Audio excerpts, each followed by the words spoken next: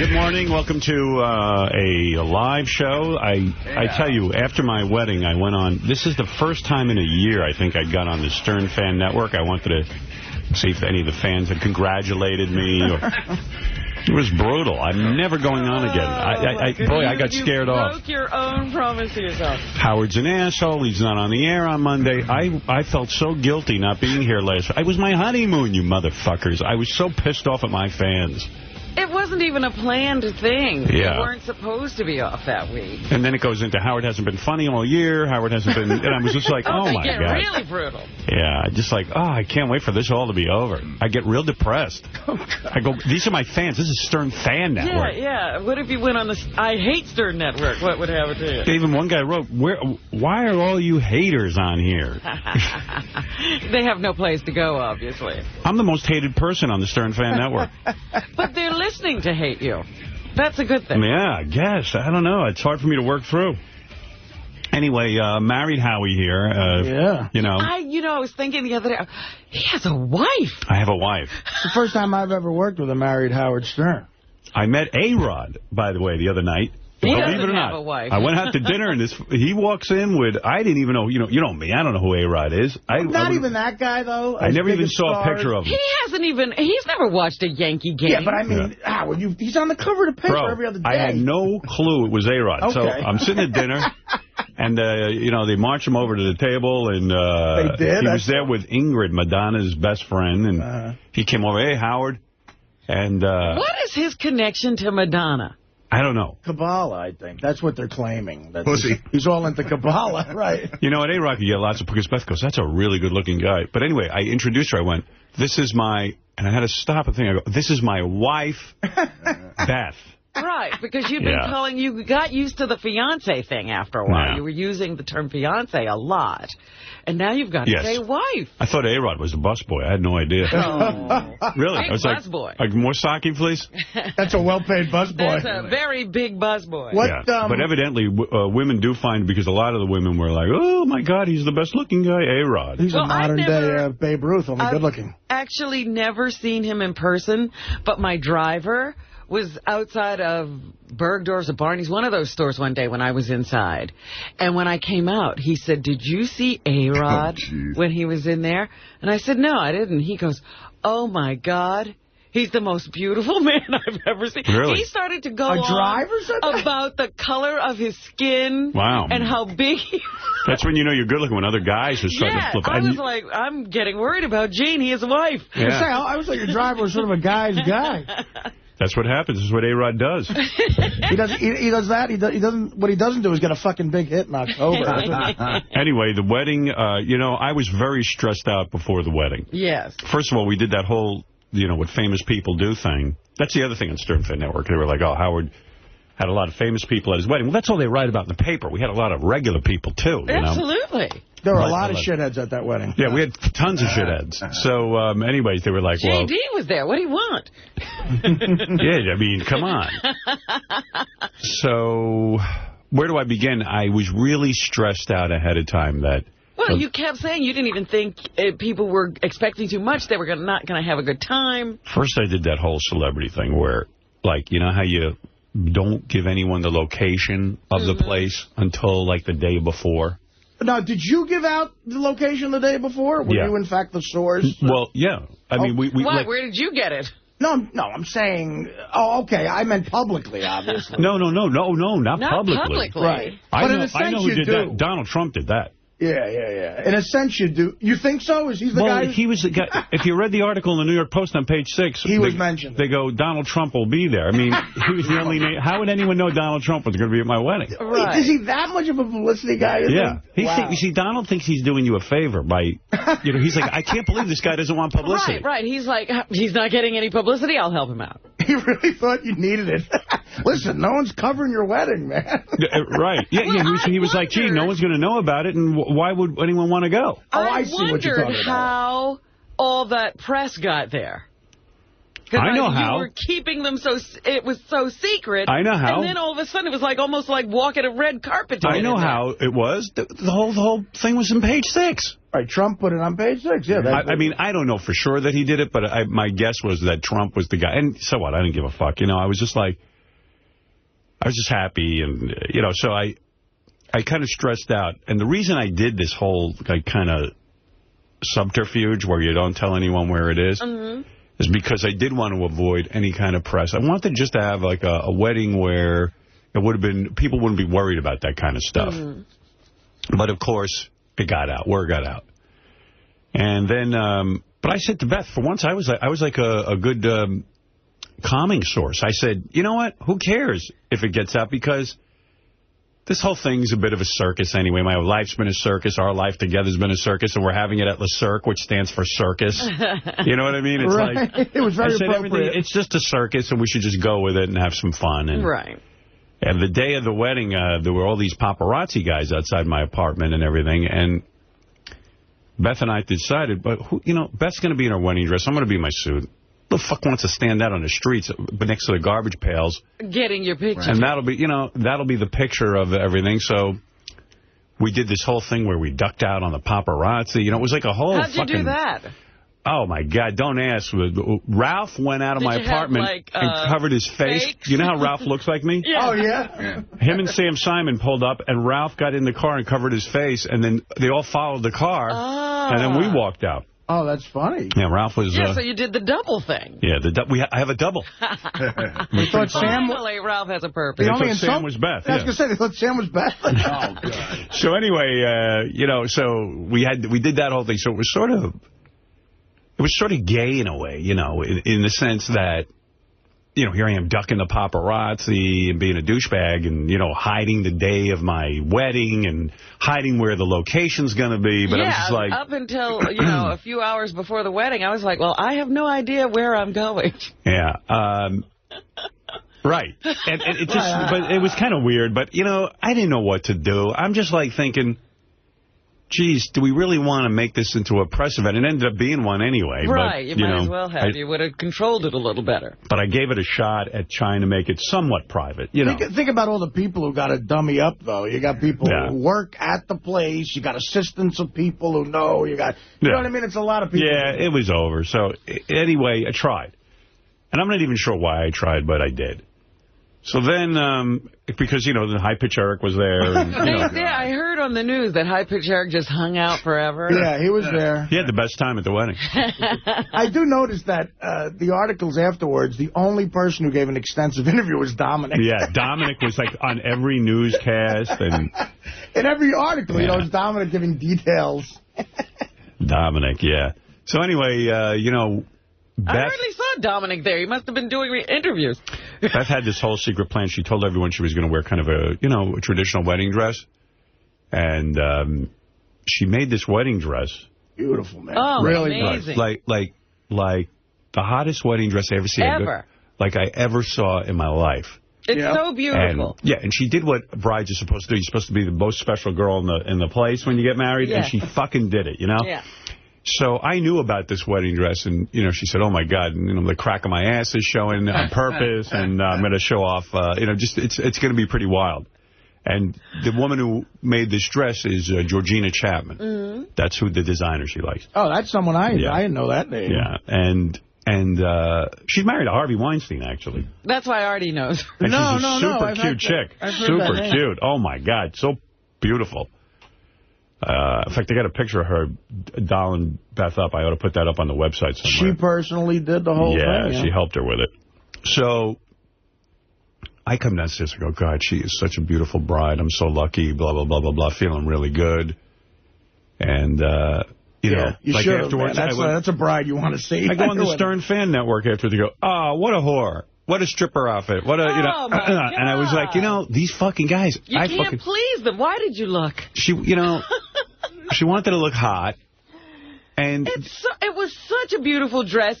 And while it showed skin, it wasn't tasteless. No, it wasn't. It was cool. Yeah. It was fun. It was made it, right? You liked it. I thought it was amazing. Yeah, I liked it a lot. Yeah. But by the way, there were more than at least 5 guests who I won't name by name who were pretty touchy-feely with her after the wedding. Yeah, right after I married her, were really coming on pretty strong. They were feeling her up? Rubbing her back, feeling her up. I mean, they're trying to, because... Oh, my God. I mean, she did look good, but you don't do that. Touch. Yeah. Isn't anyone afraid of me anymore? No, apparently not. Nobody cares. Were these famous people? Some of them. Come on, name names. All right, one of them's on The View. I can't say her name. It's a woman? No, I'm joking. No, there were a couple of people who were very... Beth said a couple of guys were taken with me. I said, how far did they get? Really? I mean, did you get her first, or did they? I was concerned because she didn't wear any panties. In that outfit, you can't. I was like, that was making me nuts. I know. But it was great because when she walked in, nobody expected her to be almost naked, you know? Yeah, no, that was it was pretty nice. cool. So then, I don't know where to begin. I mean... But wait a minute. You got to tell me somebody who was inappropriate. No. Come on. Beth asked me not to. Ugh. What am I going to do? It's my wife. You know? She's not a girlfriend anymore. She's the wife. Okay. So, well, by the way, Beth got really drunk at the wedding. You're kidding? Yeah. I heard a lot of people got really drunk. I missed the whole thing. Oh, my God. She got so wasted that, like, at the end of the night, she grabbed a glass of champagne. Yeah. And, like, she had dropped a glass of champagne. She'd spilled champagne on me. And then she took a glass and she, like, was going to drink it. I saw she was already tipsy, like she was going to fall over in her shoes. Wow. So I said, no more you champagne. Had to cut her off? I cut her off and took her home. Really? This was at 1 o'clock in the morning. Yeah, you guys hung out a lot longer than anybody thought. In fact, Beth and I were joking before the wedding that, you know, it was going to start at 7 and I'd be home in bed by 9. Well, for those who stayed late, they got to see my rousing rendition of Wild Thing. Yes, I saw that. With John Stamos on drums. I said, I know Howard's drunk. Yeah, I was singing. I wasn't actually drunk. That's the weird part. Really? Because I had 2 thought, drinks. my goodness, he must be feeling no pain. Nah, you know what it was? I was really stressed out, and this is my personality. I was really stressed out whether people were having a good time or not. I heard that, too, that you were complaining even during the wedding. Nobody's liking this. Well, I was first of all, we did it at a restaurant, and amazing things happened sort of musically. Phoebe Snow got up and sang. Billy Joel got up and sang. And like halfway through Billy's first song, I realized a lot of people couldn't see or hear him because it was in a restaurant, and a lot of people were... So I was all stressed out. I was all the way at the back when Billy started singing. Right. And I was like, who's that? Yeah. Because he sang an unusual song. It was a James Taylor song. Yeah. And then it was like, oh, my God, that's Billy Joel. And then people started surging forward. They all left the back of the room. Yeah, it was a pretty, you know, it's pretty special when Billy Joel sings a song at your wedding. It's not, let alone 3. And in person. Yeah, it was pretty cool. And I called him. Phoebe Snow's voice is unreal. Phoebe Snow is amazing. And you know what? I was thinking about it. She sang a lot. Yeah, well, yeah. If you stayed, what happened was we had a back room. Right. Pat Monahan got up and sang. He was amazing. I heard all that. But I felt like a lot of people had left by the time Pat sang. I don't know. I stayed for the whole... I saw it all. And Pat was incredible. No, you see, I was stressing out that people were leaving and not seeing Pat Monahan. And then I felt like if Billy had stayed, he would have jammed a little with Pat Monahan. But, you know, whatever. Yeah, I think Billy got out of there right after he sang, right? Yeah. And, like a lot of people were leaving when the whole thing was going on in the back. But there was a huge crowd standing around. I mean, there wasn't supposed to be a dance floor, and everybody started dancing. They were having such a good time. It was fun. Yeah. It was amazing. There's no way you would have been able to tell. It was the greatest. I've never had so much fun at a wedding. I was like, who would have thought that was a wedding? Yeah, right. Exactly. That was the idea, to have fun. So, like, the feedback I got from everyone after the wedding was everybody had, like, a really, really great time. It was a very special night. It was really unique. I don't know what time Artie left, but it just kept staying amazing. I left at midnight. So Artie left me a message, and I guess with Artie's sobriety, if you don't mind me saying this. No. With Artie's sobriety, you know. It's a little difficult. It's a little difficult to watch everyone drink, and I was real proud of Artie, actually, and I called him back. You got my message, I hope. Yes, that was very nice. And I said, you know, man, I'm real proud of you, because rather than stay there and torture himself, he stayed till midnight, which is more than... Or he went somewhere where he could really have a drink. Either way. I heard someone told me... heroin den. Oh, maybe I shouldn't be so proud of you. You went home. I thought you were going home. I heard you went out to hang out with some of your drug friends. No. I played poker. I went to go play poker with actually AA guys. Oh, good. Yeah, but you had an alcohol-free poker game. Well, not alcohol-free, but for a few of the guys... There's guys in Jersey I played poker with for years, and they play every Thursday night, so... they were playing in Brooklyn, and I went, and I don't know, it was weird. Like, I had to replace gambling. I had to replace drinking with gambling. Oh, no. But I won some money. But did you? Was it high-stakes poker? Yeah, this is like a $2,500 buy-in. This is one of those real games. Yeah. It's dealer's choice, you know. It's like whatever. And it starts at midnight? No, it starts about 10. Oh, but they let you come in late? Yeah. You can come in at any time, right? Yeah, I've been friends with these guys for a long time. Right. So it was. I was up $3,700. Wow. Yeah, that's what I won. Did you win? I won. You won $3,700. But no, it's actually it's a weird thing because I know 3 of the guys are major AA guys. So I don't know. I just went over there and played cards. So some guys drink and some don't. Yeah, but it's not. It's very much about the poker game, right? More than the drinking. So you know, these are serious guys. They don't want a bunch of drunks at the table. Well, they wouldn't mind that if they're losing their money to them. Was it really hard for you though not to drink at the wedding? No, like I say, if I could be at a place where I'm having fun, my table was so much fun. I was with Jimmy and Sarah and Kelly Ripa, who was such a sweetheart. She was very nice to me. Right. Mark Consuelos, Chevy Chase and his wife, and Stamos and that hot chick he was with. That was a fun table. Leah, Gal Pal. Yeah, she was. I saw in Us Weekly. Very pretty. Yes, very hot. Well, come on, he's John Stamos. Yeah. He's prettier than her. Yeah, I mean, a girl has to realize John's still going to be prettier. And very nice, too, by the way. Yeah, very sweet nice. girl. Yeah. So anyway, we had an interesting ceremony. We had Mark Consuelos marry us. Hysterical. And everyone was like, well, why are you doing it? Because it's theater, and Mark's he's a really nice guy. We got to know him. He took it so seriously. Yeah. That was what made it fun. That's why we chose him. The guy said, when we asked him, he said, no, I would really do a serious job. And he says, and I'll keep it moving fast. No, it's quick. And yeah. He was like the master of ceremonies. He was like, here we go. There was no really time to get bored. That's what was great about it. And there was no long, sappy... You remember, I love Bubba's wedding because it was very kitsch. But that minister, when he started droning on... My God. Well, we didn't put anyone through that. No offense, Bubba. No, your vows were great, too. It was great. Oh, yeah. So, anyway, that morning of the wedding, Beth wrote her vows separately from me. And you guys waited till the last minute? Yeah, we kept saying we have to write our vows, Wow. I've always been that way. Even in school, I have to wait till the last minute. Well, when she said, when we left each other today to go write our vows, I'm like, they're kidding. No. And... with everything else going on. Yeah, I mean, the only vow that I had written ahead of time was that I was laying in bed one night and I said, I vow to always TiVo all of our favorite shows. That was funny. Including the following shows. Then I listed Bachelor, Bachelorette, American Idol.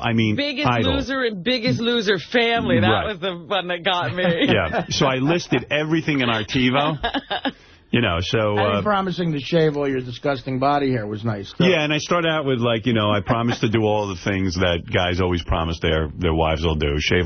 Clip my nasal hair, shave. Right. I had this whole Dutch oven line that I left out. I know, I heard about that. Yeah, I left out the Dutch oven comments. I was reading the crowd. They wanted me to move on. And then I realized I was going on with the funny shit for a while. And I said, this crowd's starting to think I'm going to treat this as a goof. Right. So then I got down to serious vows. I should have brought my vows in to read to you. Yeah, Man. They were good. Yeah? Yeah. Beth started crying. You got Beth to... She literally started bawling in the middle of the wedding. Make a note tomorrow. I want to read my vows. I don't know if I even want to share them, but maybe I will. I don't know. I'll see. I don't know. So Beth run it by Beth. Yeah. All right. Beth starts crying. Because Barbara Walters afterwards asked me for the vow. She wanted to read them on The View, and I went... No, she shouldn't be reading them. Yeah, I went, okay, and then I went home and I went, I don't know. She goes, email them to my producer, Bill Geddes, and I was like, I'm not going to email my vows. Yeah, some guy handing, felt kind of weird. With his hands all over your vows. It felt kind of weird, Yeah, they're for you. And then, yeah, and then it was like... it's become a cold world. She wants to use them. So then so we had this ceremony. Mark Consuelos was the guy marrying us, and then... Natalie Maines sang When I See Beth Smiling. And that was so beautiful when you guys were walking in. That made people cry. My criticism was, though, that no one could see Natalie singing. I didn't know who was singing That's what I mean. She should have been up on the, whatever that thing is. That moment got to me because I was sitting next to Jason. I was standing next to Jason Kaplan and his fiancée. And I was saying, could you imagine that guy, that super fan, sent that in, and the guy's dead now, and it's being sung at your wedding. Yeah. You walk down the aisle. listening or hearing this up in heaven. Wow. He would be so proud. Gary, give me the name of the guy who wrote When I See Beth Smile. Lonnie Heckman. Lonnie Heckman's song, When I See Beth Smile. It was Jimmy Kimmel's idea. Jimmy ran into Natalie Maines of the Dixie Chicks, who's a big fan of this show. He runs into her, and he wrote me an email, and he goes, I just spoke to Natalie Maines. I had this great idea. I asked her if she'd sing When I See Beth Smiling, and she said she would. Oh, that was a touch of genius. I was like, wow, that is really good. I said, you really think she wants to do it? I don't want to put her out. Or anything. He goes, no, she's into it. She wants to do it. Yeah, it was such a beautiful... Yeah. It was so great. It was a great start to the whole thing. Yeah, sung by a professional singer like that, like a star. Natalie Maines from the Dixie Chicks. And you're singing walking down the aisle with that guy.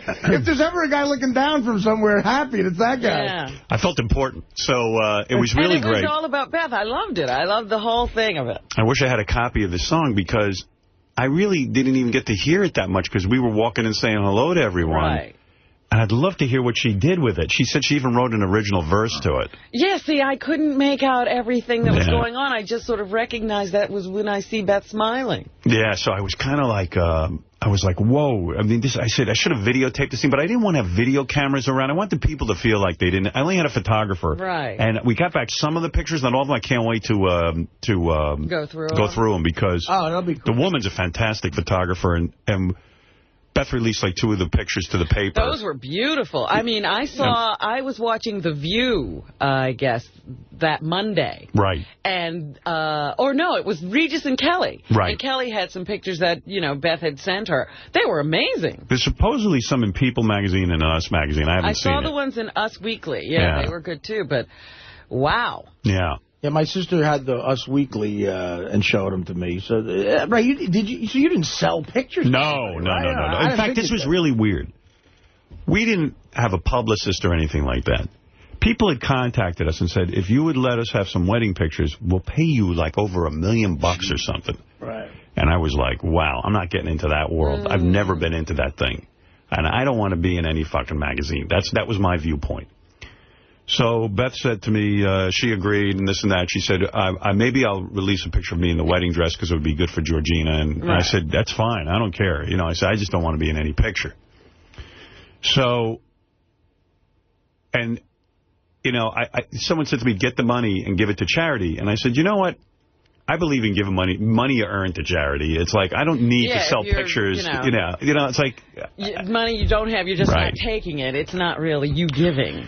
So after the wedding, Beth showed me 2 of the pictures we got from the photographer. We didn't even get all of them back. And I said, you know what? Those are really beautiful. I'd like to share those with the fans and stuff. I don't feel funny about it. I feel really proud that I married you. I'm in love with you, and I'm happy to release these, and I feel good about it. Yeah, they were very tasteful. Yeah. Oh, absolutely. And I said, you look beautiful in your dress, and I feel real good about it. That's how I felt. That's just, I was drunk as a skunk when I made that decision. I was sitting there drinking with Beth. But you're happy about it now that you're sober. Yeah, I was wasted. And and then, I just made this decision. So Beth said, well, how do I do this? So she sent the pictures over to Georgina, who had a public relations firm, and she knows someone at Us Magazine who did a story, and she sent it over to them and stuff. So then they start asking her, are these pictures exclusive? Right, because I saw exclusive picture. Yeah, so Beth goes, well, she was honest. She said, look, I just sent these over to Us, and Georgina released them. We didn't know the people would pick up on them and stuff. Yeah. So the woman on Us goes, I heard these are in People. And Beth goes, look, I'm not looking for any money. What do you want from me? I don't know what to tell you. We don't even care. If you don't want to use them, don't use them. We felt they were nice pictures. You keep asking us for pictures. Here's the pictures. We're not in charge of whether they're exclusive or not, nor are we representing these. All of a sudden, I'm involved in these intense discussions. I said, listen, cut off all discussions. Yeah, you didn't even want to do this kind of thing, and now you're doing it anyway, and for no money. Yeah, I said, don't. I'm not looking for a dime. I got married. Here's a picture. Here's a picture. You asked for a picture. Here it is. Yeah. You were begging for a picture. Now you're yelling and screaming at it. So, anyway, ceremony starts. We walk in. And I got to admit, I was, nervous beforehand. More nervous that people wouldn't have a good time. I don't know why that matters so fucking much to me. I was having a good time. You did everything you could to make it a wonderful occasion. So... Yeah. I guess you do. I mean, I've given those things, and you do. You worry about every little thing going right and people just enjoying themselves and being comfortable. Right. So I walk in, and everybody's there, and Beth's idea was, we'll walk into the restaurant. She goes, and let's just walk straight right up, like people having cocktails and eating hors d'oeuvres. We'll walk straight up and get married right in front of them. They won't even know. That was, I thought, the coolest thing ever. Yeah, Beth says, just do it that way. That way no one has to interrupt their party. It's entertaining for them, and then we're out. We were in a cocktail hour. We were at the wedding. Right. So I thought that was cool. That was a good format for other people to take note of. Yeah. Enough with sitting down. And now we got to move to another place another place and another place. Yeah, we walked in, boom, right up to stage. Natalie started singing When I See Beth Smiling. And then, bam, we hit the, whatever that thing was, a little stage area. Right, the huppah. People were calling it a huppah, but it was not a... Mark Consuelos was more of a padre than a rabbi. Right. Well, yeah, he was a reverend. He was a reverend. And this guy took it so seriously. I mean, I can't thank this guy enough. He put thought into it, and he went out and got a license, and he found out all the rules, who has to sign, the marriage certificate, blah, blah, blah. He had Kelly carrying around the license. Yeah. Kelly was hunting people down to sign the license, you know. It was so funny. Yeah, it was great. And that's a great couple. They were really just nice people. So they did that. So then Mark starts the thing. Natalie has sung already, and Mark starts his thing. And he got right to it. He introduces Jimmy Kimmel, who we were told was going to make a serious poem. That was Jimmy's idea. Jimmy goes, I'm going up and doing a serious, sappy love poem. Right, like somebody else wrote. Yeah, which I thought would have been hysterical. So Jimmy gets up there, and he starts to do this serious poem, and I realized, like a line or two in, I said, he shouldn't have gone serious, because, you know what, it's not that funny. But then all of a sudden, he wisely went to funny. Right. Here, he called an audible there? I thought he did that on purpose. No, he did it on purpose. But I thought he was going to go all serious. Right. Do you want to hear what he said? Sure, I heard it, but it was so funny. I think others should. I won't do it as good as he did it, because imagine in front of all those people, he gets up and he goes, love is patient. Love is kind. It does not envy. It does not boast. Love is not proud. It is not self-seeking. So here I'm going, we're going to be in fucking trouble, because it is kind of funny to have Jimmy just be serious, but it's not that funny. Why is Jimmy speaking if this is what he's going to say? Love waits quietly while he plays chess online against 8-year-olds. Love is saving a bunny in the park and a filthy seagull on the beach. Love is going to bed with him every night before the 6 o'clock news. Love is sitting through a whole Tyra Banks show just to see her. Love is dancing with homosexuals while he plays beer pong with Ivanka Trump. Love is letting his gay friend vomit all over the guest room. Love is having every detail of your sex life available to anyone who can afford to pay $12.99 a month. Love is going to Pittsburgh to see your family and not making him come with you when you know full well he's at home masturbating. Love is watching horrible shows like The Bachelor, even though they might be a bit too girly for your taste. Love is never asking why an adult man with grown children carries baby wipes wherever he goes. But most of all, love is when the engagement chicken actually works. This is the word of the Lord. Thanks be to God. And I thought that was the greatest. It was great. It was so well received by the crowd, too, because everybody did think, uh-oh. And then he came out with that first line, and everybody relaxed and got into it. So I want to thank Jimmy Kimmel for doing that, who just really, that was really, I mean, I can't tell you how good I felt that he got up and did that. And so, can you tell us what is the deal with him and Sarah Silverman? Look. I asked that question. I go, what's the deal? There's pictures of him at my wedding grabbing her ass. He's practically fingering her. And then when you were singing or somebody turned around, she was in his arms, you know. So, I mean, they were kissing next to me. Oh, really? Yeah. I watched her on Barbara Walters because I want to see if she talked about the wedding, which she did. I saw that, too. Yeah, Sarah Silverman is coming in tomorrow, by the way. Okay, we can grill her here. And, like, Barbara Walters said, well, are you with Jimmy Kimmel or not? And Sarah's like, I don't want to define it. I have no desire to discuss my personal life. I feel no compunction to share that with you. I think they're both, like, kind of freaked out to say they're back together again because I guess things were shaky. Yeah, and, you know, things went wrong somehow. I don't even know how they went wrong. No one told me. Yeah. And now all of a sudden they're back together. But I tell you what, I was real happy to see them together. I'm so used...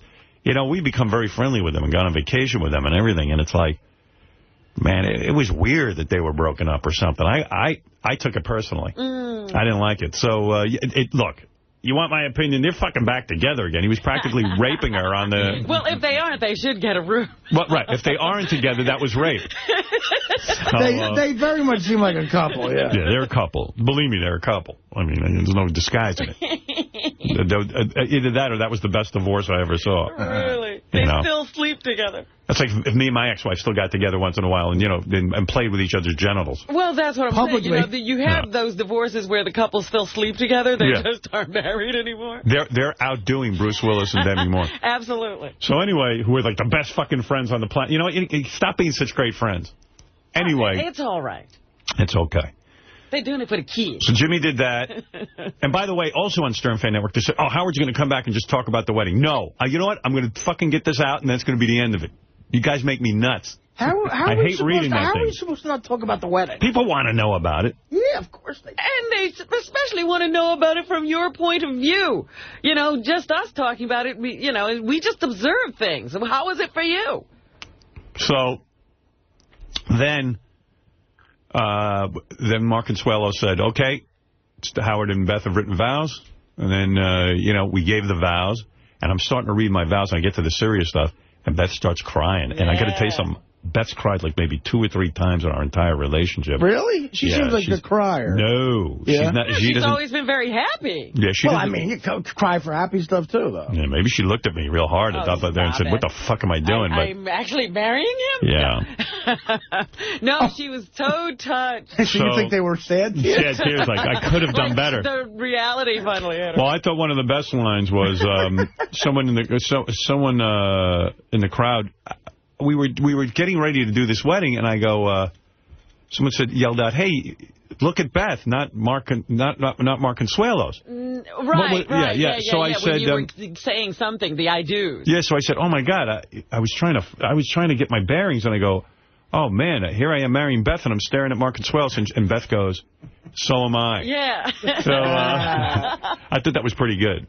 Well, because he had to stand on a platform too to marry you.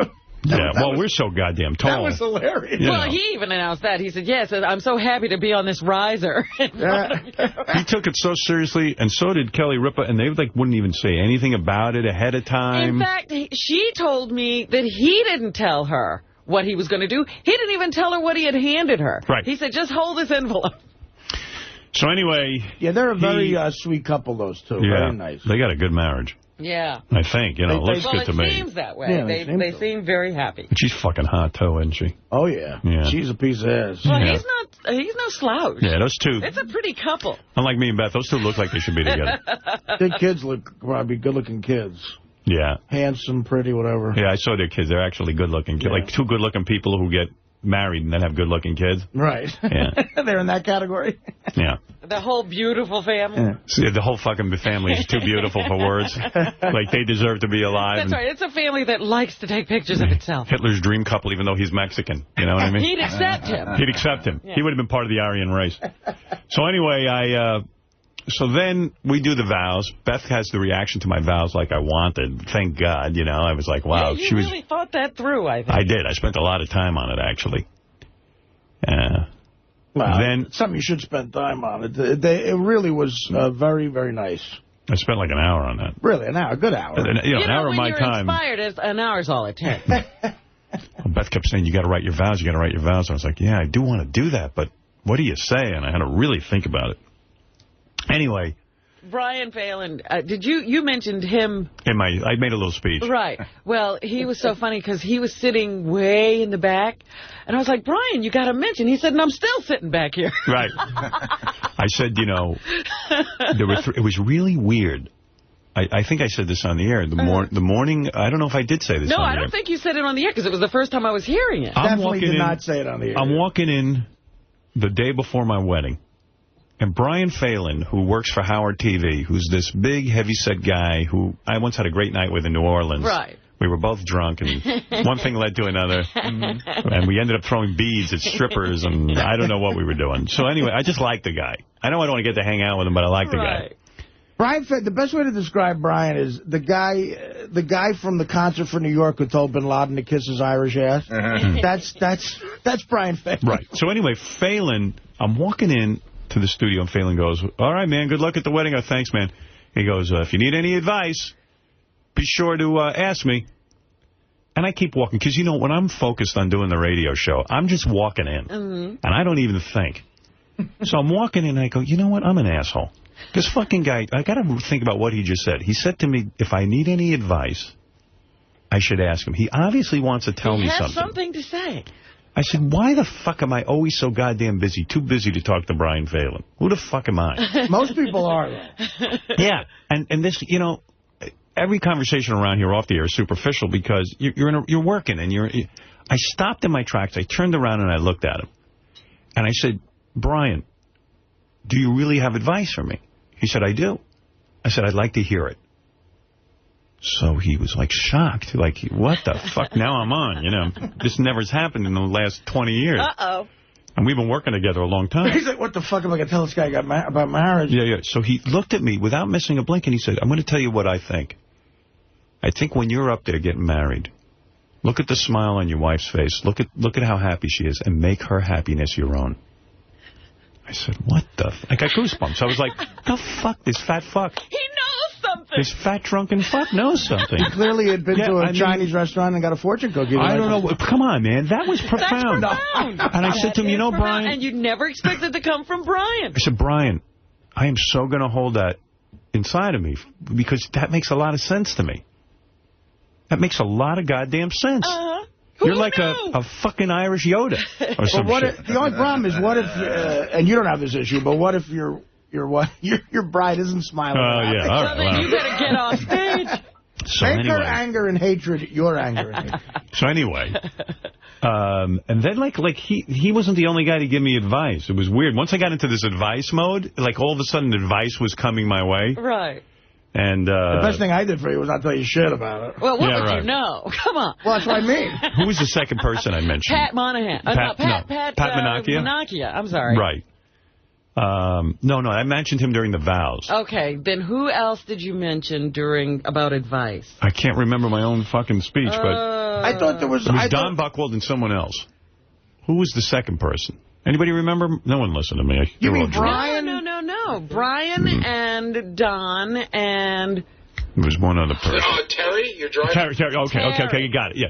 So then I'm talking to my agent, I go, Don, you got any advice for me? Because now I'm thinking everyone's profound. And he goes, I do. I was like, wow, my agent has advice for me. And he goes, you know, when you're single, you're incomplete. And I'm thinking, wow, this is really heavy. And he goes, but when you're married, you're finished. So I was like, oh, man. That's one of the great lines. That wasn't good. Yeah. And then, Don's been to a few roasts. But Terry, the guy who drives me around, you know, because I'm too fucking famous to be driving myself around. That's right. How could you drive? If anyone saw me driving, it would be over. You'd cause accidents. This guy, Terry, he says to me, I get out of my shrink appointment.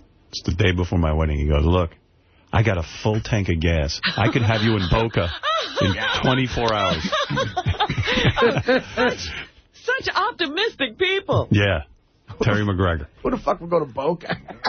I go somewhere else. Boca. But he goes to Boca because he's a golfer. Oh, okay. Yeah, he's a Boca. Go down to Boca Raton, hit a couple of balls. I could have a great time. The first time I got married at my house with my family, right. He says to me, I got a boat I can pull up. Oh, he's going to get you out of there one way or the other. He's got all kinds of escape. That's his whole wedding thing. Yeah. He's got a whole escape. I got a boat. I got a car. What do you need? By the way, happy birthday to Artie Lang. We missed his birthday Saturday. I thought about you. I said it's Artie's birthday week. 41. Not a lot of people losing a lot of money on the internet. 41. I was going to say, who expected it? All right, so then, am I doing okay with the wedding talk here, or should we stop? No, it's great. All right, so you enjoy it. Keep going. All right, so then the next big thing was, I now pronounce you husband and wife. And Beth read her vows. Right. You did not cry. I did not cry, but I thought they were, you know what? They were beautiful. I want to read them. It was hard for me even to concentrate. I loved when she said, we're a team. We're now Team Stern. I love that. Yeah, she wrote some nice stuff. Yeah, sweet. Now she's Beth Stern. She's going around being Beth Stern all over the place. Yeah, and she said, you know what else got me? Because the Tom Arnold had been in here the day before. Right. And you said, you've been married 3 times already. What hasn't worked out for you? He said, none of them had my back. Right. I never got that feeling that you marry because you want somebody to have your back. And Beth said, I have your back. Well, this was the eerie part of writing vows. Beth went in a room to write hers. I went in a room to write mine.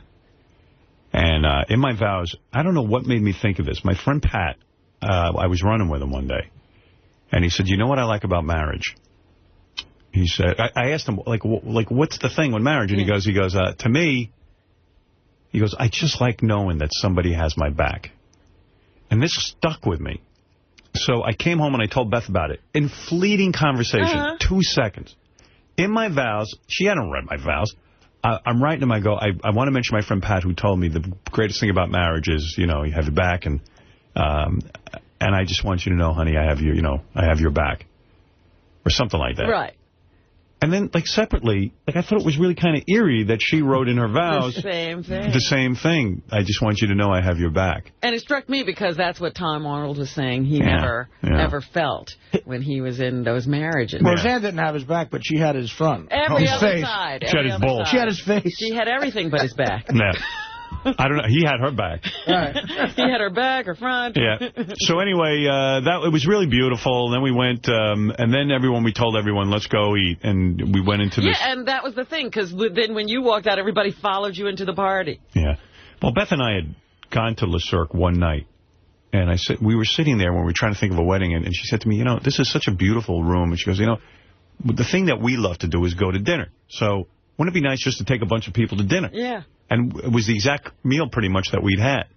Now, I heard on Bubba's show and Adam Carolla's show, they didn't like the food because, it was like, foofy food, shishi. It's shishi, gourmet food. Yeah, but I tell you, I think it's the best food around, and it was just delicious. I heard Benji got the vegetarian meal. Good for you. Well, someone wrote, I think it was Richard Christie said, he was at Benji's table, and he said, watching Benji eat his vegetarian meal was like, right here, I got to read the exact quote. He said, it was like, he says, especially the asparagus, it was the funniest thing you ever see. He said, Benji looked like a fat bunny rabbit. So I thought that was great. That's great. My problem with that food is there's never enough of it. I like it. It's just too little. Well, then you load up on bread. I'm sure, a problem, too. By the way, Bubba... for a real, Bubba's heavier than Artie at this point. I know. Am I right, Art? Did you size him up? No, I don't do that normally, but, I mean, I was next to him talking to him, and he certainly didn't seem smaller than me. Yeah. I don't know. It was a great night, being surrounded by all the people we work with, people we know in our lives, people who've been good to us on the show. Yeah, it was amazing. I hardly ate because I was running around trying to say hello to everybody. Yeah, and it was, and Artie hardly ate because there wasn't enough food. That's right. And so, I ate everything. He ate everything and he hardly Every one of my plates was clean. Excellent. So it was kind of this fun night, and then, like, we're sitting and eating, and Phoebe got up and did 2 songs. They were, of course, serving the food during it. We had nowhere really to perform, but I hope people still enjoyed it. No, that was amazing. And in fact, she was like, she wanted to, she was like feeling like she was interrupting people's meals, and people said, no, keep singing. Phoebe got up and did 2 songs, and the 2 songs that she did were, I'm spacing out. I can tell you if you want. Yeah, go ahead. Sam Cooke song, right? No, it's Everything I Do, I Do It For You, the Bryan Adams song, which was, I wish I had, we got to get Phoebe in just to sing the 2 songs she sang at my wedding. Did you see Darling, You Sent Me? She sent You Sent Me. You Sent Me. Is that a Sam Cooke song? That is. It is. Well, he did it, yeah. And the Bryan Adams song, that was great. I saw her interviewed, she said it mentions marriage or something in it, so, so she chose those 2 songs, and she was just brilliant and wonderful and amazing, and I called and thanked her a million times. It was really special. And then at the end, after they served the meal, everyone went back, and a lot of people performed. Like Stamos got on drums. There was a great house band. And everybody was like, ugh, and he can play drums, too? Yeah, I know. That's when some girls told me. I didn't think he was that good looking until he started playing drums. And then, but I just want to make a point. So Phoebe started singing. Pat Monahan from Train sang a bunch of songs. Natalie and Jillian. So anyway, all right. So this is what we got to talk about. This is the controversy of the night. I'll write down everything because I asked everyone to compile a list of all the things that they saw. Right. So, you know, when Natalie said when she'd sing When I See Beth Smile, I was happy about that, but I said, you know, gee, wouldn't it be great if Natalie got up and did a couple extra songs? And I said to Gary, don't bother her about it, but if she did, it'd be really cool. So the whole night goes by, and everyone's getting up and jamming and all this shit. Natalie finally gets up. She finally gets up. And, in fact, all summer long, we were going to call Natalie, and we'd hung out with Natalie a little bit over the summer, and I was going to say to her, gee, do you think you want to do some more songs? But I didn't dare ask. It would be really cool if she did Landslide, but I'm not going to say anything. Well, because it's not about that. You know, you don't want to bug people and pressure them and all that shit. So, all of a sudden, Natalie finally gets up. She's having trouble. She's tuning in a guitar, but she's getting ready to sing. Jillian Barberie. I like her, man. I love Jillian. I was sitting next to her during the wedding. Can I just make a quick... She must have been drunk or something. Can I make a quick observation? Yeah. I love Jillian. I really do. I had a great time with her. She was the closest thing to having invited a whackpacker to the wedding. What? She was just such a... super fan. Like, she would go... I was, like, in the corner, and I heard the shriek. Oh, my God, J.D.! You know, like, everybody she met was exciting to her. She was having a great time. Yes, she was. Husband's a nice guy, the whole thing. I love Grant. Anyway, she goes to Natalie, I'm going to get up and sing. I guess they'd had a discussion, and Jillian said, I'm going to get up and sing with you. Natalie came over at one point, and they got into a conversation, and they realized they were both huge fans, and they bonded over that. Right. But, Artie, were you here for this moment? Okay, so you got to hear this. I would love to have heard Natalie May sing Landslide, but you gotta hear Jillian this. sang it with her? Hold it. Oh, God. Jillian gets up with her. Oh, God. They finally start singing Landslide. Natalie barely is singing. Oh. Jillian's singing. Jillian is singing. Oh. And everyone's in shock. It was horrible.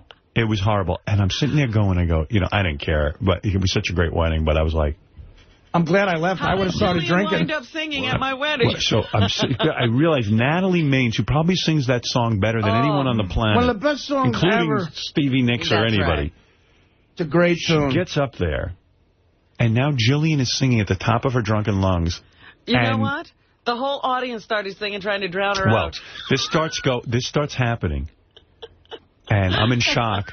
And I don't know what anyone else is thinking, but I'm thinking like Jillian's going to stop singing at some point and let... Or realize that she's singing with Natalie Maines, she should shut up. Right.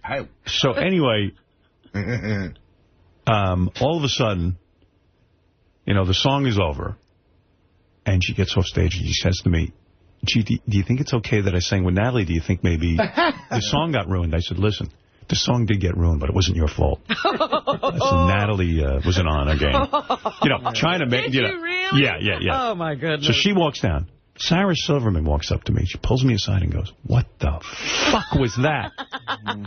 I go, what? She goes, oh, my God, do you fucking believe... Like, Sarah Silverman, if she had had a gun, Jillian would have been dead. Oh, my God. She was insane. I know Jillian's listening to this, too. I know, of course. And probably going nuts and all embarrassed, but it was funny. And but it was a light moment in the whole thing. People were pissed. I mean, there was a lot, and someone else very prominent. Was sing. Well, I don't think he'll mind me saying this. I don't know. He wouldn't mind. Who are you talking about? I know who it is. I don't think he'd mind. Sharippa? Yeah. He went. Steve Sharippa goes, and Steve and Beth worked together on a show. So he didn't say this to me, but he goes, what the fuck is this? He goes, this is like karaoke. He goes, I can sing better than her. That's it. I'm fucking leaving. And he walked out of the wedding. I had left before that, but I sent him home. She sent him home. That would have been a highlight of the night, Landslide. Right. And there was like weird stuff going on too.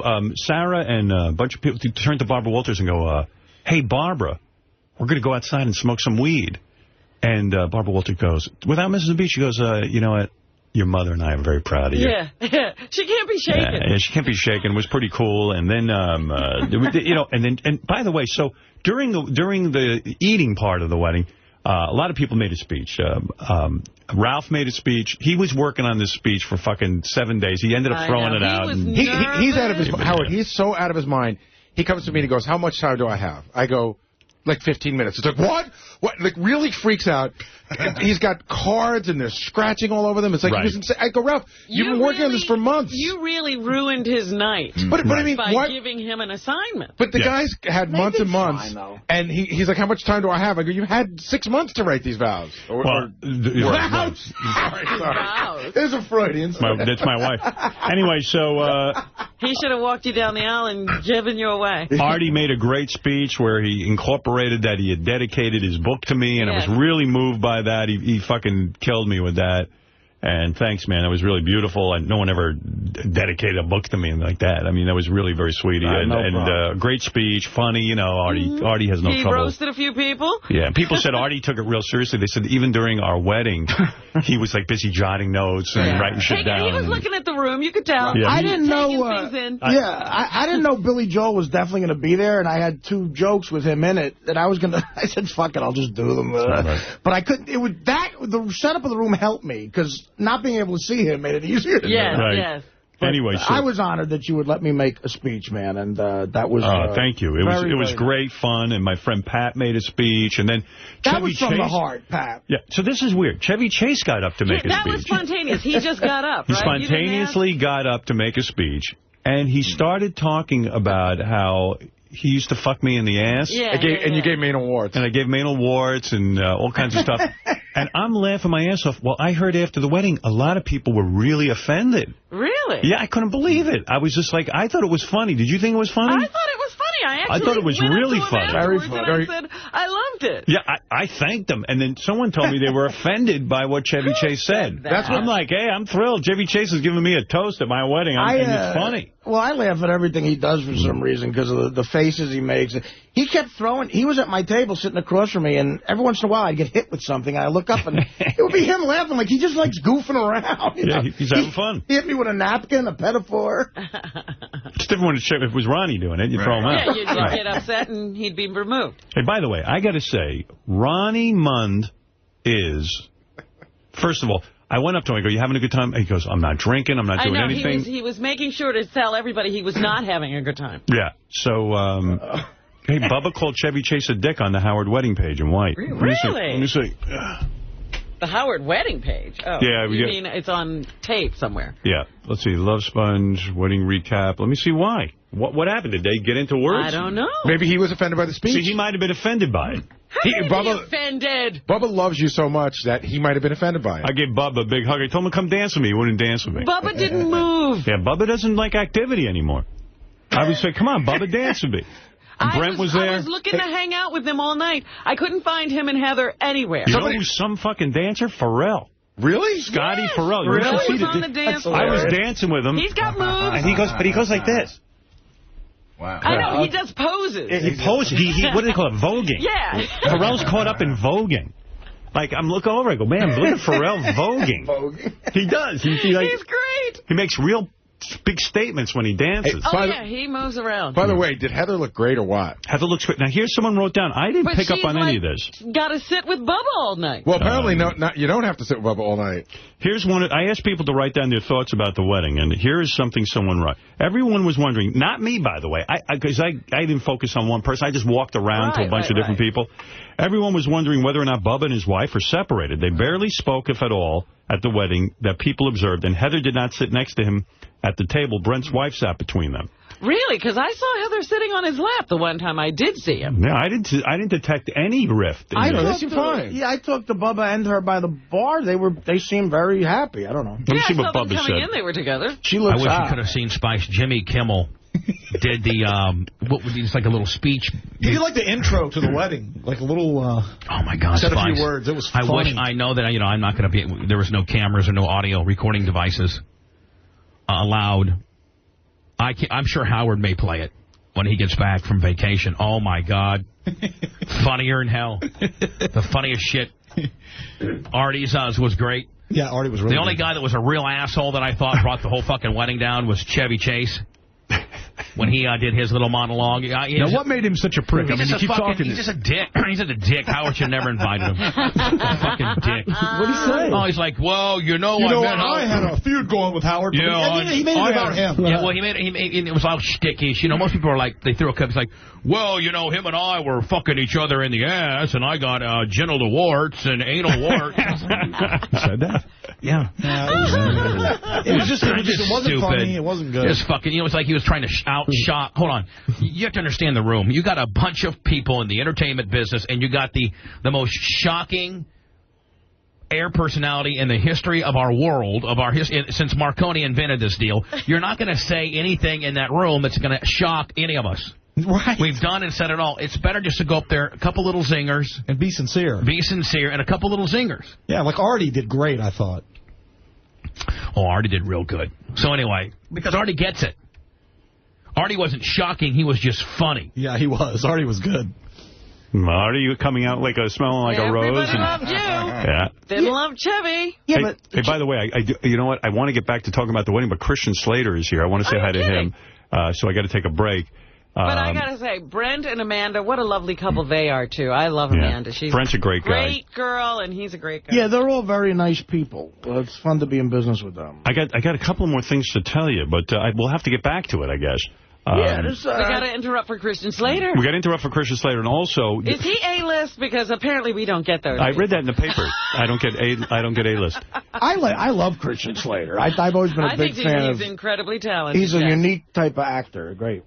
Christian's here. I'm going to talk to him about his new series. He's out promoting it. It's still got a 4-star review in the Post, so he must be happy about that. Oh, that's a series he's doing. Yeah, he's doing a series. He plays a guy who's got an alter ego that he doesn't know about, and then all of a sudden they start to know about each other, and they're completely different. Oh, cool. Also, for real fans of the show, super fans, what is it? Probably get to, Christian has to leave I think 7:35. All right, okay. I'm moving as fast as I can fucking move, my friend. Also, today, big day, later on in the show, my parents, Robin, Ralph, and my wife... I didn't bone up. ...are all coming in... I should have studied. ...to see Who Knows Howard Best. $5,000 prize. Ooh. What? Yeah. We don't need $5,000. Give it to charity. Yeah. We were saying, probably, my parents would keep the dough. You would probably give it to charity. Beth would give it to charity. And Ralph is going to hold. And Ralph is the other competitor. Ralph's going to keep it. You know what? He might be the charity we have to give it to. He's going to probably buy Apple stock. He calls me up with a stock tip. He called me and said the same thing. And I didn't take it because I think the next day it dropped. I don't know. He goes, listen, I know I'm going to give you a tip. I've been watching Apple. I think it's a great company. And I just went out and bought stock because it dropped because of the terrible stock market crisis. So he's saying, bye. He probably bought 5 shares. Right. He goes, and I made $9 in one day. So I said, I'm not taking stock tips from Ralph. Maybe he knows something, but I don't know. This is a guy who bets on sports teams because of the uniform. You'll sit this one out. So we're going to play Who Knows Howard Better later, and more weddings. I got a shitload of wedding stuff to tell you about. And so much more. So let me, I'll coordinate this thing. I can do it. I can do this. I've been doing it a long time. Just give me a fucking chance. And we'll be back right after these words with Christian Slater. Yeah, baby. All right, we're here. We're live. We're doing our thing. We're talking about wedding stuff and all that. But also, Christian Slater's here. He's out promoting his new movie. I wanted to... A TV show. TV show, right. TV show. I got to ask him if that's a come down. Like, does he just want to... There he is. Look at the guy. Look at him. Looks good. There he is. Real star. You know what I'm saying? You look like a star when you walk in, man. You're all dolled up. You look good.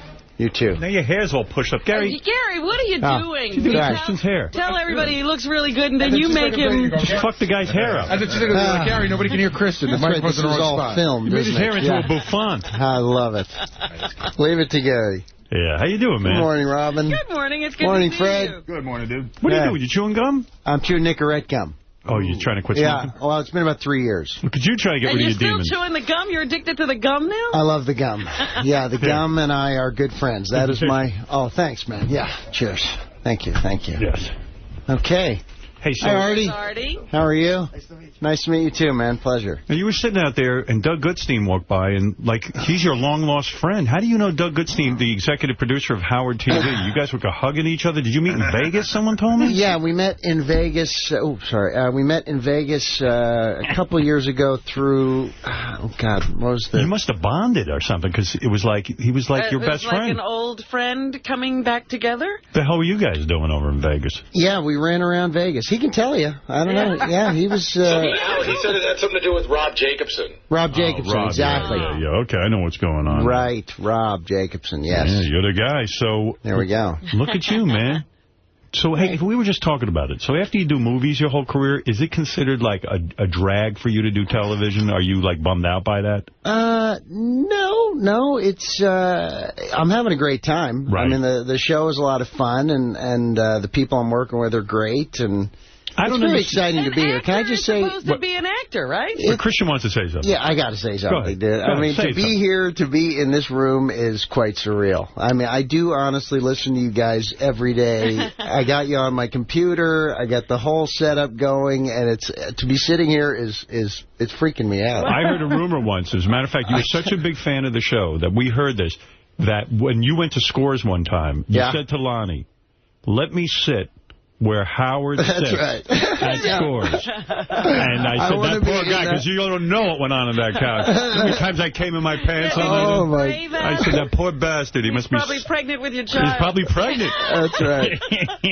Yeah. No kidding. No, it's incredible. Yeah. Incredible. Well, it's an honor to have you here. I mean, I run into Christian once in a while. Well, every time I run into him, it's at the theater. That's right. No. Yes, you've always been a very loyal theater goer. I've seen him. Yeah. When I even saw you in London when you did... Did you see Cuckoo's Nest? Yes. Oh, wow. Yeah, she was there. Yeah, Robin goes out all the time. Yeah, Sideman, I remember seeing you there for that. Yeah. How do you memorize a play? Like, I never did a school play or anything. I would be in a panic if I had to memorize an entire fucking play. I'd kill myself. Wow. I don't know how you get that skill. It's a lot of repetition. What I do now. They do have rehearsals, yeah. Yeah, you got rehearsals, but I record everything on the GarageBand. Yeah. And I download it onto my iTunes and just listen to it. Because I had to when I did the Glass Menagerie here, I had about 9 days to memorize that role. And, wow. Yeah. So that was exciting. So did you get up on stage and choke and forget sometimes? No, I didn't. We did have some different experiences. That's a tough play because it's a very cerebral play, and I saw you in that too. Yeah. She's a real theater goer. She goes. Never mind theater. Let's talk chicks for a second. First of all, okay, good. This guy, Christian Slater. We're on to chicks. Yeah. I know you're divorced now. Congratulations, by the way, on your Yes, I got marriage. married. Yes, thank you. That's wonderful. You still believe in marriage? For Howard, yes. Are you now like you will never get married?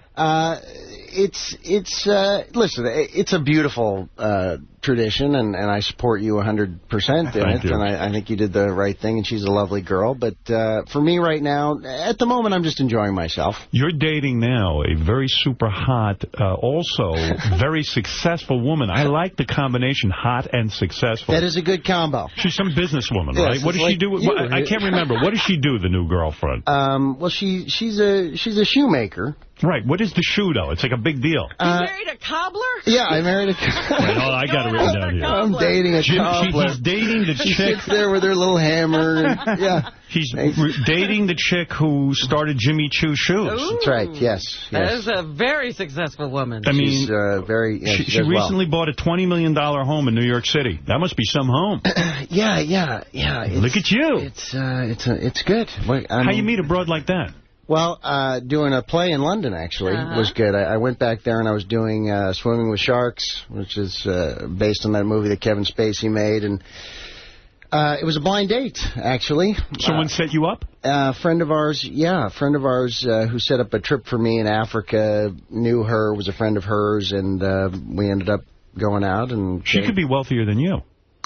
Quite easily, yeah. That's nice. Yeah, absolutely.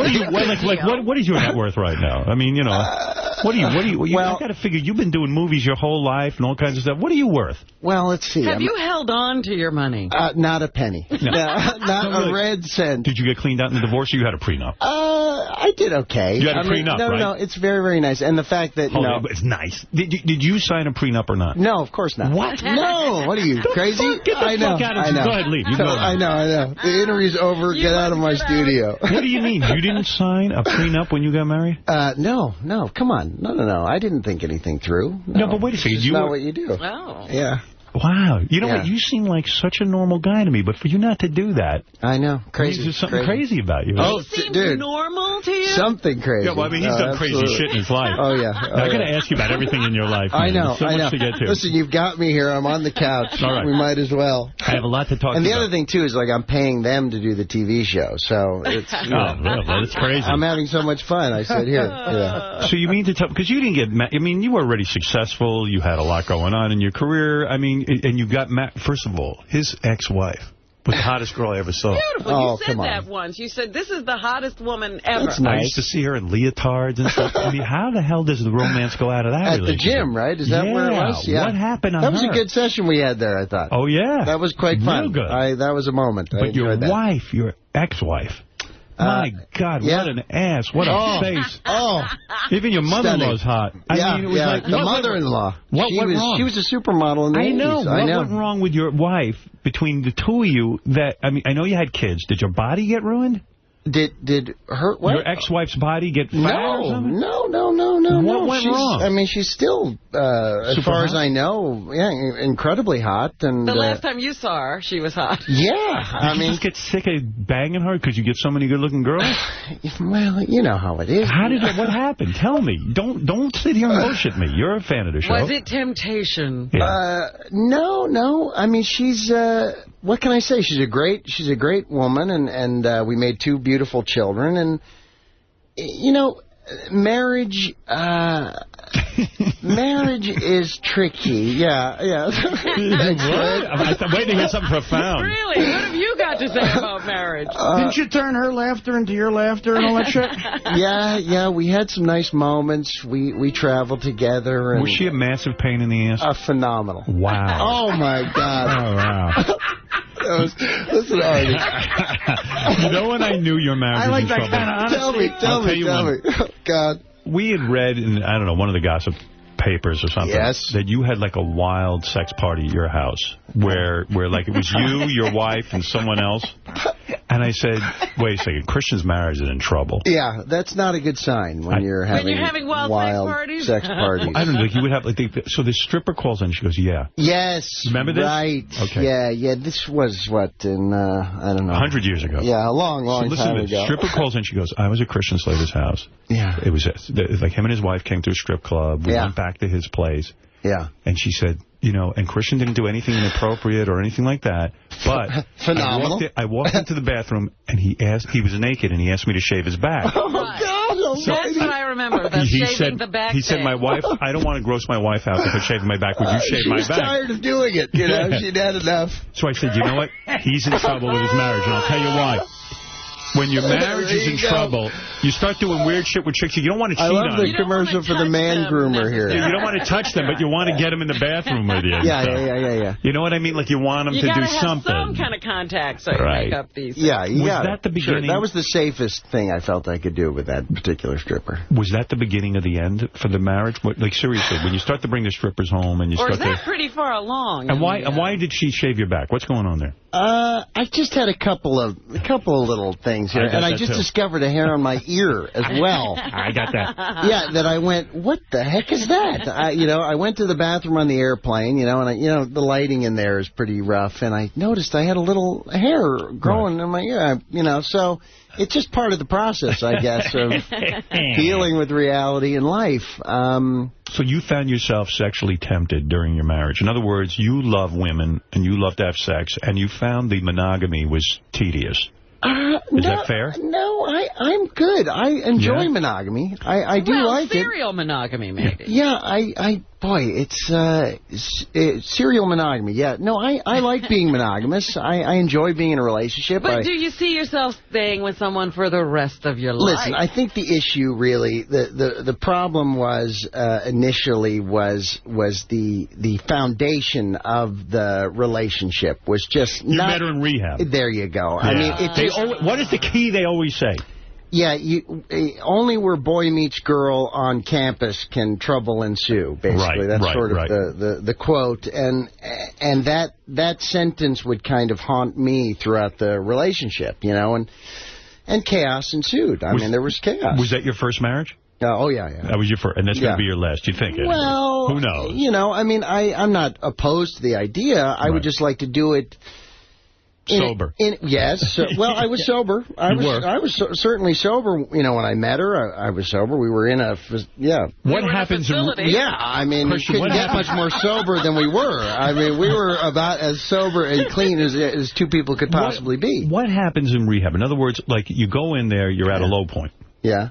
You meet a girl there who's beautiful. She's gorgeous. When she walked in, I thought she was a plant, I'll tell you. I thought she was like a working... National Enquirer. She was so gorgeous, I thought, oh, God, you know, and I hit my knees. I mean, the moment I saw her, I thought, this is it, Shangri-La, I've made it. Which they say is bad because you're there to get sober and not to be getting laid. Isn't it what they say is you're not even supposed to try to have a relationship for a year or something. That's true. That's true. And I did make that commitment because, to be perfectly honest with you, I was about 9 months along in the deal anyway. You know, I'd been in there for 5 months. I had a 2-month stint in Laverne, and then I had to go back there for another 2 months to this place, Promises. Right. And she was in there in my final stay, so I kind of felt like, you know, I'm good. I'm ready. I can handle this. This is all good. How far along was she, though? You know, a couple weeks. So when you're in a rehab situation. Yeah, I mean, I thought, listen, between the two of us, we almost have a year. So you added it up. Let's build a relationship on this. You know, let's work together here and have this moment. So you're in rehab. In other words, I kind of get this. So you're like, hey, shit, there's a hot chick. Yeah. And you both kind of going through the toughest thing in the world. You know how hot she is. Oh, I mean, my God. Yeah, I mean, like, ridiculous. Yeah, what, are you going to let her out on a leash for a year? Forget it. There's no way I'm waiting. I'm going in. And I imagine I'm going in full throttle. I bet you every drunk there was like, wow, we got to get, like, all the wolves are circling. You got to move fast. Yes. Yeah, you bet. There was a line. Fuck you guys. But you know what? Yeah, we had an instant connection. I don't know what to tell you. We saw each other across the room in group and had a moment together that was very special. So what you're describing, and this is good for all my fans who are in rehab, but probably 90%. I got to say, we're big in rehab. We're big in rehab. Dude, were you the most famous guy in the rehab at that time? So you probably had competition. I had some competition. Really? No, there were famous other guys. There were some big dudes in there who were checking her out. Yeah. And it was very competitive. I was in a very competitive rehab. So you got married, you're saying, in a sense, because you bond over this rehab thing and this addiction thing, and you find someone who's going through the same problem. But then later on in the marriage, you wake up one day and realize, well, this is a person with problems. Well, this is you're both. No. What I'm saying is you wake up one day and go, gee, the relationship was based on that. Yeah. I'm not sure this is enough to sustain a marriage. Yeah. Is that what you're saying? Yeah, exactly. Yeah, you're just not... So you're saying it wasn't real love? It's, I think it starts out, feels very pure, very natural, like, oh my gosh, this is it, and you know, and you want to start to... Can you get laid in rehab? Like, can you? No, I mean, you're not supposed to. But you did. No, I didn't. I didn't. I waited. I don't believe you. No, I swear. How long did it take you to get in her pants? Boy, I was jealous of that. Boy. You must have fingered her in rehab, at least. How far did you get? How far did you get in rehab? I think I rounded second base. Second base. You felt her up in rehab. I played with her boobies. So that song, I Don't Want to Go to Rehab, you would say, I do want to go to rehab. Yes, I had a good time there. You did? Yeah, I had a, you know what? It was heaven. It was heaven. You can't go to rehab and have that much fun. That's the problem. I know. Well, you know, it's supposed to be a good time. I mean, you're supposed to, sure. It's, you know, you kind of like take a break from the chaos of life, and you go into these places, and you know, you feel safe and nurtured. I need a music cue here. And you're feeling up a gorgeous chick in rehab. Not bad. Not bad. He would have gone sooner had he known. Yeah, had I known, I would have been there much earlier. Yes. So then you get out of rehab, and then you realize somewhere down the line, a couple of months later, we're going to get married, we're in love, this and that. Yeah. And then it starts to get really bad again. So then you start drinking again, right? Mm-hmm. Oh, fuck. Oh, man. Does she start drinking, too? Do you both just slide right down the...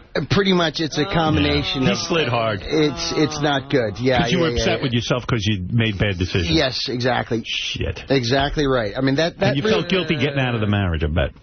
No, actually, getting out of the marriage, I felt great. You felt guilty not being in love anymore? Not so much, actually. I mean, I felt like, you know, you get into a relationship and you pretty much you say yes to everything. Right. You know, and that's pretty much what I did. I just kind of like went along with this journey. I sort of like just turned my life over to the relationship. Right. And that's an addiction in itself. Yeah, perfect. And yeah, so that becomes kind of an addiction. And then it was about 5 or 6 years into the relationship that I made the decision to go to London. Right. You know, and do the play in London. And that was like the first decision I'd made probably in that much time that was totally, completely for myself.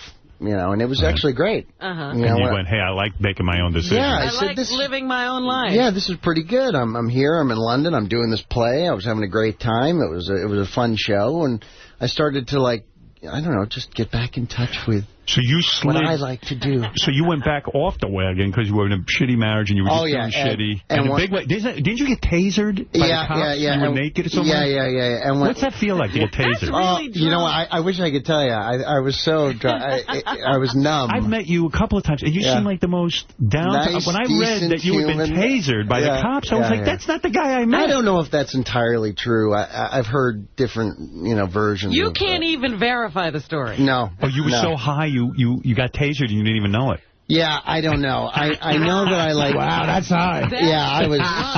I was loaded. I mean, that's pure shit. Yeah, I don't know what I was given or what I took, but it was a rough moment. I mean, there's no doubt about it. When you hear Artie's stories, do you share a lot? Because Artie took a swing at a cop too, and you did.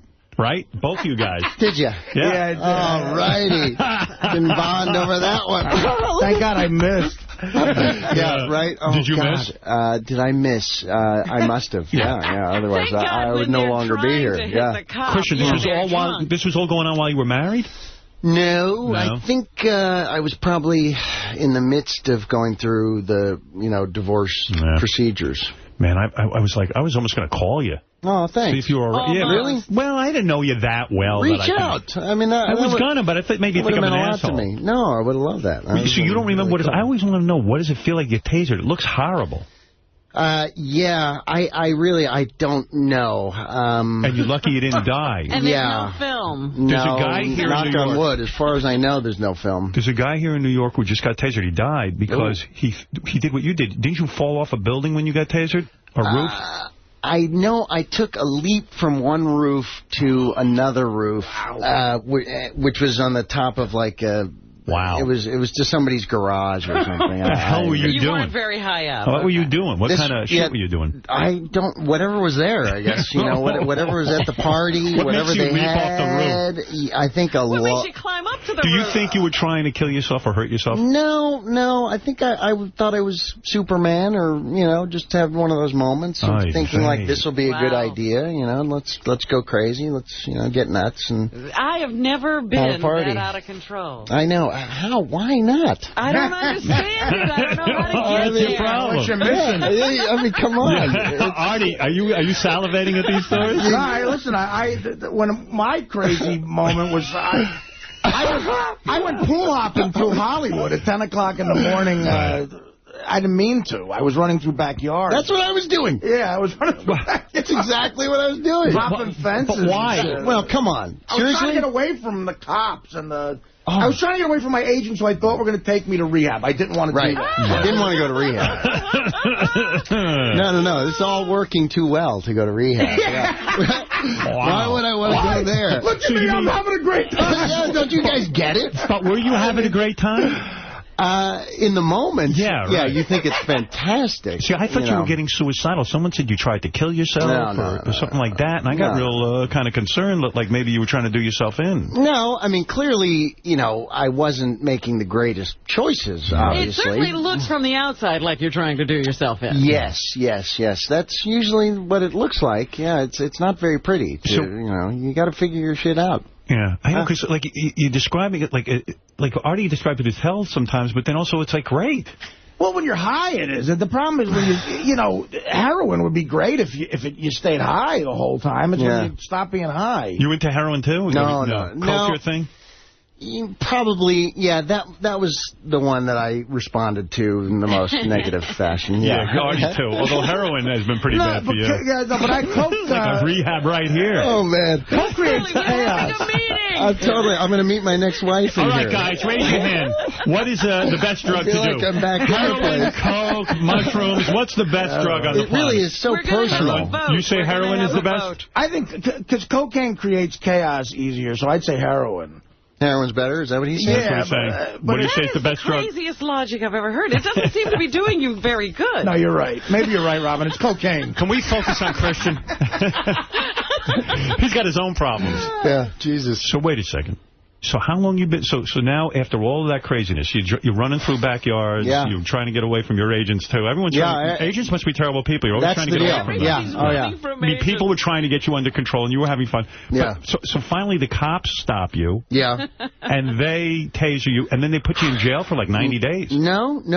Actually, that time, I think the cops let me go. Oh, they did? Yeah. Yeah. That's nice. Yeah. I know. It was phenomenal. So when did they lock you up? That happened, I guess, that was like 5 years earlier. What the hell was that for? Really? That's when I went to rehab the first time. That's when I went to Promises. It was probably like 5, 6 years earlier. You know, I have no good stories. None. Nothing will top his story. No, I know. Cops, nothing. That's what a group therapy is like. Nobody shaved your back. You know what, though? You know what, Christian, seriously, and I'm going to be serious for a minute. Yes. I believe you had these problems. Yes, tell me. Based on your relationship with your dad. I've spoken to you a little bit about this. You're kidding. Deep, yes. You guys have the nuttiest relationship. Yeah, no, my father, and he's been in here, right? I mean, he's written. Has he been in here, or is he? He called. I think you talked to him. Yeah, I haven't talked to him in a long time, though. I think out of respect to you. Thank you. Yeah, thank you very much. Really, yeah. You're not in communication with him at all, are you? No. It's been a few years. And I love the guy. I think he's great. I certainly think he's got he's got a wild personality. No question about it. He's tough guy to get along with. Yeah, I mean he's an interesting guy. He's changed his name 8, 9 times. He's had some interesting names. I've liked him. I mean, what's your favorite name of your dad's? Well, it's between Garson de Braminlow and Byron Glendo was the other one. Right. And when your dad changes his name 8 times, it can lead to rehab. It's confusing. Yeah, it makes it difficult to know who you are and what's going on. But he settled on Michael de Gainsborough. Yes, I know that. Yes, he's been using that for a while. That one seems to have stuck the longest. So why do you when your dad changes his name 8 times, does he send out announcements? How do you know you have to change yours? What is it? Well, yeah, if you look up my name on IMDb, it's not even my real name. I mean, even they're confused. Why all the name changes? I'm Christian Michael Leonard Hawkins on IMDb, which was one of my dad's last names. Did you ever say to your dad, why do you change your name all the time? Yeah, of course, right. and he's got some theory about syllables and, Is it a numerology thing? Yeah, it's a whole theory and technique that he has. Why haven't you spoken to him in all these years? Well, when I was in Laverne, we had this moment.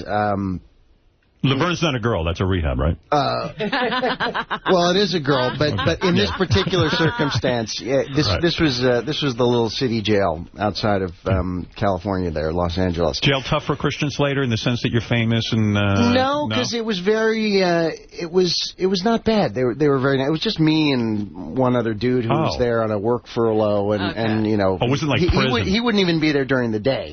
He'd be gone. So I basically had the run of the place. Did you Was that torture for you? That has to be. When you're famous, you can be out fucking girls. You can be not easy. Yeah. Not easy. Not easy. Not easy, but at the same time, it was a little bit of a relief. I mean, honestly, the life outside of Laverne had gotten so crazy that almost Laverne was like a relief.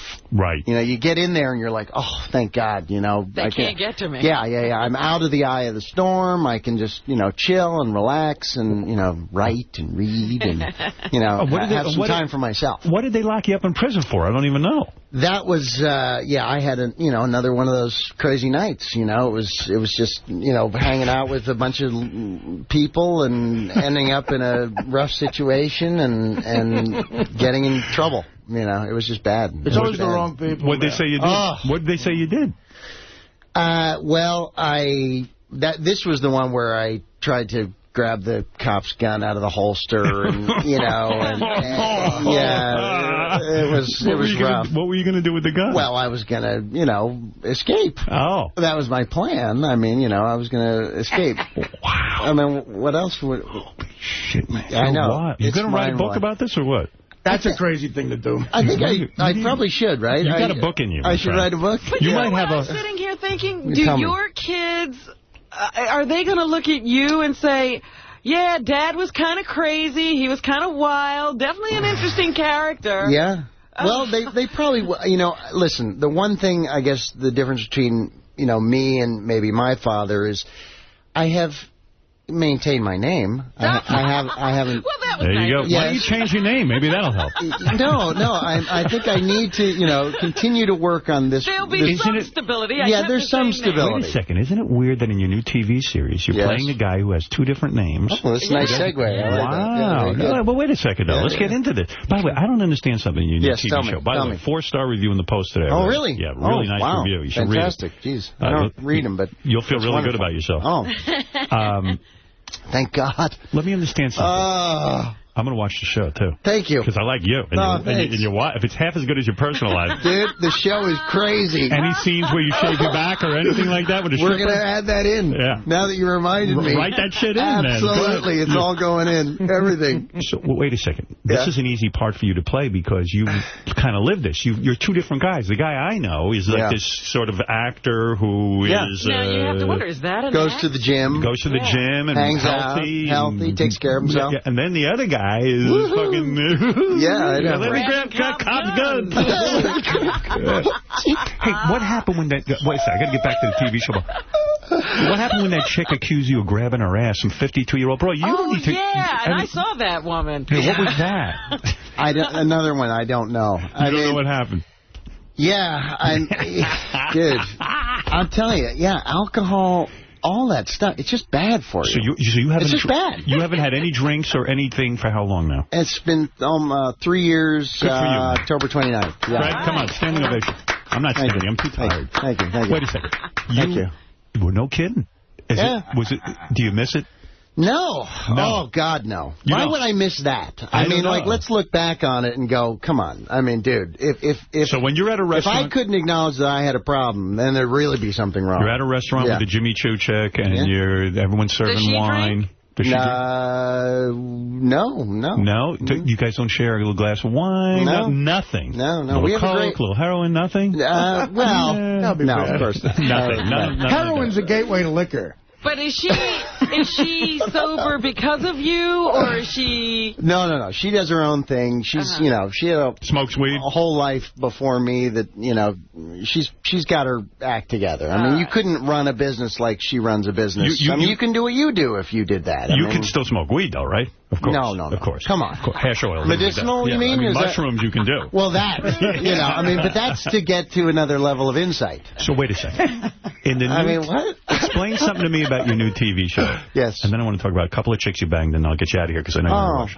What are you doing today that you're so busy? Why can't you sit here all morning? Dude, I would stay here the rest of my life. And Publicist is ready to give you the hustle right out. The bum's rush. No, never. All right, wait a second. In the new show, TV show. Yeah. By the way, the show is called, it premieres tonight, 10 o'clock, on NBC, My Own Worst Enemy. Yep. Okay.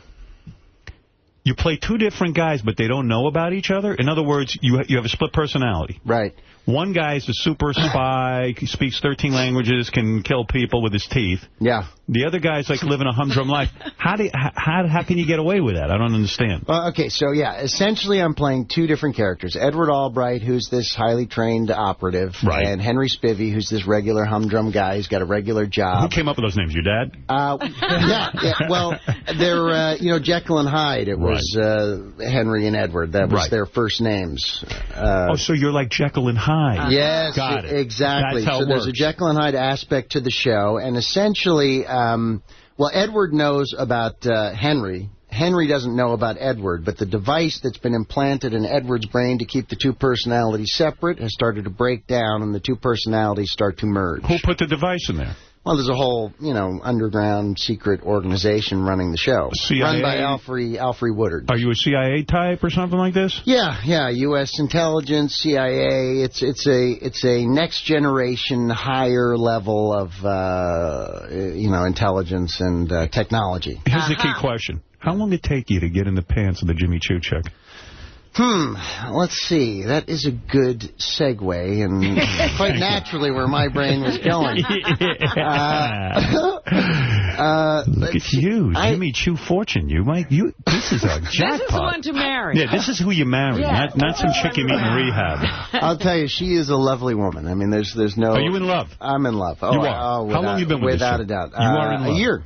Now, what if she says to you, hey, I got to get married here? What's going on? Well, so far she hasn't said that. I mean, she's been through her own share of relationships and things like that. And so right now we're both kind of enjoying each other and taking it easy and not really applying any pressure. How old a broad are we looking at? Young girl?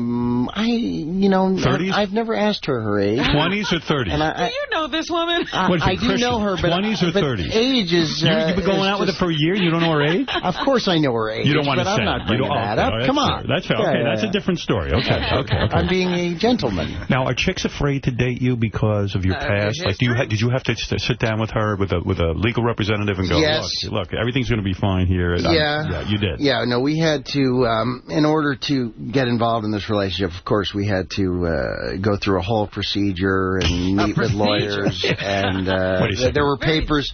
There were papers signed. Christian. Yeah. You said. By the way, I'm speaking to Christian Slater. Oh, thank you. Anyway, he's the star of the brand new show, My Own Worst Enemy, premiering tonight, 10 o'clock on NBC's Ass is on the Line with this one. I love it. Are you feeling pressure with the new show, the ratings and all that? No. I mean, the crew and I, we laugh about it because certainly NBC has been phenomenally been promoting the show, enthusiastic and supportive, and couldn't be more grateful for that. And Ben Silverman's been great. All these guys have been. Who's Ben Silverman? He's NBC. Isn't the head of NBC? What's his name? Zucker. Yeah, Does he come to Catherine Pope also. Did Zucker come and kiss your ass on the set a little bit? I haven't seen Zucker, to be perfectly honest with you. These guys are very busy. You're Christian Slater. These guys are very, listen, I don't think some assholes. You know what's great? Nobody. They just let us do the show. I mean, we just come and do the show and show up and hit our marks. And if I was you, I'd go up to Zucker, bang on the door, grab his ass, and grab his gun, and Zucker carries. Go on, what? Zucker carries a gun. Or a taser. But are you? Come on, this show rests on you. You're the star of the series. If the show's a huge hit, we're talking big dollars. We're talking Jerry Seinfeld type money. And it would be fantastic, right? Wow. Right. That would be something. That would be something. Write your own ticket. Listen, that would be a lovely feature. If the show doesn't do well, no one wants to know you. We go back to the drawing board. That's Silverman, dude. You're not even going to be on the phone, dude. At least I got here. Right. This is it. I feel like this is the pinnacle. And there's where would I go from here? Flop Louie's giving me the heads up. What's up? He's got to go. Where's he got to go? Where's he doing? I think he's doing the Today Show. Fuck them, assholes. Go ahead, Christian. Say that they're assholes. Well, I don't want to. Maybe after I've done it. All right, 2 quick questions. Let's let the audience at Christian a little bit. Christian, you got to come back sometime. Please, I'd love because I really don't feel I got a thorough interview here. We did well, but we yeah, did well. There's still more to cover. There's plenty more to cover, and I think the idea of writing a book is not bad. I want to work on that with you. Hook Nose, you're on the air in Tampa, Florida. Go ahead. Hey, good morning, Howie Hook Nose, you bastard. I just wanted to say I'm a big fan since Gleaming the Cube, All right. The Volume, and True Romance. Awesome fucking actor. Right. Howard, the interview is pretty fucking rushed, dude. He definitely has to come back. Yeah, you need to come back. You need to come back. You're a good guest. Yes. Howard, you know why he needs to come back? Because you're telling him stories that he doesn't even fucking remember about. That's right. Yeah, we need to dissect. How are you help him write the book? That's right. And I like Wouldn't that be, I mean, could you imagine if, oh, God, I'd love to. You know, I keep a journal. You do. Oh, yeah. Don't lose those. Lock them up in a safety deposit box. Here's what the journal reads like. Last night, I got locked up for grabbing a cop's gun, but I don't remember it. Now, the other day, I was drinking. I don't remember that. Well, I know. But wait a second. God, moments. Things I don't remember. Moments. Right, Ooh, Roy, that's a nice title. Roy, quick question for Christian Slater, the star of My Own Worst Enemy, premiering tonight at 10 o'clock on NBC. Go ahead. Hey, now, I got a quick question for him. I wanted to know if he ever had a dirty slut eat out his ass. Oh, my goodness. Have you ever had a girl lick your asshole? No, a dirty Be honest. Slut, Howard. A dirty slut. There's no need to disparage women. That's true. Right. Thank you. I'll do the disparaging. Have you ever had a woman lick your taint in ass? I mean... Toss your salad. Toss your salad. Have you? Of course. You have? What do you mean, of course? I haven't. He's Christian Slater, of course. Well, no. Really? I might change my name. I don't know. Is that bad? I feel weird, like, having a girl lick down there. You feel bad? Yeah, I mean, like... You'd feel good if you did. Yeah? Have you had that? Have you had it? I think I have, yeah. Yeah, it's another You're not it's an extra $50. Who are you, Christian Slater? You don't remember if you had your ass eaten? Really? He was drunk. Yeah, I'm pretty sure that's He happened. was drunk. Was it always easy for you to get... Christian, was it always easy for you to get women because of your looks and everything? No. I mean, and school was tough. Really? Oh, I hated it, you know. No kidding. It was rough. Yeah. I think it's easy. All right, one last question. That's it. Please, yeah, sure. Elmer, go ahead in Hampstead, New Hampshire. All right, enough bullshit. I want to know about Winona Ryder's tits, and was her mouth big enough? She seems to have a small mouth. Winona Ryder, you dated her? Wow. Briefly. Wow. Yeah, I had a moment. She's so hot. But the two of you together who's must have been... crazier? Yeah, who's crazier, you or Winona Ryder? Oh, man, it's a toss-up. It's Winona, you know? Come on. Yeah, if this were a horse race... That's not a good relationship. I might come in first. I don't know. Yeah, I don't think you two belong together. Oh, that was chemistry, though, I'll tell you. Chemistry. The movie Heathers was awesome. Oh, thanks, dude. Thanks. Yeah, that's had the movie. Did you ever see Heathers? Yeah, of course I did. I love that. Hey, wait a second. You got head from Winona Ryder? Well, let's be serious for a second. Let's stop all the bullshit. Wow, we're really going to have this moment. This is it. This is the big exclusive. Give me the one. Give me the big exclusive. This makes all the papers. Well, crazy chicks give great sex, don't they? You know, it's the best stuff. It is? Yeah. No, it's great. It's great. Life is great. Who's the best you ever had in bed? Be honest. I'll tell you, I'm having a great time now. The Jimmy Choo chick. Oh, my God, you have no idea. Really? Oh. What does she do that's so great? You know, she's just so wonderful of a human that it's fun. You feel you're making love instead of screwing. Instead of effing, yeah. Yeah, you know, but... Look at you making love. Look at you happy. It just feels good. I'm happy for you. It's great. I tell people you're a great guy, man. I really do. Thanks, I'm glad to see you happy and looking so good. Thank you. You look stunning as well. Thank you. Well, let me tell you something. Christian Slater, you have lived a full life, and it's only just begun. God, man. You're a baby. Yeah, you're just on the first half. I mean, you're really on the first half, my friend. I know, it's exciting. I got to hang with you. I'm sick of it. I get the good Christian Slater. I hang out with him at a gym. Why do you hang out with him in the happy places? I want to see what you're up to, That's pal. right. You want to party.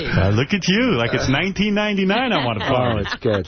It's very good. By the way, after Christian leaves, I got to tell you a story about Prince. I got a great fucking story. You got a story about Prince? I sure as fucking hell do. Ooh. I better get serious in my car. I'm not going to waste Christian's time doing that. So I can hear this. I got so much more for you. You got to come back here. Make me a promise you're coming back. Oh, dude, I'm back. If this show hits, we'll never see him again. Oh, come on. No. I'll be back here all the time. I love it. Christian Slater. I listened all last week to like all the best of, and that meltdown was incredible. Sorry, man. That was sober. Oh, it was great. Well, that's what happens. Did Winona Ryder eat your ass? Exactly. Christian, that's exactly what happened. You see, that's how you got in trouble, Artie's meltdown. It was unbelievable. Did Winona Ryder lick your behind? Oh, my. I can't believe the resume you got. How many? Oh, man. You didn't even get to his list. No, I got a list here, too. Look at this. What? Models, everything. Oh, yeah. Howard, what? You got to get him out. All right, I'm getting him out. All right. Tell everyone to calm down. God. Sick of everyone. All right, listen to me. This is just, it's nice. It's over already. Christian Slater. This really was very special. Went too fast. I'll be honest with you. I mean, seriously. 40 minutes went like... And the fact that you've always been there at the theater, you know, and I've called in a couple of times. You should bang Robin one time. I congratulated you guys when you guys moved to Sirius. Yeah. I called in. That's right. Robin, you want Christian to bang you? Sure, why not? Oh, right. You do it. Wow. Tell that Jimmy Choo's chick. Just one night. It's not cheating if you do me. What an honor. Let me thank Christian Slater, who is a great guy. Thanks for having me. I'm going to have you out one time. We're going to hang out. All right. I heard Rick's is the new deal. Get you over to Rick's. Rick's Cabaret. You know what? Do me a favor. So Look Scores is it's Rick's, huh? Rick's Cabaret. Rick's Cabaret. We go where Lonnie goes. You don't. I thought you were in love. You stay home. No. That's what Ronnie was telling me in the elevator. He's like, hey, you go back to Scores. He changed his name like your father. His name's now Casanova Munn. Is it? Yeah. He changed it. So don't call him Ronnie anymore. Okay, Casanova. That's right. Just think, your next back shave is going to come from Rick's. Oh, goody. Christian Slater, Warm up the man groomer. My Own Worst Enemy, premiering tonight at 10 o'clock on NBC. Yay. We'll be back right after these words. I realize we need like 4 hours to interview one person. I know Beth is here already, Beth Stern, and also Mr. It'll be and the Mrs. first time I'm meeting Beth Stern. And my parents, Mr. and Mrs. Stern. There's a new Mr. and Mrs. Stern. And who else?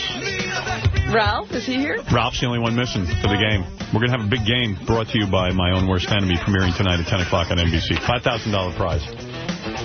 Who do you think is going to win that, Robin? Who knows me best? I would imagine it's Beth. It's got to be Beth. Beth or Ralph have the best. Beth is feeling so much pressure. She's like, in the worst way, I don't want to look like a jerk. No, she knows you. It's weird. Well, you know, because I would say Robin, but there's probably a couple of categories that Ralph would know way better. Yeah. Right, way better. But Robin's a good choice. Beth's like, I should win. I'm your wife. That's right. She goes, I hope. All weekend she was walking around asking me questions like. Well, see, that's not fair. I didn't even get to rehearse or practice. Or she asked me. She interview you or anything. She even said, "Give me the questions. I have to win." And I said, she didn't want to look bad. I said no. Did you answer her questions, though? I'll answer anything she said. She was way off the mark, though. She thinks it's all like, what year did you work in Westchester? Oh, I can't answer those things. I'm terrible at that. I can't answer those. I said they're all very general questions. Very general. We'll see. I think you'll do very, very well, actually. I don't know. But I think I would like to see Beth win. I think my parents will do the worst. Oh, really? I think they know me the least. They think they know you, huh? They think they know me. We'll see. I don't know. It should be interesting. Maybe they do know you the best. Anyway, that's coming up, and as soon as Ralph gets here, we'll get everybody into the studio, and we'll start playing. It's actually scheduled for 8:30, so Ralph is not late. He's not late, okay. We were talking wedding stuff. I want to tell you a quick Prince story. Here's my Prince story. I love the music of Prince. You know that. You said it. I've always wanted to see Prince in concert. Right. You know, that's always been sort of a fantasy of mine. Never came about because I'm always in bed at 3 o'clock in the afternoon. Yeah, he's played a lot. You just have never made it. Yeah. So anyway, I get a call from a woman I know. You know Randy St. Nicholas. I do. You know who that is. You don't know her? I don't think so. Doesn't ring a bell. Randy St. Nicholas is the woman who photographed me for a bunch of different times, and then you've met her. You've actually met her. Yeah, you've met Randy. She's a great photographer. All right, I do know her. And she's a real nice woman. Like, I always think photography is bullshit. Like, anyone can take a picture. And, like, these guys get credit for taking great pictures. And I go, I'm pretty sure I can do the same thing. Like, I couldn't paint a picture. Yeah, you wonder why the guys rise to the top. Because everybody can take a picture. I think they rise to the top because they don't lose the film. Or they, they're able to be organized enough not to fuck up. Yeah, in other words. They actually develop it. That's right. I probably have great pictures I've never developed. Yeah, I just can't imagine that I'm not as good a photographer as most people. You know what I mean? So anyway, but Randy, for some reason, can make me even look good. Like my last couple of publicity things here for Sirius were all Randy. So she's a great photographer. Anyway, she says, I'm having a book party, you know. I'm having a book party, and Prince is going to play at my book party. Would you come? Where's this book party? Right, exactly. So I was like, Well, yeah, that sounds pretty cool. What kind of book? I mean, probably the best way to see Prince. Isn't Prince like an eccentric? How do you get him to play at your book party? Right. She must be in with the in crowd. Well, it turns out now I understand what's going on. She took a bunch of pictures of Prince, and I guess they put out a book, her and Prince, of these pictures. And I have the book. Oh, he's part of this book? Yeah, it's kind of a cool coffee table book that's, you know, if you're into Prince, you would like it. So, okay. So I didn't understand that. I thought she somehow got Prince to play her book party. I said she must have blown him or something. Or paid him a lot of money. Paid him a lot of money. Maybe he's down on the cash. So then I come to find out he's going to play in a hotel downtown. And it's going to be in a room of about 30 or 40 people. Wow. I'm like, what the fuck? How could I miss that? I've always wanted to see Prince. It was a Friday night in Manhattan at a hotel. You go to the room, and there's 30 people, and Prince is going to play? In a big room? Like a suite? Like a suite. Like a suite. What? Like a big suite. Wow. I go, I'm in. I go. There were more than 30 people packed into this room. Well, of course. I was going to say, why would Prince play for just 30 people? I would say there was about 80 people. I mean, as soon as people hear that, aren't they going to try to get their friends in and that whole thing? So we get there, and they go, I see Randy. I say hi to her. I said, thank you for having us. And then I was afraid Prince was going to go on late. They go, no, he's going to be on by 9 o'clock because he has to do a second show at midnight. He's going to do a second show, and this is by Prince's request. And I go, what? I didn't even understand what was going on. So I'm standing there, and I see George Rush from Rush and Malloy, the Daily News columnist. I go, what the fuck's going on here? Well, we have to stand. Prince requests that we stand. There's no chairs. Oh, gee. I go, you got to fucking be kidding me. I go, no chairs. Yeah, Prince requests that. I go, what's going on? I said... See, I've been to some of these things. I saw him once at Studio 54, and it was a bunch of people standing for hours. Yeah, and I'm like, okay. And then someone got nervous and brought over a chair for me and Beth, and, you know, they get nervous because they're afraid you're going to leave, I guess. You know, and I'm famous and shit, so they want you there. Right. So I get a little bench to sit on. Meanwhile, everybody's standing, and, you know, I'm thinking, man, I must look like an asshole. You know, everyone's jealous of my bench. Willing to stand. Yeah. So, but believe me, I was tired. Take your chair. So I was all excited. Prince is going to play in this little room. Well, he comes out on stage. There's 2 chicks with him, a drummer, a whole thing, whole sound system. Gets up there.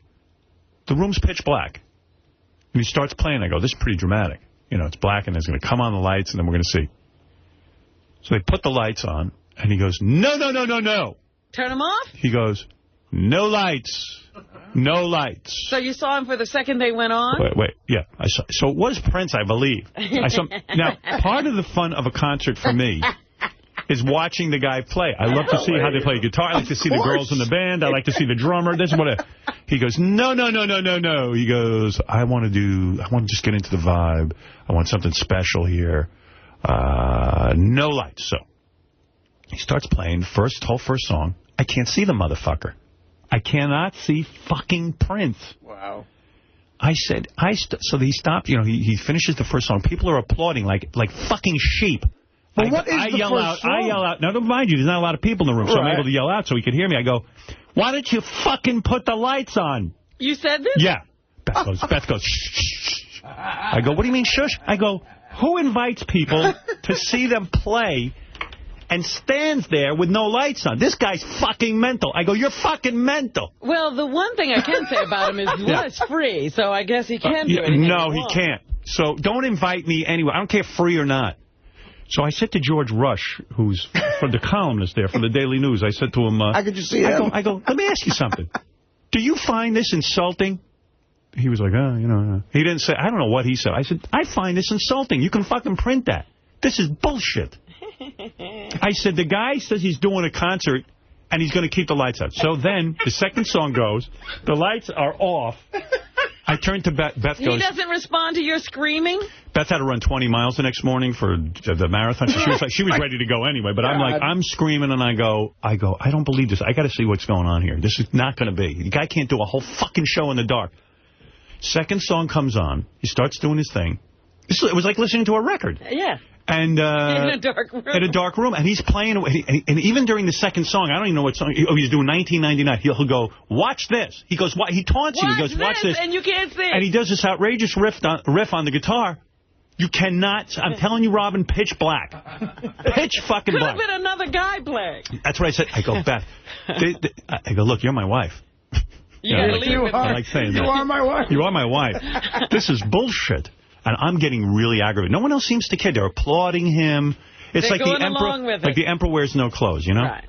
But can I ask you, did it sound good? Was the music good? It was fantastic, but it was ridiculous. But he could have been playing a record, or he could have been on tape. You can't see anything. It was so stupid, because I wanted to see him play the guitar. I don't really play guitar, but I like to watch guys, so I can perfect my air guitar. And that was one of the great things about watching his stage shows live. You want to watch him dance? He dances and plays guitar, falls down on stage. I mean, he has great stage moves. Whoever was working the lights during the second song, well, he goes, watch this. So the lighting guy must have thought, turn on the lights. He turns on the lights. He's still playing. He goes, no. He goes, take the lights down, take the lights down, take the lights down. It's all about the lights. This guy's so fucked up. He is such an asshole. I'm here to officially tell you that Prince is the biggest asshole on the planet. Well, I told you I don't go to see him anymore, because that time I did go to Studio 54, he came on really, really late. He's a tard. And he mostly played a record to you. Yeah, well, let me tell you. It was like taped music. And I said, well, that's it. I'm gone. Well, maybe that's what he was doing. I don't know. But then the third song, it was still pitch black, and I said to Beth, I'm not supporting this. I told George Rush, I'm not supporting this. I don't feel like attending. I think we all should walk out. Who's behind me? No one left. I walked out. That's why he gets away with the crap, because people put up. They all should have walked out. They're all kissing his ass, and it's ridiculous. I mean, it was even during that time when he was big, nobody could look at him. Right. Now, guess what? Suck my dick. And by the way, Randy St. Nicholas is a great photographer. I'm not casting any dispersions or aspersions. No disrespect to her. No disrespect. Fuck. Why would I use aspersions if I don't know how to use it? How do they aspersions? You're right. You're casting aspersions. How do they? How dark? Like it was pitch black. I mean, pitch. Could you not see Beth? No, I could see the person standing next to me. I couldn't see the guy on the stage. So, like, there were other musicians playing in the dark. That's hilarious. Dominic Barber, you're on the air. I missed most of the discussions. I'm sorry about the wedding, but I just have to tell you how incredible it was. I don't know what everyone said.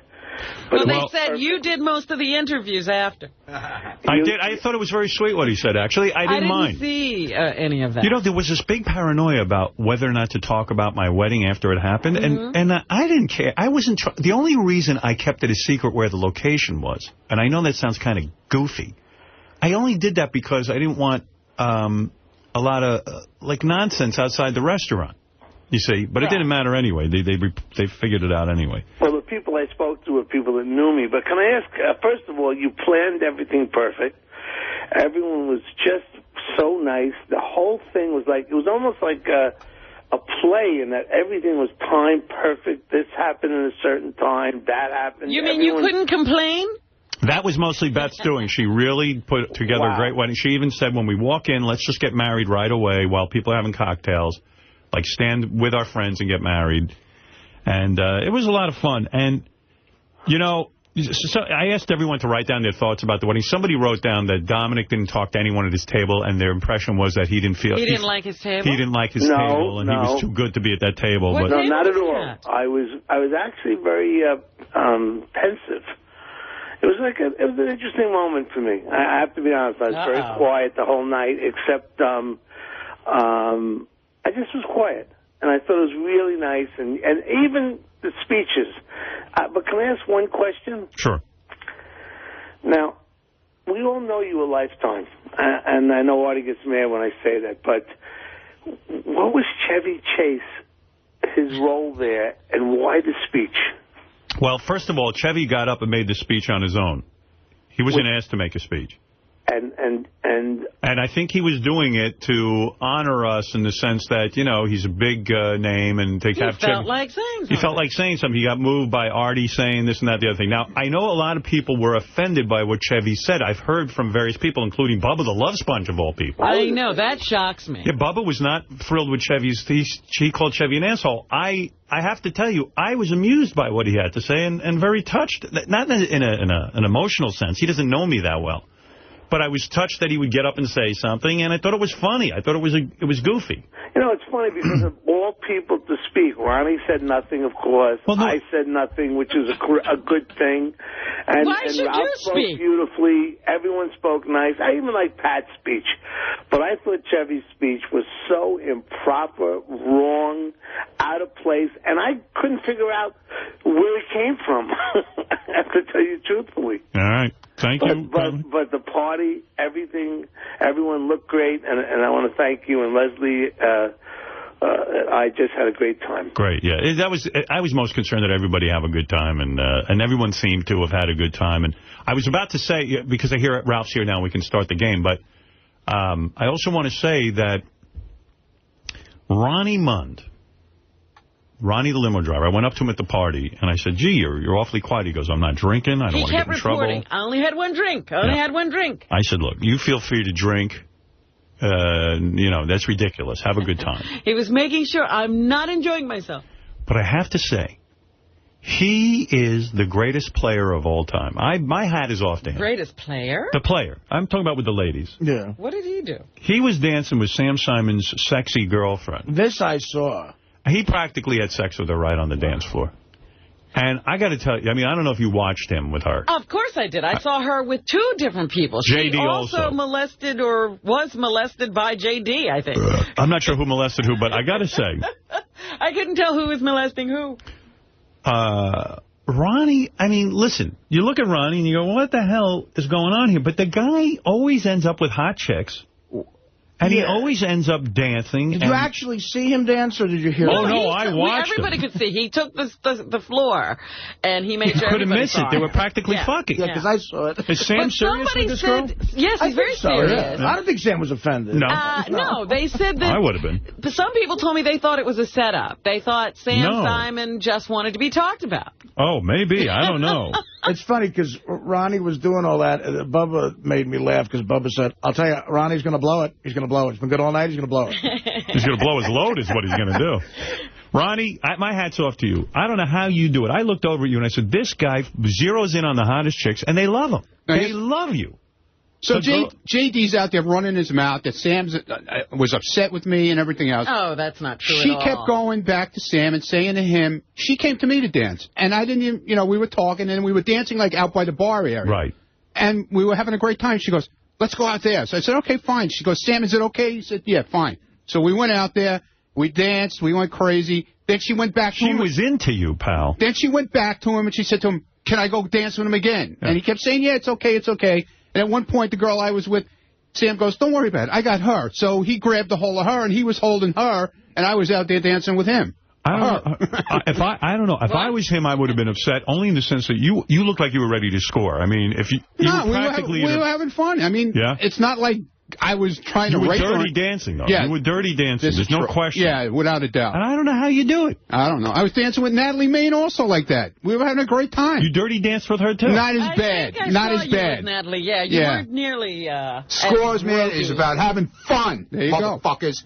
And I didn't drink a lot, and I had a really good time. Well, I got to tell you, dude, it was a really fun time. Thank you. I have to just say, though, everybody did get a little tipsy, and almost everyone at the wedding poured a drink on me. Yeah, I know. Poured a drink on you? Beth poured a drink on me. It was Ross poured a drink on me. J.D. poured a drink on me. Not and broke Ronnie. A glass. Physically just poured a drink on you? They were just wild. And then all of a sudden the drink would be on me. I bet you a lot of guys. My hat's off to Sam. That chick is smoking hot. Oh, my God, yeah. What a fun chick. She's a ton of fun. Was your girlfriend pissed that you were dirty dancing? Not at all. They were all laughing and happy. I saw the whole thing. Wow. And she was out there dancing also, and then she came out and was dancing. So everybody, we had a great time. You almost had her naked on You came and danced with us also in the middle of it. I was jealous. So there was a whole thing. You want to get in the middle of it. I did. You know I can't stand to be left out. That was great. We had a blast. All right. All right. Well, there you go. What can I tell you? The only guy I was thinking about, too, was Sal. I go, what did he do the night of my wedding? Because he missed a great party, but he had to be... I just saw him. I was like, oh, he wasn't there. Well, it's good, because he could have ruined the whole night. Let's face it. Hey, by the way, who knows Howard best? I probably should start this, because everybody's now here. I can take a break. We're all set up. We got a big game show set. It's brought to you by My Own Worst Enemy, the new Christian Slater TV show, premiering tonight at 10 o'clock on NBC. Even a $5,000 prize, Robin. Keep the money. Why not? That's crazy. I would rather it not be for money. Who knows Howard best? Is it his mom or dad or Robin or Beth? This is the douchebag rap. Let's put him to the test. Who knows Howard best? Yeah!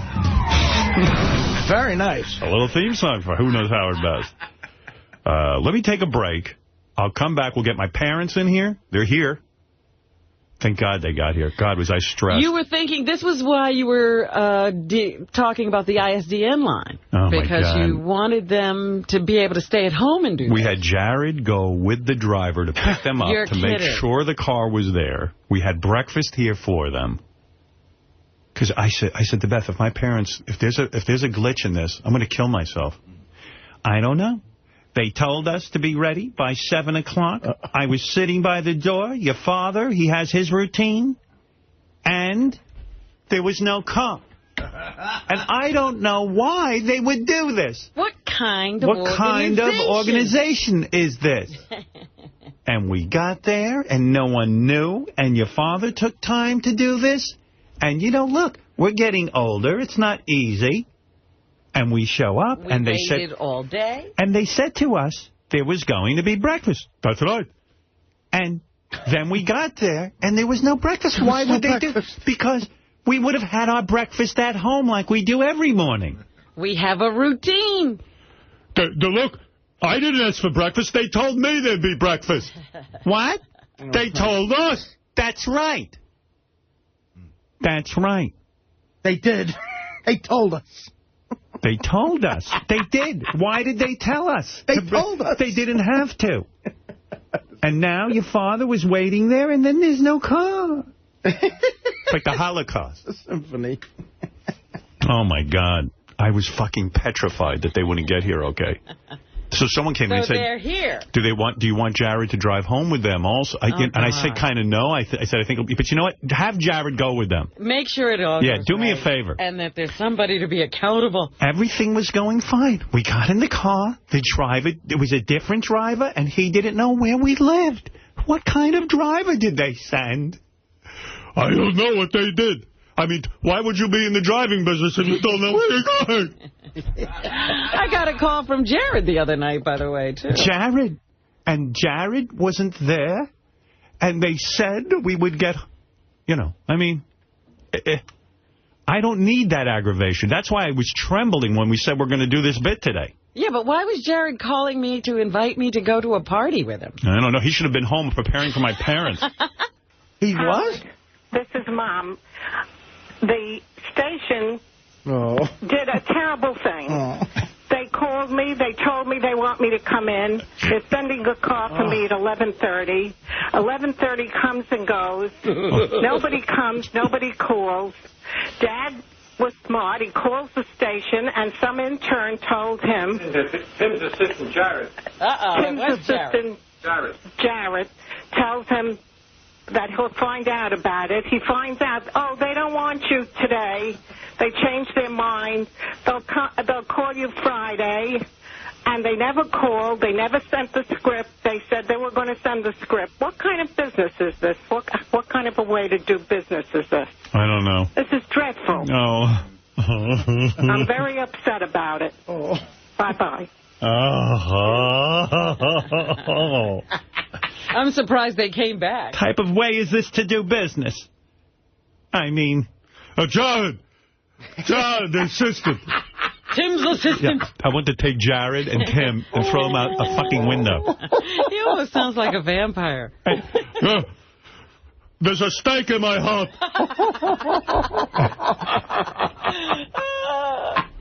John. What? John. A fun phone call to Your father was smart. My father's always the smart one.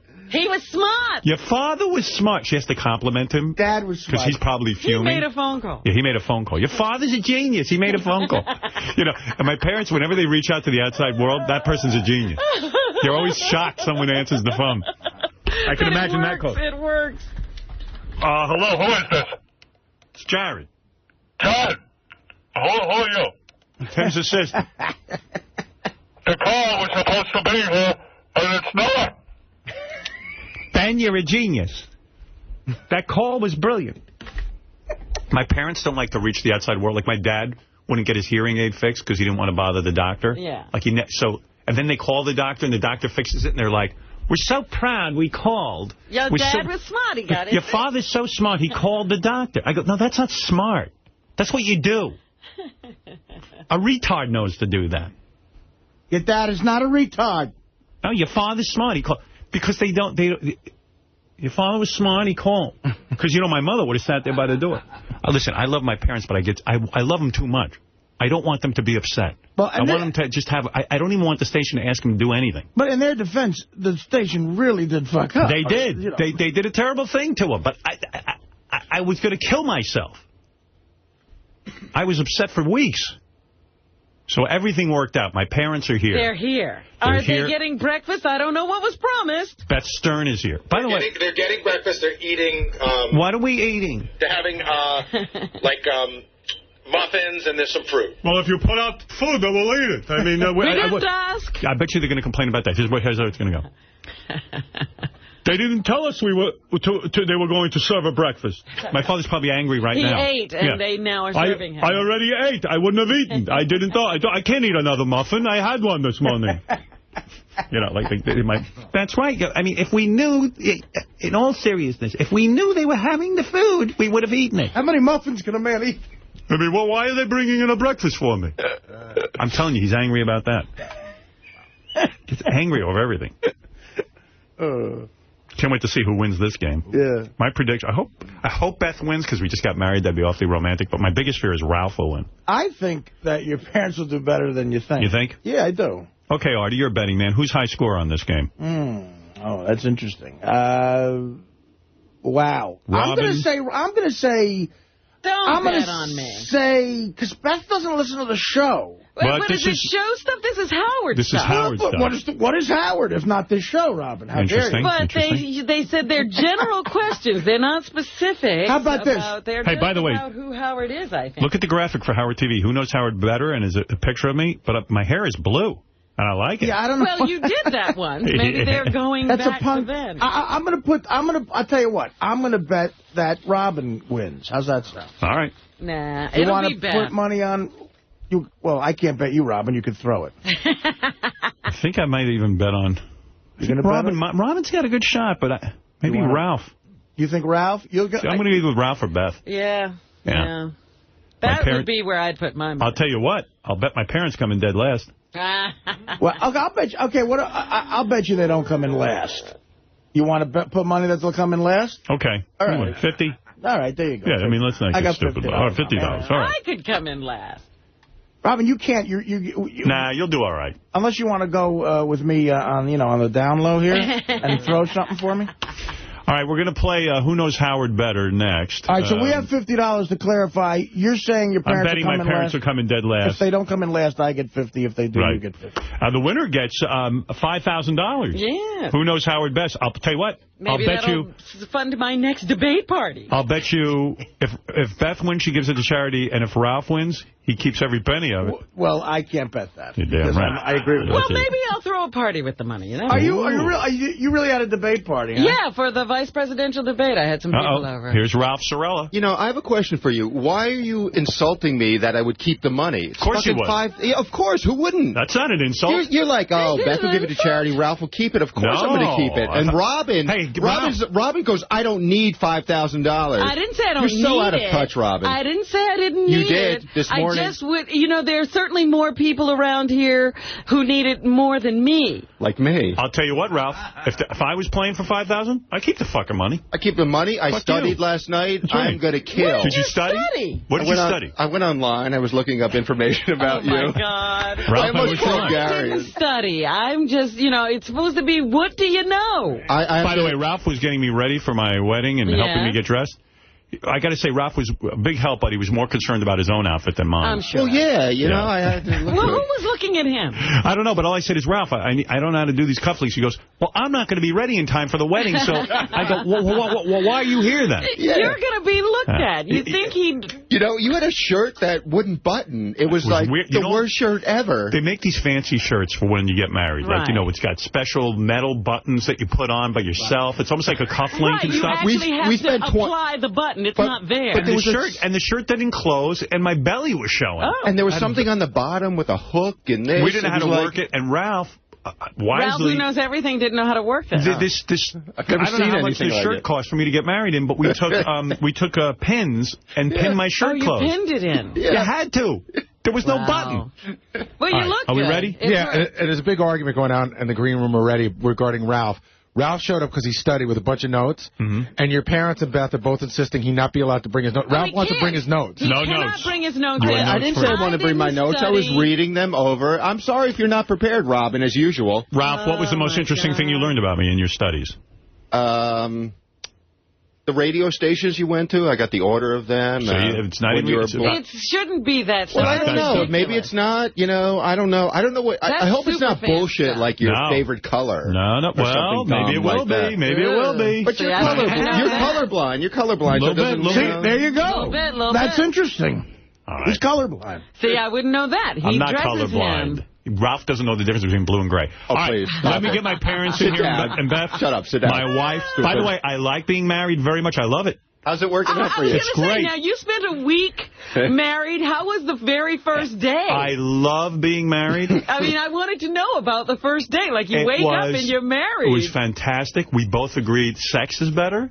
I wanted to know that because and Beth asked me not to speak about sex in front of my parents, about our sex life. If you thought there was any change. So, there was. Yeah. What's the biggest change? Because I've heard that. The biggest change. Besides, she's got half your money, but... Oh, stop come on. What do you have to bring that up for? Here you go. Why ignore the 400-pound gorilla? Why don't I answer that when Beth gets in here? All right? Hey, now. We will be back right after these words. Somebody hold on to my mother. Don't fall. Why are you telling her that? She Gary, looks fine. Hold my mother and my father up. She looks wonderful, and she looks very sturdy. No, they can trip over those wires. Yeah, please. Trust me, I know. Oh, you. Stop babying them. Gary, hold my mother and hold my father. No, I'm not kidding. I just, Will, watch my dad. Gave Ben a big hug. He didn't break. I'm shocked. Now, they're a team. I don't know if we should have to play against a team. Yeah, well, you do. A secret government organization has taken Christian Slater and put an implant in his mind. A chip. And he broke into 2 brains. Christian was just here. He explained it beautifully. Here's what. The chip is degrading. Yeah. And now the 2 brains, the mind of each of these characters are meeting each other. Yeah. They're becoming aware. And it's like a Jekyll and Hyde thing. I'm looking over my wife. I didn't hear a word you said. Oh, she is beautiful. She is beautiful. It's my wife. I know. You have a wife. I woke up one day and I said, oh, he's got a wife. It's my wife right there. Anyway, Christian Slater is in this show, Robin, and you explained it very well. Stay tuned as we get ready to play Who Knows Howard Best, a contest between different people from different parts of my life, Beth, Robin, Ralph, and my parents, each answering a series of questions about me and the chance to win $5,000. I just have to say, who told you you love this kind of thing? What kind of thing? Being married, having a wife. You said it. All right. All right, thank so there. you. You said I like it. Don't forget to watch My Own Worst Enemy premiering tonight at 10 o'clock. Can we go right to the... on NBC. Yeah, if we can go right to the... All right. Let's go right Do over. I come out? Come on out, Robin. Sit down. Who knows Howard best? Is it his mom or dad or Robin or Beth? This is the douchebag Ralph. Let's put him to the test. Who knows Howard best? What's going on? Honey, what's going on? Robin, he's cheating. He got the cheat sheet. Take it away from him now. No. Scott, why are they echoing? It's something else. Information about you written on a notepad. Wait a second. First of all, there's an echo all over this. Scott. Well, take that from him. No. Scott. No. He's cheating. I'm not. He's got information. He has the. It's a list. I have a list. It's something else. The date of your birth, everything. She's written so out. out of control now, Howard, that she married away Are you from cheating? Him. She's Ralph, get rid of that. Robin, take it away from him. That stupid folder. I'm going to kill... Honey, Scott, take it away from him. Scott, why was there an echo? Top 10 chicks. All right, it's off now. And then rip it off. I can help you with this. Yeah. I actually have Ralph's notes with me. So Help me with the echo thing. That's killing me. You're so out of control. You're going to lose. You're going down. Ralph, what are you holding so we can end this controversy? My parents are upset. Everyone's upset. It's the top 10 hot chicks at your wedding. Oh, I see. I made a list. I want actually, that's one of the things I was going to ask, and we'll do that after the game. Okay. Mom and Dad, can you hear okay? I hear you very good. Howard, do you hear me? Yes. No. Excuse me. Not now. Hold on a second. Ralph, please. One at a time, One at please. a time. That's how we work radio. Are you finished abusing us? Did you feel my impression of you was an abuse? Yes. As a Why? matter of fact, I'm going to complain to the ASPCA. Why ASPCA? Because you treat me like a dog. It's wow. true. Why do I treat you like a dog? Well, I heard you taking off on me that I'd say this and say that. No, you were right. The station didn't treat you properly, and it caused me great pain. Right. I don't like to see you abused that way. So what's that got to do with today? Today I was doing an impression. Thank you. How was your trip? I'll speak loudly. Can you hear all right? How was your trip in? Did anything go wrong? No, everything was Thank God. perfect. We had a wonderful ambassador from the station, Jared. Jared. And he was lovely. Right. And we found out that he grew up in the town of Oceanside. And he knows the shop that we have lunch in every day. He said he used to go there as a kid. Well, it's all right, we're changing the name of the game. Who knows Jared best? Jared the best. You want to know what's sad? Sounds like a horrible ride. My parents know more about Jared than me. I've got to bet that you guys will lose today. I say you'll come in dead last. What I'm do you think glad of you that? have confidence in us. Who wrote these questions? The staff here wrote the questions, and I was asked these questions, and I gave an answer. And you thought these were simple, general questions? I did. I even eliminated the hard questions and said this should be simple. Whoever knows me best should have no problem with this. All right. It shouldn't be something you have to study on the Internet. How many Ralph. questions? Well, you know that Ralph studied. I'll tell you how many Well, questions. you should have, too. I mean, I can't I help really it. should have. You should have. Except I don't have an Internet to study from. Howard, why do you buy them the Internet? What's the matter please. about it? I don't want it. Why don't you want Internet? It's too What do much. I need it for? What? What do I need it for? You don't need it? You No. could go on there. You could anything you want would be at your fingertips. You would have. I have everything I want at my fingertips. They won't get a answering machine. I call An them. answering this is machine they This is don't what have. goes on. I go, Mom, I You called know you what all you day. do? You called all day? Nobody called me. I said, no, I called you, but there's no machine. Well, listen, I don't need a machine. I didn't hear from anyone today. So you call back. Ma, all day. Right, how many times have I you have the hardest time getting hold of them. You know what? She's right, though. Who needs all that? Then you got to return calls and That's everything? right. Exactly. You don't want to It's return right. their call? All right, give him the answers. Because my mother feels abandoned. Dad, do you feel you will do well in a contest about me, or do you think you will not be successful? Answer the question, please, in a serious manner. Thank you. Well, let me see. I got to have some example questions. My name is Ben Stern. What is your name, this lady sitting on my left? All right. By the way, I want to recognize a name change right now. Sitting here is no longer Beth with that long name that no one can pronounce. Even Barbara Walters mispronounced the name on The View. I couldn't believe Beth that. Ostrowski. Yes. Oh, that's horrible. What's wrong with her? Oh. I have to admit, and I want to say something publicly in front of my parents as well. I love being married to you. So far, our marriage has been bliss. I've only asked for a divorce twice, which is rare for me. You told me I was a bad wife. What did I do? You did something. Did something. And I didn't like it. I said, you're a bad wife. You need to improve. And what about a husband? I am a terrific husband. How am I as a perfect husband, So far. I'm sure. Perfect Mr. husband. Perfect, right? Poor Beth. You have no idea. It is not fun. Yeah, just wait.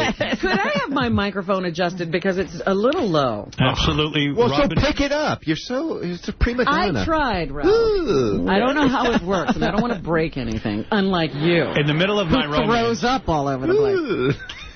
I want to say being married to Beth has been pure bliss. I am having a great marriage. How many days have you been married? Do you know? Yes. 6. We got married last Friday. Yes. So it was a week on Friday. That's right. And now I'm going to do some quick math. My father knows I'm good at math because he helped me with my multiplication tables. That's 7 days, Friday to Friday. Friday to Friday, 7 days, I think. Figure it out. Now, this is how a mathematical mind works. You know that Saturday... You gave me the answer. I'll tell you how you got to that. All right, that's one for us. Friday is 7. Saturday is 8.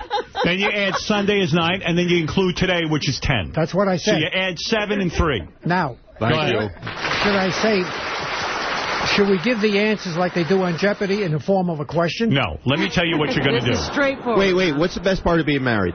The best part, honestly, yeah. First of all, and I know Beth doesn't want me getting into too much about our sex life, I feel closer to Beth, therefore, i.e., the sex is better. Anal.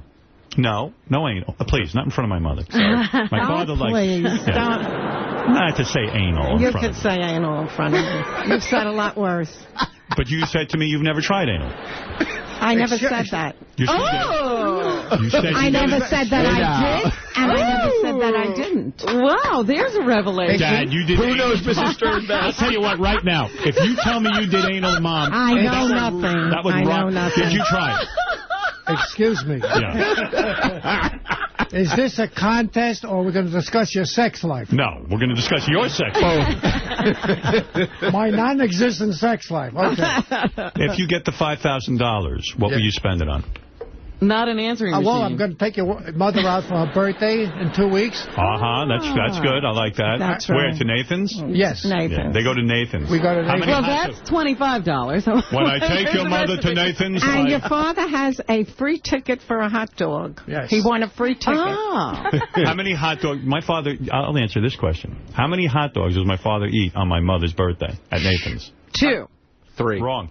3 is right. Thank you. I always eat 3. Was that on the internet? Yes. Honey, you knew that, right? I did not. I would have answered, too. You would have answered. Who knows Mr. Stern best? Thank you. I won. He's going to blow the money at the track. Guys, I got a tip Friday in the 5th for you at the Belmont. Good, we need it. Dad? Excuse me, before we start the contest, I just want to say I'm here under protest. Why? Ralph came in with notes. And I feel that gives him an unfair advantage. All right, let me well, say if you'd something. hook up the Internet, you could get notes, too. Can I say something? Yes. First of all, no one knows what these questions are going to be. Right. I don't believe any of them. Robin doesn't know? No. No, I don't. Well, I'm going to do an unfair contest? No. Well, I was hoping. Well, I have to, Yeah, he I was don't going want to to give cast those aspersions. I have to say my wife, Beth Yeah, he would have Stern, given them to Beth. Beth Stern asked me for all the questions. She wanted to cheat, but I would He not did allow not it. give them Oh, to you're me. so horrible, Beth. Ever since you became Mrs. Stern, you're out of control. Well, they're agreeing on that story. I don't know if I believe them, since they're Team Stern now. Now, I have one other Tell Ralph question. to stop touching me. Stop it.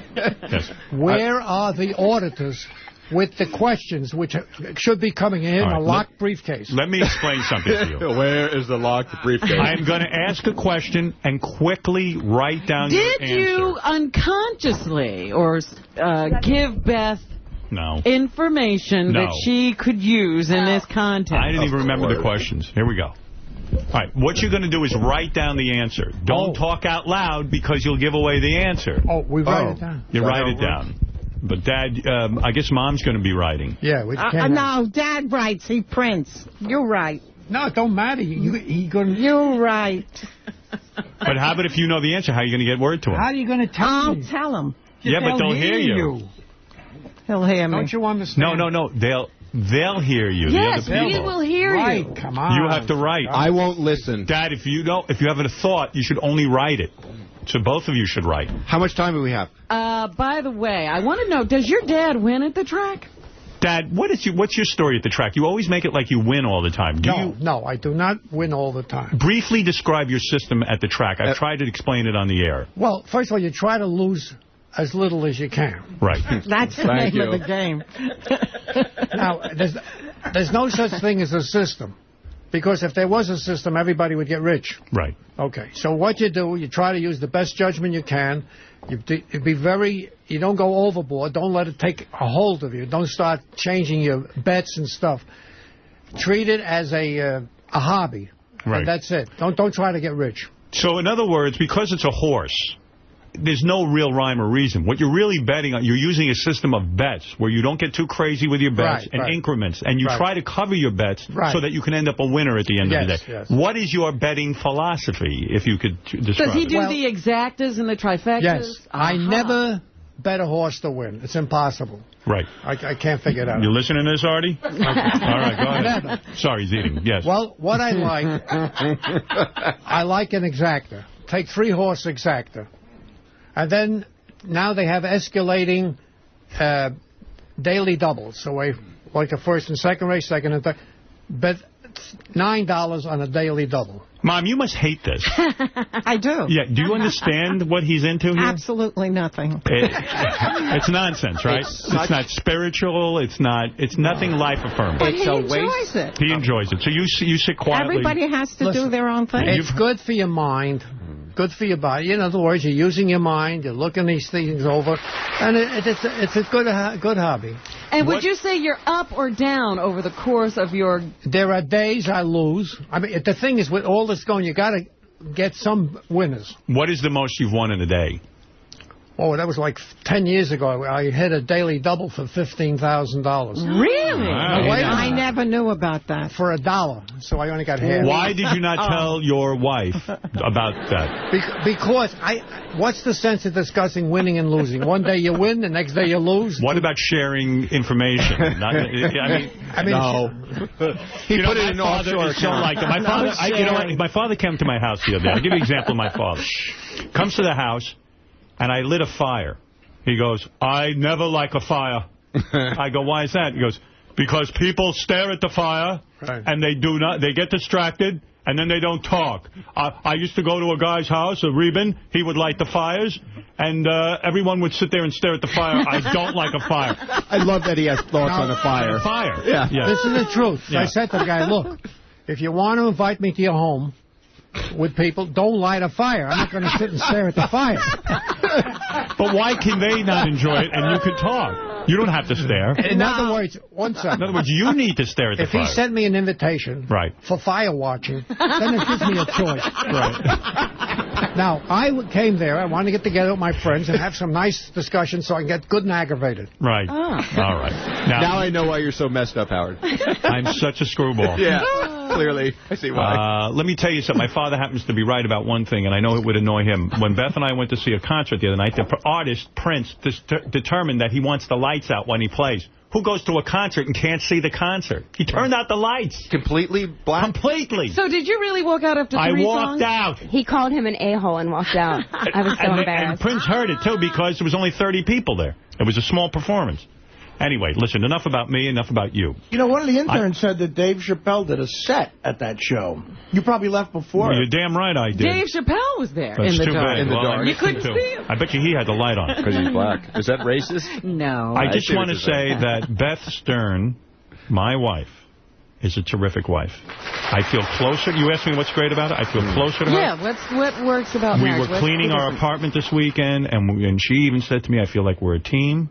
And we are a team, and she felt good, and I felt good. I felt horrible this weekend after my run. You felt horrible? No, I ran 20 miles on Saturday. Yes, but I'm saying about our marriage. Right. Yeah, she ran 20 miles. I can't wait for that marathon to be over. How annoying is that? Oh, my God. And she's walking around, walking into a wall. Yeah. I'm tired. Yeah. But anyway, it is now... Mom, my mother even said to me, what's with all that running? All that running? Sure. Who needs that? Tell her. That's the way Tell her. I did. What did you say to her? I told her, I said, I think it's undue stress on all your body parts. I don't see the point to it. I really don't. Is it okay to do it just once?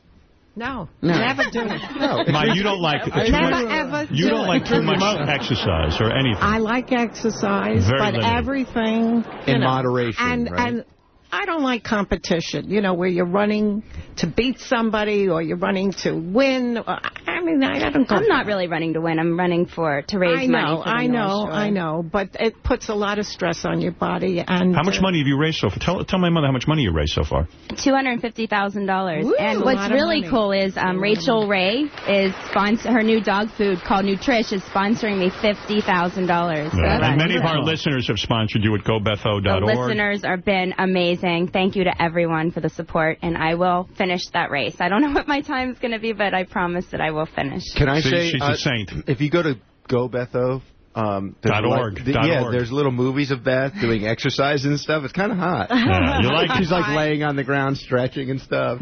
In fact, my mother doesn't like a lot of physical activity because I'm going to tell you something. Who needs that? I talked to my psychiatrist about it, and he explained it to me. He knows about you. I talk about you in a serious way. You had your psychiatrist explain this. Yes. He understands it. He says your mother's had a lot of loss in her life. My mother's had a tough life. And she doesn't want to lose anyone to exercise. No, not wow. I didn't say I was losing anyone. No. The psychological feeling is that people get sick, they'll get hurt. It's a little too much psychological, don't you think? Well, my mother doesn't like me to bring her up in therapy. You actually discussed her in therapy? That's not... All the therapy is about... She's not going to like that. Oh, she doesn't like it. She does not like my therapist. She never met him, but she doesn't like... Right? You don't like my therapist, right, Mom? It's all about your mom, isn't it, in therapy? No. A lot of it. In my therapy, a lot of it's my father. You think he messed you up more than your mom? You came, Ben? It's not about anybody messing up, but when you spend your early years with two people, you're influenced by them, and that is how you... And so what's so terrible with I didn't say it was terrible. Oh, what's terrible with me? Yeah. Mom, I'm a mess. They won't even let me leave. I like you the way you are. All right, okay, here we go. You haven't seen any change in him? What kind of a change? Well, from, he's been in therapy 11 years. Have you seen a change? I've seen changes in him, but everybody changes. I mean, you mature, you become different people at different stages in your life. But you don't think that therapy has done... No. Oh. Listen, you look. My mother has known me since Think about this for a second. I think my mother has known me since 1954, and my father has known me since 1997 when Private Parts came out. I was going to say he didn't meet you until 97. Well, when he saw the movie, he learned about me. How would I know you? She never introduced me to you. All right, listen. Enough nonsense. Now let's see who knows Howard better. To business. All right. By the way, trying to delay. The winner is going to be richer by $5,000. Brought to you by the new Christian Slater TV show, My Own Worst Enemy, premiering tonight at 10 o'clock on NBC. All right, here we go. First question. Here's the first question. Write down your answers quickly. I don't want to waste time. You get a point for each right answer. No points, obviously, if you are wrong. What was the name of the summer camp where Howard was a counselor? What was the name of the summer camp where Howard was a counselor? Who knows me better, my parents, Beth, Ralph, or Robin Quivers? All right, I'm going to go to Robin Quivers first. What's written on your card? Camp Well-Met. That is correct. Let's see your answer, Ralph. Well-Met. Very good. Thank you. Beth Stern. Well-Met. Very good. And my parents? Well-Met. Okay, 1 point each. What was the name of Howard's first girlfriend who he had sex with? Real sex, you know what I'm saying. What was the name? Don't answer out loud. If you do, they will hear it. Write it down quickly. Who you had sex with. What was the name of the girl I first had sex with, sexual intercourse? Don't say anything. All right. Put down your pens. Mom, you're first. Go ahead. What did you and Dad come up with? Well-Met. Well-Met is not the answer, Mom. Dad, Well-Met. Dad, you do not know. You have no idea. I had sex in your house for the first time. You didn't know that. In the bedroom, you guys conveniently left. How would we know that? She had her period. And I had to clean up because you were coming home. What do you mean, stop That's horrible to tell your parents. My parents that was need to their bed? know. Not their bed. God forbid. I peed in their bed. Honey, what did you write down? Robin is correct. Ralph, go ahead. Fred is not playing. Go ahead. Beth O. Thank you. That is wrong. Robin, what do you have? Robin. Right. Very good. You didn't know her name? What's the answer? Robin. Did Robin get it? Not Robin Quivers. I hate you too. What was the name of the girl? Robin. Robin? Yeah. Not this Robin. Not that Robin. Oh, no. That's a dumb question. Robin, how dare you have sex in my house? We asked Howard the question. Besides Beth, who would Howard say is his best friend right now? Right now, who is Howard's best friend in the whole world beside Beth? Of course, my wife is my best friend, but we're leaving her out. You actually had an answer to this? I had an answer. I answered. Besides Beth. Beside Beth. Put down your pens, please. Robin, is your pen down? My pen is inactive. All right. You are inactive? Yeah. All right. Robin, go ahead, turn over your answer and read it to us. I would say Ralph. Ralph is the correct answer. Ralph, what did you write down? Me. That is correct. Beth, what did you say? Ralphie. And Mom, what did you say? Your mother. You mean to say that Ralph is a better friend to you than I am? You're my mother. Did you fix his closet this weekend? I don't take that answer. I don't take that answer. All right. I can test that answer. I'll test that. Ralph, have you ever had anal? Yes. With You have. Howard. With Howard. You've had anal. Mom, have you ever had anal? See, Have you ever had anal? See, you won't talk to me. Yeah, you don't hang. Listen, Howard. You're uptight. Ralph is a better friend to you? He came to. I'm talking about friends, not my. They don't include your mother in that. Okay, you lost on Well, that. who do you include? Me. Friends. Strangers. Wow. Strangers. I've known the guy 20 years. Way too long. All right, here we go. Answer quickly. What was Howard's major in college? Write it down. Don't talk out loud. What was Howard's major in college? All right, let's go to Ralph first. Ralph, wait, hold it. He found this on the internet last night. Wait a second, Mom. Shut up. All right, my mother's done writing. Go ahead, Mom. What did you say? Communication. Correct. Honey, what did you write? Communications is correct. Ralph, read it out loud, please. Communications, thank you. Communication. Very good. Everyone gets a point. Robin's wasting paper. We asked Howard, and I'm Howard, what was Howard's happiest moment in his life? How do you think Howard would answer that? What was Howard's happiest moment in his life? Is this before the marriage the to wedding. Betho? Before the wedding. Okay. What was Howard's happiest moment in his life? How did Howard answer that? That's a tough one. We don't talk like this.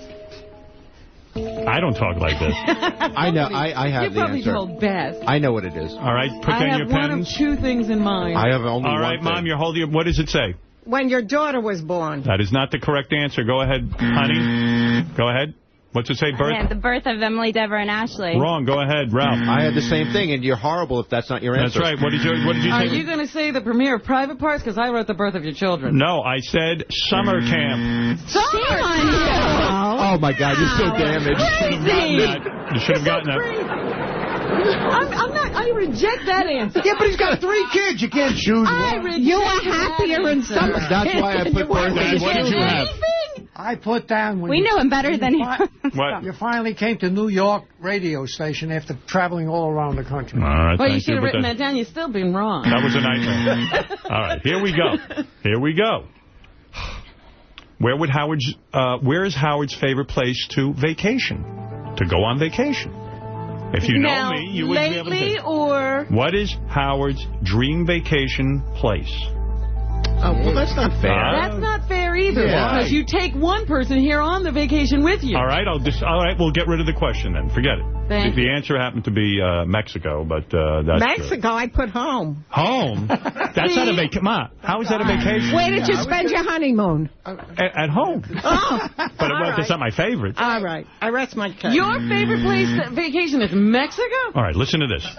Honey, what were you going to say? Hamptons. Right. I was going to say Hamptons, too. You guys know me better than I do. Oh, you're crazy. You don't know yourself. You This is won't the even problem. leave the resort. You could be anywhere. If Howard wasn't a broadcaster, what job would he most like to have? If Howard wasn't a broadcaster, what career would he have picked? Write it down. Is this what you... Just Don't please. ask questions. All right, put down your pens. Mom, you're up first. Go ahead. I didn't finish. Oh, my. Wow. Hurry up. What did you write, Mom? You like to work in the kitchen. That is correct. A chef. Beth. Say it. Chef. That's correct, Ralph. Advertising. You had a job in advertising. I hated it. You're wrong. Chef. Ralph got it wrong. All right, here we go. I think Beth and I must have the same score. Chef, you can't even warm up water. Chef. Be the worst chef Could you ever. announce the scores to people? Nobody knows how we're doing. I'm going to give you the scores. My parents, Ben and Ray Stern, have 3 points. Beth Stern has 5 points. Ralph has 3 points. He's tied with my parents for last place. And Robin is tied for first with Beth at 5 points. Now I'm getting competitive about it. Fixed. Okay. Dad, what is going on? Wow, the woman you sleep with is winning. Surprise. Dad, please, Ralph, calm down. You're talking too much during the segment. Go ahead. My parents, what is going wrong there? What are you talking about? Why are you in last place? Listen, I contest some of your answers. All right, here we go. Let's see how you do. And let's go to this question. What? Are you still with me? Okay. Thank you. What was Howard's favorite subject in school? I never liked school much, but one subject I was better in than others. What was his favorite subject in school? And obviously goofy answers like lunch and that kind of thing doesn't fly. You know, academically. All right. What'd you write down, Mom? Go ahead. English. English is correct. Go ahead. I didn't know. What did you write, honey? Math? I'm horrible in math. I don't know. You may have liked it. I don't know if you're good at it. No, Shit. Ralph, what did you just write? saw his math skills. What did you History. say? That's kind of wrong. English. No. English. Robin said English. Moving out ahead. Robin moves to the front of the pack. Come on. And she doesn't need the money. I hate Did you her. get that, Ralph? No, I put history. English. What kind of subject is that? What is Howard's favorite drink? What is Howard's favorite drink? What does Howard go and drink all the time? You mean I'm not alcoholic drink? or any drink you can pick, non-alcoholic or alcoholic. What is Howard's favorite drink? Well, see, Beth would know this because why don't you know it? Drinking all the time. Yeah, and so Can do you write 2 answers? One answer, Mother. We're going to find out who knows me better. These are simple questions if you love me. We're going to find out. All right, Mom, what'd you write down? I said water. Water is wrong. Cranberry juice and seltzer. That is correct. Club soda seltzer, I'll do it with anything. Perrier. Go ahead. What did you say? Cranberry juice and seltzer. Go ahead, Ralph. You see me drink it all the time, Ralph. Yeah, but water. It's water. Water's wrong. Go ahead. I went vodka and cranberry. Yes. All right, Beth is in All first. right, now we're tied for even first. again. What are you drinking now? Water. Water. That's a drink. Not my favorite. It's not my favorite. In a favorite. You just started drinking it a week ago. No, I've been drinking it for years. No, you haven't. Seltzer and cranberry? I didn't know that. Either Perrier or seltzer or club soda with cranberry. Perrier is. Yeah, but she sees you drinking it Yeah. all the time. Not fair. It isn't fair, but No, you know, right? what can we do?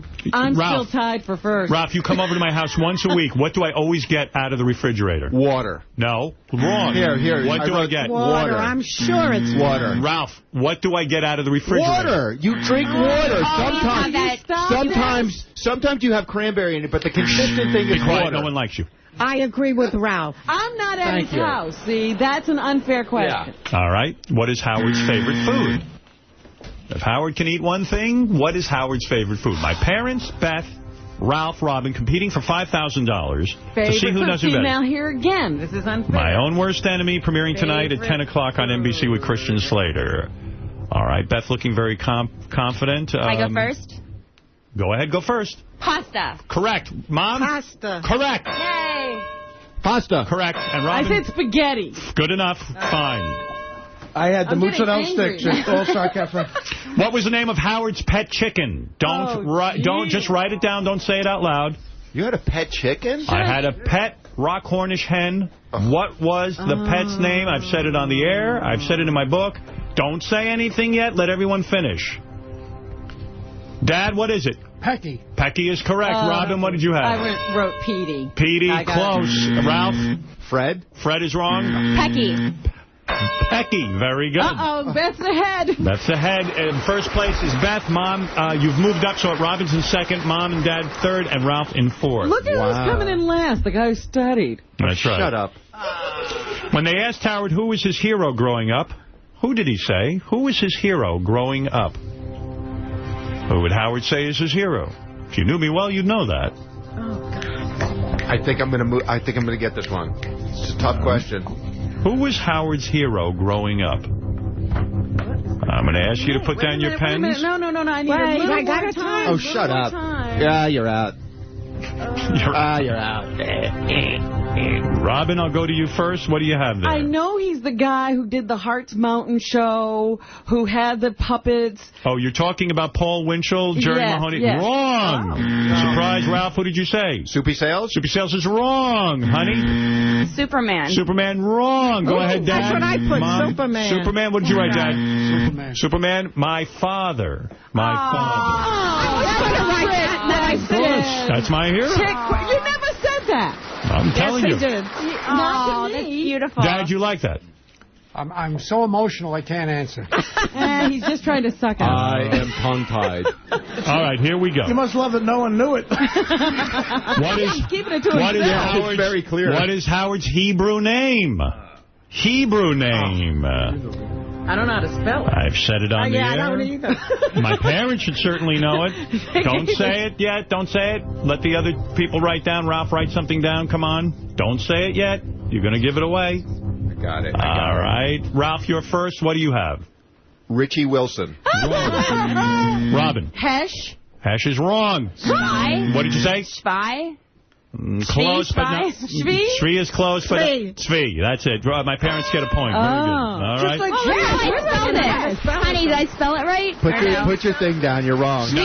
But, that's all right. That's like Shvi Adele. Yeah. All right. Has Howard ever had sex with an Asian woman? What kind of crazy question See is the that? yes or no. Crazy question. Shit, we talked about this, too. Was I there, Charlie? Who hasn't had sex with an Asian woman? Robin. No. Correct. Ralph. No. Correct. No. Correct. No. Correct. All of you get that right. Oh, I can't pull ahead. Who's Howard's favorite comedian? Write it down. Write it down. Who's Howard's favorite comedian? Right now or in all time? They asked me the other day who my favorite comedian was. I gave them an answer. What would I say? Who's my favorite comedian? Write down somebody, Dad. Mom. Okay. Mom and Dad, you go first. I don't know. Put down your pens. Fat You Jackie don't know. Leonard. Okay. Honey? I wrote Chevy Chase just because he was Wrong. at our wedding. Chris Rock. Correct. Chris Rock. Correct. I'm back in a tie. Jackie Martling. Very nice. We only have a few. What is the oddest thing that Howard ever collected? What is the oddest thing that Howard ever collected? How would you answer that? If you knew me, you'd know this. What is the oddest thing Howard ever collected? Write it down. Don't talk out loud. You'll blow it. Mom and Dad, what did you write down? Mad Magazine. That's not weird, odd. but that's wrong. I have no idea. Ralph? Skulls and dead shit. Correct. Skulls. Skulls, correct. I'm pulling ahead. What's your score? What's your score? You tell me all the time how it was a horrible thing. I got all of them. I thought Ralph bought those all. No, I bought them. Robin, 10 in the lead. Robin taking the lead. Ralph, you are in third place. Beth is in second, 9 points. Ralph, 7. My parents, 8. Oh, excuse me. I should have Ralph 2 said more points than Beth. Yeah, No, we're one away. No. You're sure? Because I thought I just answered Robin, 2 I questions did that something you wrong. couldn't answer. Robin has 10 points. You're in first place. Beth is in second place with 9 points. My parents are in third place with 8 points. And Ralph, you're in dead last place with 7 points. No, that seems right. No, it I seems wrong. Got 2. I think I got 2 more than his parents. I don't because understand this. we got the, no. I missed the SV question. Can I just get the $5 grand, please? Thank you. All right, here it is. What is Howard's worst habit? Howard's worst habit. Howard's worst habit. How would you answer that? Oh, jeez. Worst habit? Yep. God. I don't know. What do you answer?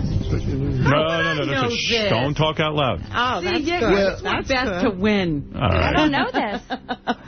Mom and Dad, what do you have? Picking your nose. Wrong. Teeth grinding.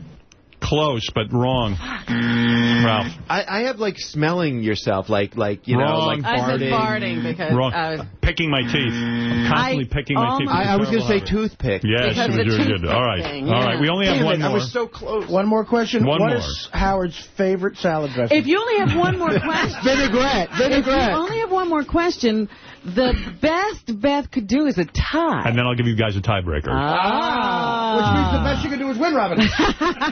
And then he'll ask something Don't talk only out she would know. loud. What is the name of the African-American Howard once dated? What is the name of the African-American that Howard once dated? Don't talk out loud. Don't say out loud. Believe it or not, Howard once dated an African-American. This comes as a shock to some people. A lot of people canceling their subscription. There you go. I don't care. Mom and Dad, what did you write down? I don't know. No answer. Honey? Robin Givens. Correct. Ralph? The Robin very hot Givens. Robin Givens. Correct. Did I have to have a last name? Because I put just Robin, but I meant Robin. Yeah, no, you need a last name. No, it's her first name. She doesn't know her last name. Of course I know Robin Givens. Could have been you. No, she She doesn't get it. She doesn't get it. She doesn't get it? No. What? Look at the judge. Doesn't get to make the rules. What? The contestant Of doesn't course get to she make got it right. Yes, of course I know it's Robin Givens. Well, why did you write Givens? Was that the last question? Did I know? Oh. Look, I wrote Givens. Was that the last You question? said that was the last question. Then you win. No, she doesn't need it. Congratulations, Robin. Robin, you win with 11 you points. came in second, Beth. I have known him longer. That's true. Beth has 10 points. I hate to bring this up, because I hate to have any controversy here. Yeah. But it is weird that Robin did not write Givens down. Yeah, come on. Oh, well, let me go to the judges. Are there judges out there, No, there Gary? are no judges. Give us another question then, because I of All right, course knew all right, it I'll was throw that Robin out. Givens. Throw out that question. Of course. Robin, of course you knew it was. There's about 100 Robins he It knows. was. All right, hold on. All You right. didn't say first and last name. Yeah, well, what We about... didn't have to that have out. the last Robin, name of his Robin, girlfriend. I'll do it. You're First such a poor girlfriend. loser. Poor loser. A loser. Poor loser. You would know You know about what? losing. That's ridiculous if you don't give her that. No, let's do another question. You can't Here we judge. go. Quiet down. Here we go. That's ridiculous. Quiet down, Maybe Beth. she didn't... Are we going to... I gave it to her. I have no problem with what she said, but okay, if there's a controversy... Well, Fred, what do you think? Give it to her. All right, there you Oh, go. sorry, Fred. No, I'll Next go question. with Fred there. That's it, so give it to her. That's it. Yeah, I'll do it fair and square. Robin I wants to don't win see how fair she and square. couldn't know that either. Give but it's me another question, please. All right. Getting cocky. Here we go. All right, here we go. Who's ready? Nobody. Everybody but you. How many times a week is Howard in therapy? How many times a week does Howard go to psychotherapy with a psychoanalyst? Only Beth and I need to answer the question, because the others can't win. I'm just always curious. Mom and Dad, what do you... 4 times a week. Wrong! 3. Well, she gave the wrong Yeah, answer. you should have talked to too late. her about that. 3. Sorry, Junior. Honey, what did you write down? I put 4. Well, I am the definitive winner then. 3. I have 3, too. And you have 3 also. But you can't win. Yeah, but at least I'm not going to be Honey. dead last. You know what? Wait. I wouldn't have... You know I got rid of one session. Wow, Beth, that says a lot. Wow. You're right, I do know that. Let's have some soul-searching questions. Ask me a question, Mom. What's soul-searching? What would you have asked? I can't believe I How know. you feel about things. Yeah, but that's arbitrary. It's who knows. Yeah. You see what I Well, mean? no, there's a right and there's a wrong. Well, he of how doesn't you know. would react to certain situations. Really? These questions, I mean, how would I know you had sex with a girl named Yeah, Robin? these are horrible I mean, questions. how would I Let me ever ask you know? something. I agree with Mrs. Stern. The original Mrs. Stern. The first Mrs. Stern. I'm laughing because I won. And you don't need the money. I hate you. Can I have your money, please? Donate it to charity. The Ralph Sorella She can Housing do whatever Fund. she wants with it. Oh, you shut up. You got All enough right. money. Robin has won $5,000. Oh, I'm sick. She has, even though, listen, Ralph, I know you needed the money. My parents could have used the money. Oh, my God. How dare you do this to me now? Oh, you're a horrible person, Looks Robin. like it's only 2 hot dogs this year. These were Nathan. very boring The questions. Very, very boring. The $5,000 prize for Who Knows Howard's Best is provided by the new Christian Slater show. I hope you watch it tonight, Dad and Mom. I'm not. No, because they lost. Because you lost? I'm not watching that horrible show. That's It's not a fair. wonderful Actually, show. it looks I don't good. consider these questions about you. I really and truly Mom, don't. in other words... Nobody learned anything about you from these questions. She's so right. It wasn't to learn. It was These what were horrible you knew. questions. They were dumb questions, and Beth lives with you. And Give me a Robin's known question for- you think would have been good for the contest. I have one. Go ahead. How many tattoos do you have? It's a good question. All right, Mom, how many tattoos do I have? I hate those tattoos. I don't look at those tattoos. I don't even want to know how many That's you the right have. answer. That's the right answer. That's the right answer. Very good. No, Ma, you should know that. I should know how many tattoos Ralph, how you many have. tattoos do I have? 3? Wrong. Two. I Two. That's the way you Four is think right. about things. Got one on your arm, one on your hand. That's the way you think about things. What do you mean? One on his finger. What do you? Excuse me for a second. What do you mean? How you would react to certain situations. That's what I thought it answer would. personal feelings. These are very superficial You didn't come up with an example. I don't even know what you're saying. I told you. How many tattoos I have is It's a superficial question. Well, like, really. like, who, if three people were drowning, who would you save? Well, how could we? He can't answer that. But are you asking if Howard went into a store and some person gave him the wrong amount of change, what would he do? Right. What about what's your birth sign? Well, I know what he would do. Ma, do you know my birth sign? What's my birth sign? Your birthstone? I don't know. No, birth sign. January is... January, wait a minute. You're Capricorn. Right. Yeah. That would have been a good question, right? But that's not the a one I just question. the one I just asked Mrs. Stern. Emotional questions. Like, what would he do if he was given the wrong amount of change? Absolutely. I know the answer to that. Well, I'd give it so back. Do I. I mean, but everyone, that's not But good. all right, that's not really a soul-searching. In other words, if you know me well, you know what drink I like to drink. You'd observe that. You'd be around. You know. Water. That's all I ever see is water or wine. Who would know you ever drank cranberry juice? juice. Cranberry juice. Yeah, I have right. seen How would him she know order that? once or twice. That's true. How would she know that? But I have seen him order, and I very rarely. These are not questions. What? Yeah, you know what? All right. But I have, I'm getting a headache from the game. These are not questions. They are Serves you right. Yes, Dad. We're not here to attack Howard. Right. I don't see why not. He's attacking us. You know what? I love Mrs. Serge. Mom and Dad, I meant to ask you, as long as I have you here. Yes, ask us. Dad, have you decided yet who you're going to vote for? And Mom, I'll ask you the same question. Absolutely. You have decided? Oh, without a doubt. Who are you voting for? Obama. When did you decide this? I didn't know about it. Why is Dad having such a hard time? I don't know that Believe Dad has me, made up his better mind. not have a hard time. Why, you told him your feelings? And Oh, I certainly did, and I'm very... why are very you for vocal Obama about it. over McCain. McCain? I'm curious. Howard, you know all those answers. You know them. You've spoken about it. And I feel the same way that you do about it. Yes. I mean, you know that... I mean, it's impossible. I feel we'll have another 4 years of what we've had. And I can't put up with that. I think people agree with you. I think he will win big because people are disgusted I'm with worried. the economy. I'm very worried. I am too. What is Ben thinking, then? Well, Dad, go ahead. What do you One think? of the things I was disappointed on the decision for Sarah. And I feel that it wasn't really done with any thought of what it would mean for his candidacy. And I have the shudders to think of Sarah sitting in the White House. Right.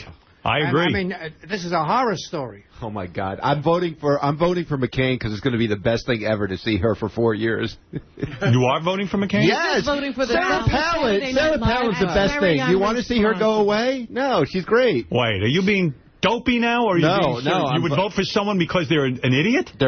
She's so entertaining. How much fun is Do you care that? about this country, Ralph? No, it doesn't matter. It doesn't matter. Wait a second. He's trying to be outrageous. And you know what? He's not even being interesting or funny right now. I'm being very too serious. But is he really going to go into a voting booth and cast First of all, he's that not going to ballot vote. for Are you that kidding? reason? I'm not registered. He's not even registered to vote. Goodness. You're not registered to vote? No. Shame on you. Look at me. You think I can make a decision? What? I can't make a decision. Shame on you. Really, enough with that. I'm glad you didn't win, Ralph. Yeah. Oh, you know, now the personal attacks start. You know what? You don't even know your son, so don't start with me. Dad, I know my son. Dad, you did not even answer the question. Who are you going to vote for? I haven't decided yet. But I gave you a reason why I can't vote for McCain. Because of his Well, then wife. you've decided to vote for Obama. Or would you vote third party? What are you saying? No. You know how many people are running for president? 260 people. Come on, Dad. This is a Trump. You're going to vote for one of them. Oh, don't be cute. No, I'm just giving you a fact. Mom, what do you think is going on with Dad that he won't vote for Obama? I've decided to vote for Obama. You've decided. I think he's decided. I don't think he wants to say. I don't know why. Do you feel the Republican Party will come after you if you endorse a Democrat? He's a registered Republican, you know. I know. Well, I'll tell you, I'm not happy with the way the election, with the way the primary went, and then I'm not happy with the way right now with all these debates, which are nothing. But, Ben, we've got 2 candidates. You got to pick one. That's right. I got 3 weeks to work on it. And I'm very disappointed. I feel you want to vote for McCain. That's what you're saying. What I'm saying is I can't get over what the position of this country right now, how it got into this thing with the economics. George W. Bush. He's a wipeout, this man. Yeah, I told you he would. I told you 8 years ago he will bankrupt the country, and he has. He's just about done it. I got to tell you something. I never voted for Bush. Me neither. Day one. I could not see this man. And look what he did in 8 years. You know how long it's going to take to recover from this? I mean, when you think of the economics that went on, I don't know who was mining the stores. No one. Nobody Absolutely. cared. Nobody cared. Take a stand, Ben. Take a stand. Who represents You're going to reward the Republican Party for this? Wait, what are you saying, Mom? I think he should take a stand at this point. What kind of nonsense is this? You're saying all these things, and you can't take a stand? Why not? Because I'm not electioneering right now. Oh. Okay? What does that mean? I haven't made up my mind. They're having a fight. Why haven't you made up your mind? This is unusual for you. Well, I tell you one thing. I think this is a democracy. I'm not sure. But I got a right to wait for the time and I decide what I want to do. All right, if we had asked the question, what is Howard's party affiliation, what would you say? What is his affiliation? I don't think he has one. How does he register? I don't think you don't have to register as a party member. He's right. Right, he's right, but how is he registered? I don't know. I don't know. I don't think he has a party. If you had to vote today, who would you vote for?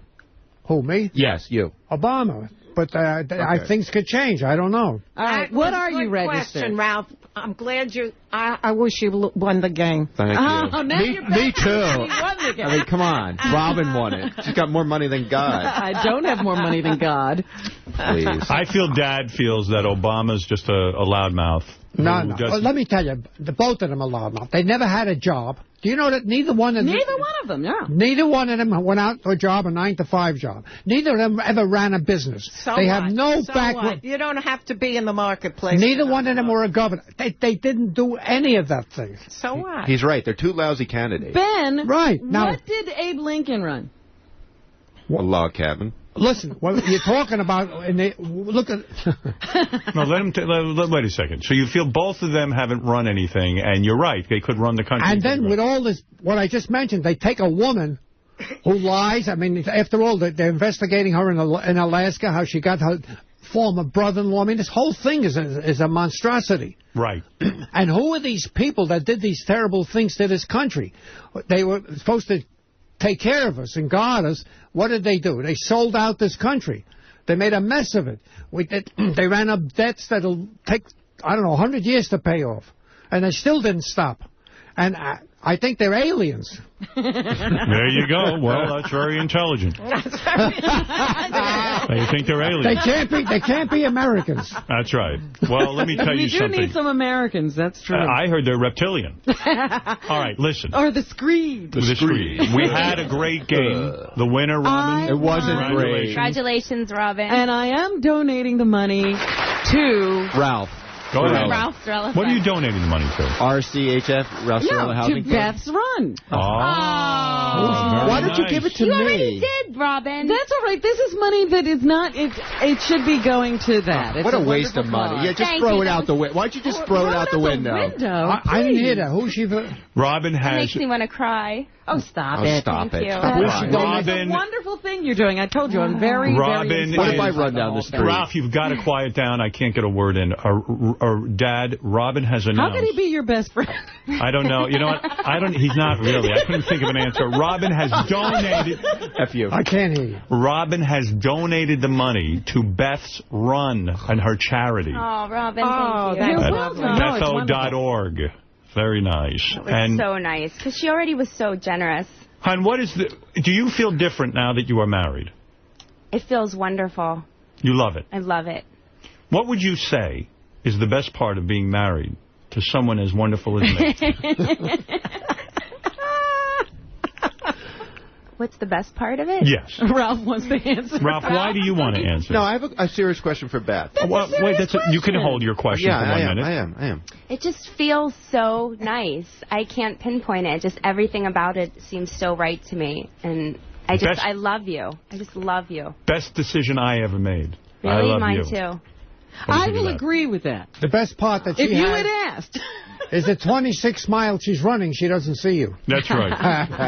What is that? That's not wasn't nice, Ben. That's not nice. But if you had asked the question, what is the best decision Howard ever made? Wait a second. Why would my father say that?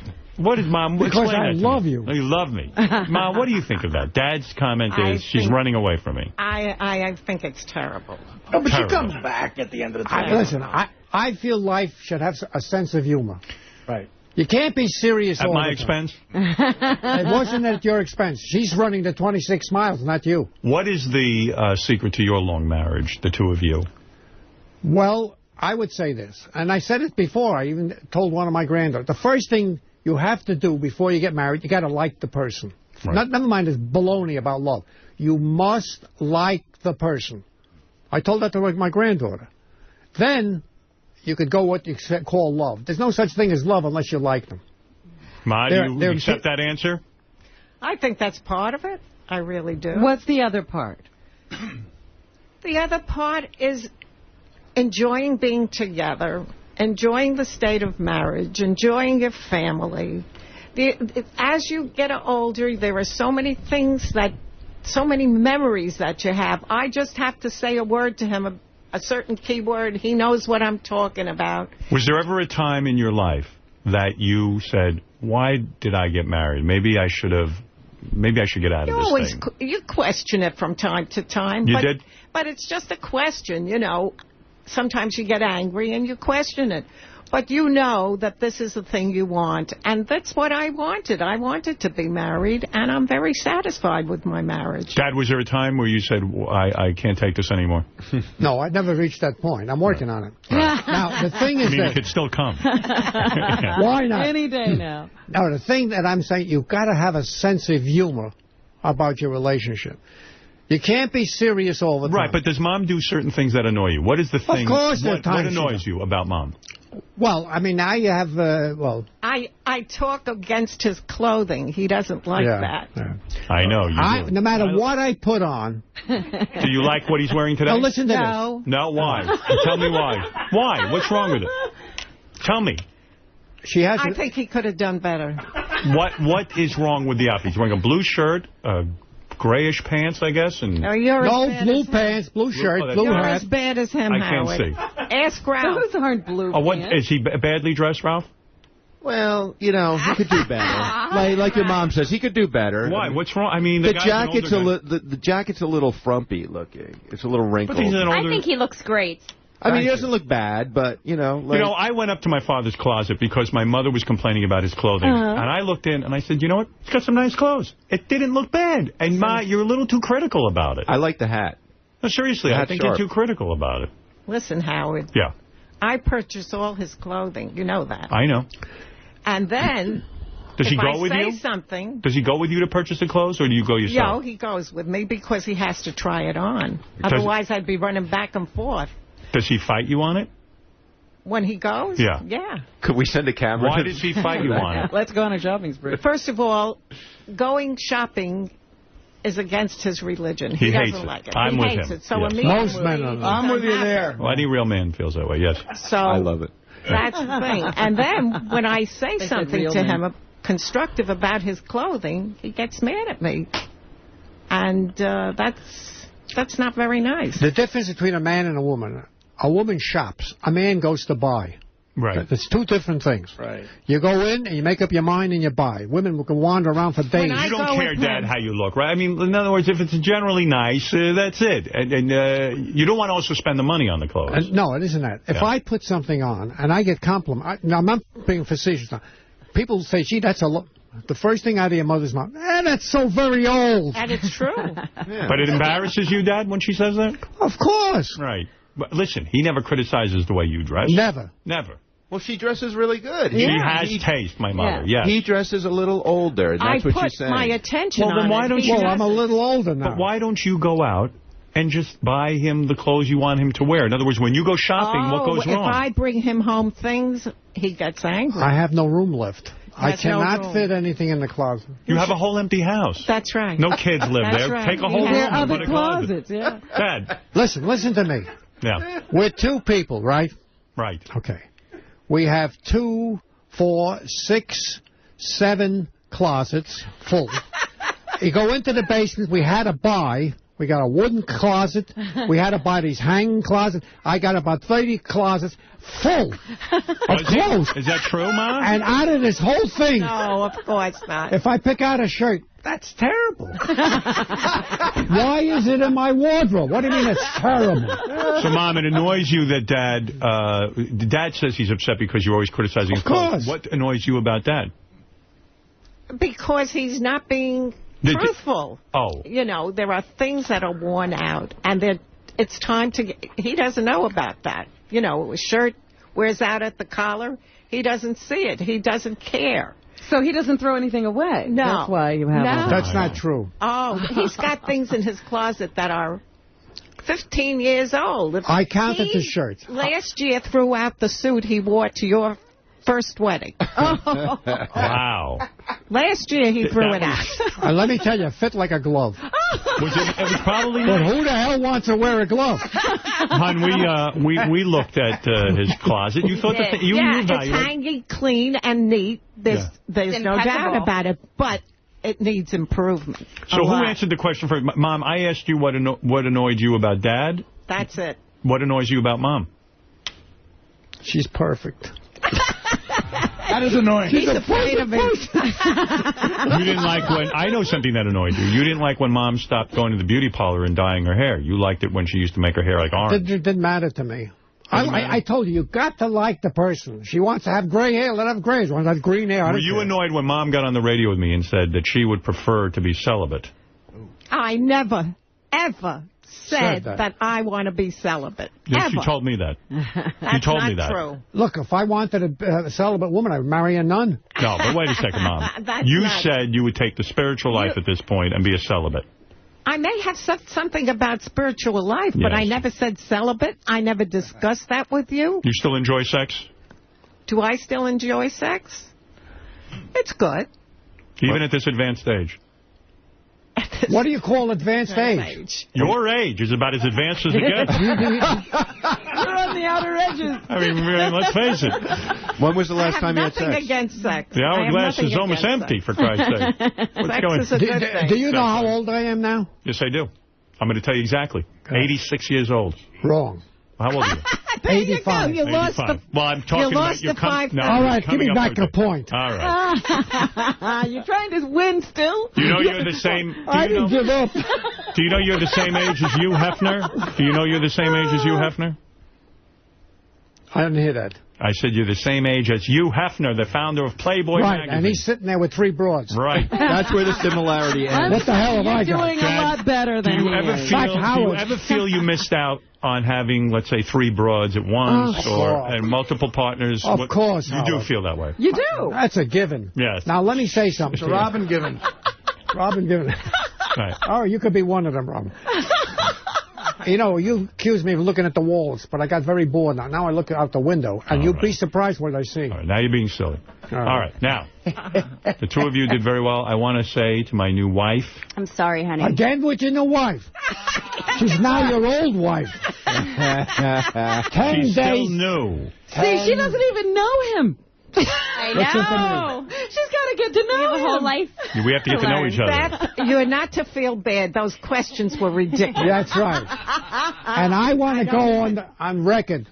I don't even acknowledge those We questions. are protesting. All right, fair enough. I resent that everybody's belittling my win. Please, you spend Robin, 5 hours a day with them. You should win. You did a great job. You know me best. She does. You proved it. I don't feel she knows you best. Beth knows me second best, and you and Ralph know me the least. Oh, that's Hey, Ralph. true. Yes. I want to say something. You really did a great job with those notes you took. Why'd you go to the track and lose more money? If I ever saw garbage in my life, that was it. Wow. Well, listen. Shut up and sit down. Yeah, well, listen, I'm plenty Peter. I want to hear Ralph's list. Oh, well, we'll get to that. We'll get to that after the break. But let's. Dominic Barbara wants to say something to my parents. I want to. Everybody always is getting the accolades, Howard and Robin and Beth and certainly Artie. But I want to tell both of you that I know you 20-something years, and I love you, and you've been a great part of all of our lives. We the fans, and I'm, of course, a fan. And just thank you so much for sharing always. You've made it special for us. Thank you. Thank you, Dominic. That's so sweet of you. Dominic was going to cry. And I'm glad Dominic, that I wish you gives us accolades. Dominic, I wish you were the one asking the questions, not Howard. Dominic, what did you think of those questions, Dominic? Hey, he can't even hear anything. He's busy. He's you know what he does? again. He listens to himself. He loves his own voice so much. Strange man. Let's go to Irish John. Irish John in New Rochelle, you're on the air with Beth Stern. Hey, good morning, Howard. Howard and Beth Stern, congratulations on the big wedding. We're all happy for you. Thanks, John. Hey, I want to say two things. One, we need another episode of Meet the Sterns. Everybody loves Meet the Sterns. They love that, and I do, too. I could never understand if my parents liked doing it or not. I wasn't sure. And another thing. Mom, did you like doing it? You didn't like doing it. Look, Howard, I did it. I liked doing it. But there's nothing left to say, really. People love to answer questions when you answer the questions. Really? All right. Oh, you're so great. So great. Thank you. Hey, Howard, can I say another episode? Yes. Ralph seems a little jealous and snippy with Beth today. What's going on with that? He was hitting her during it. He's bopping me on the head.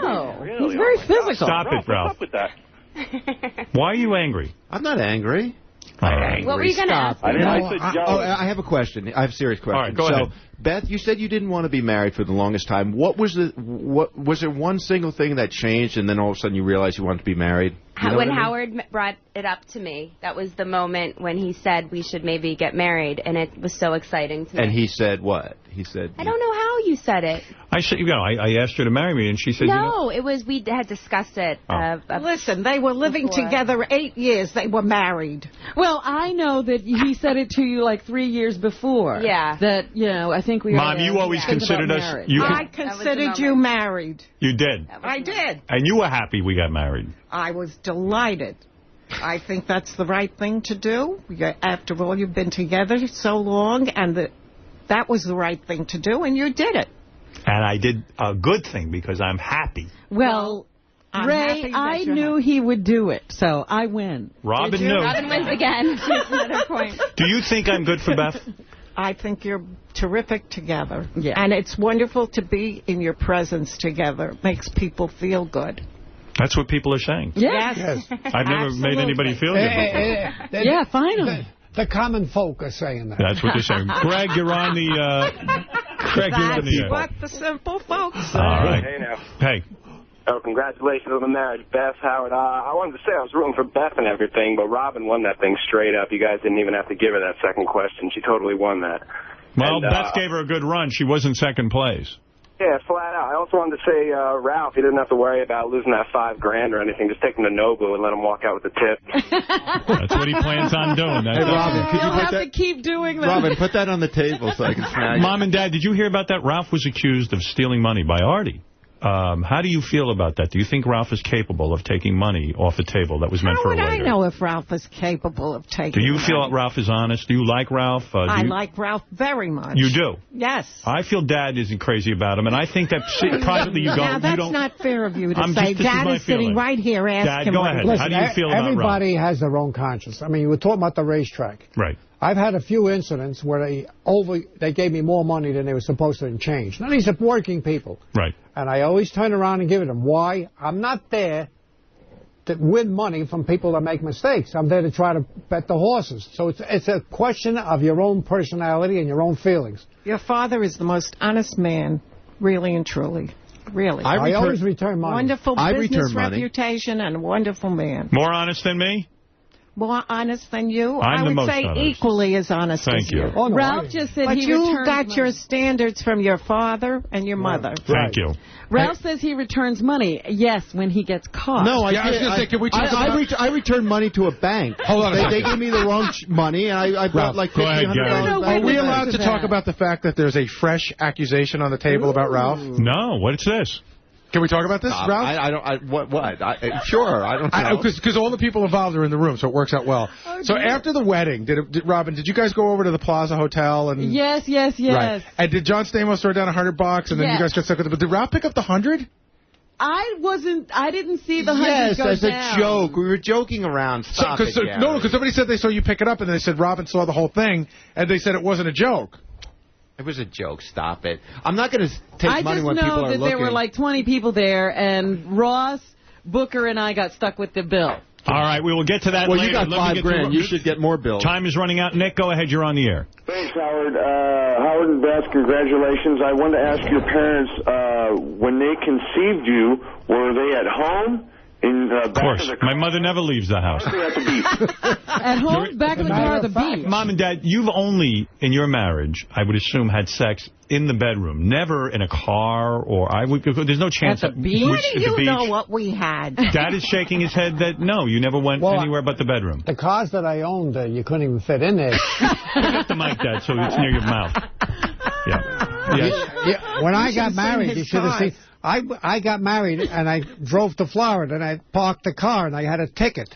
And on the ticket, I had to go to the police station, and the guy said to me, you have to get a Florida license. You're a migrant worker. If you're a migrant worker. Wait a second. Never mind that. Was there sex ever occurring outside of the bedroom anywhere? Let me think. Yes, there was sex outside of the bedroom. You see? Is that true? Yes. The beach, maybe? The beach? But I'm not telling you where. On the way over today in the back of the car? That's right. They had a limo. No, limos don't Is that true, Mom? Not in the bedroom. Somewhere other than somewhere else in the house or outside of the house? You wouldn't know the answer. Oh, I know what you're talking about. Like you in a hotel on vacation. No, that don't count. You say... The park. Where? Please tell me. I got to know. I'm not telling. This is a family secret that I must be let in on. You see, you would flunk the test. You did it outdoors? No. Did I say it was outdoors? Dad said no. Maybe it was. No, Dad said no. And Dad's honest. You know, Dad doesn't remember. I feel the most romantic place it happened was in Paris.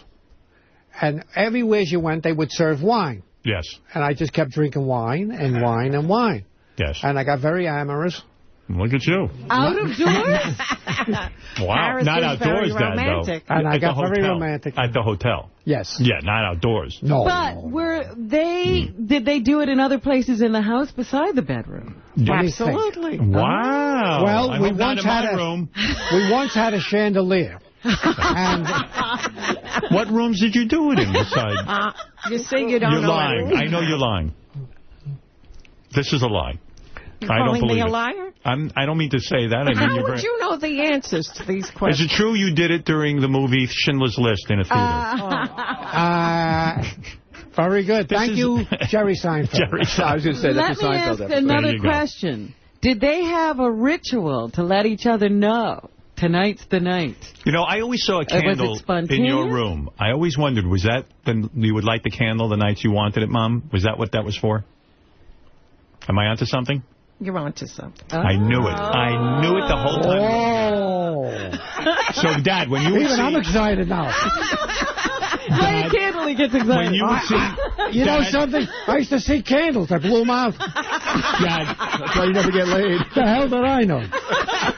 Dad, when you would see the candle lit, in all seriousness, would you be like, oh, this is terrific. I'm very excited. Hey, now. I thought she's trying to burn the house down. You know what's funny? I used to watch The Candle Never Went Down. There was a very... That candle always stayed the same. Same candle for 20 years. So, Mom, you were in charge of initiating sex? In other words, you would light the candle and then things would happen? Sometimes. Yeah, and sometimes Dad would initiate. That's right. Well, were they always nighttime, or was it sometimes early morning, that's very first waking up? Why is this such a... Well, I would say this. We would rock around the clock. Hey now. Where was I conceived? Do you have any notion? Let me think. I remember. Well, how do you remember this? Well, I'll tell you. Because I had a miscarriage before you. Thank God. It would have been you. Yeah, God knows what other monster I would have had. Oh, that's a terrible thing to say. Dad, she called your son a monster. Go ahead. So I had trouble conceiving you. And...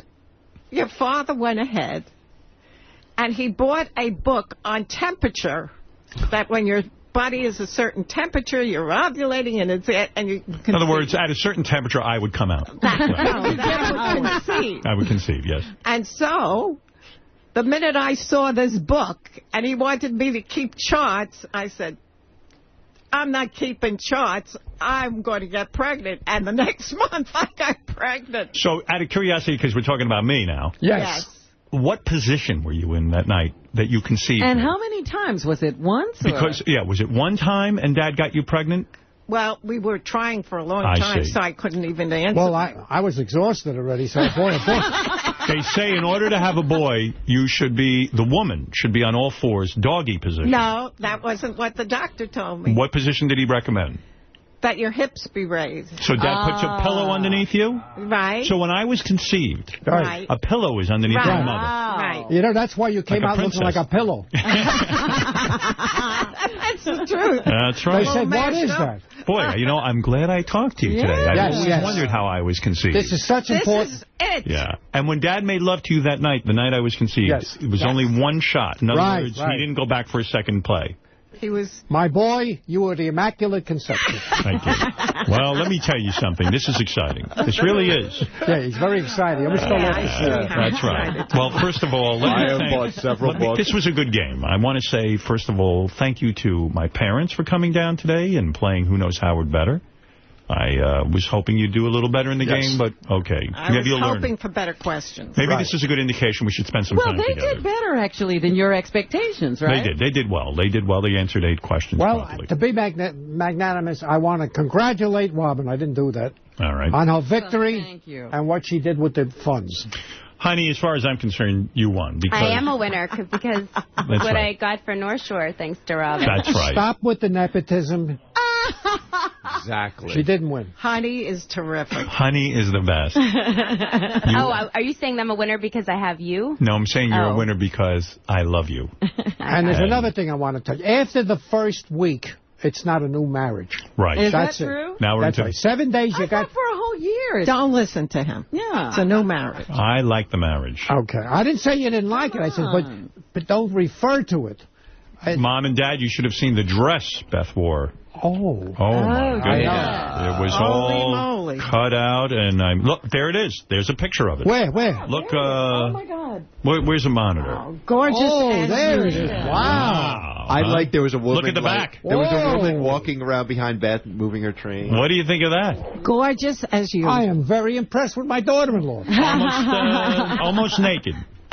Well, let me tell you something. That sent a charge through the room when she walked in. Oh, it's beautiful. Oh, yes. I wish she would have worn it today. Imagine. That's right. That's right. Where does that dress go now? Hanging in the closet. The Smithsonian. The Smithsonian. Yes. I want to thank my beautiful wife for coming in today. Sorry to disappoint you, my love. How should people refer to you now? Now, are you going to be Beth Stern? Is everyone going to now call it? Like, if we see you on TV, you're doing a TV appearance. I'm doing Rachel Ray tomorrow. Is she going to introduce you as Beth Stern? Yes. She is. Ah. Wow. You got to think about that. Okay, I finished thinking. All right. Didn't even get any music for that thinking. Ralph, thank you for participating. Sorry you didn't win. I know you wanted the money back. Was he in last place? He was not in last place. I'll give you the scores again. It was Robin, you won. Congratulations. Thank 12 you. points. Woo! Beth Stern with 10 points. Ralph Cirella with 9 points. My parents, Ben and Ray Stern, 8 points. It was very close. Very close. How much money you get for... How much money do you get for what? Coming in last. You owe us money. 0.0. 0.0, okay. Well, let me tell you. It's exciting stuff. And that's that. Howard, we enjoyed coming down here, really. It was a very nice experience. Thank you. And now Jared is going to go home with you. Yeah, Jared's going home with you. I'm going to make sure you get home. Well, if he doesn't... Cut it out, Howard. All right, how's this? Jared will get you in the car. Get us in the car, that's all. That's enough. And I want to say something. Yes. You see where the microphones are? There's a lot of wires and stuff on the floor. Yes. I don't want you getting up from your chair until I get over there. Okay. I'm going to help you out of those chairs. You're going to carry me out? I'm not going to carry you, but I want to make sure nobody goes flying over that equipment. These guys set up stuff. They don't tape anything down. Right. It's a very unprofessional organization. I know. I noticed it was right away as soon as I walked in. Right.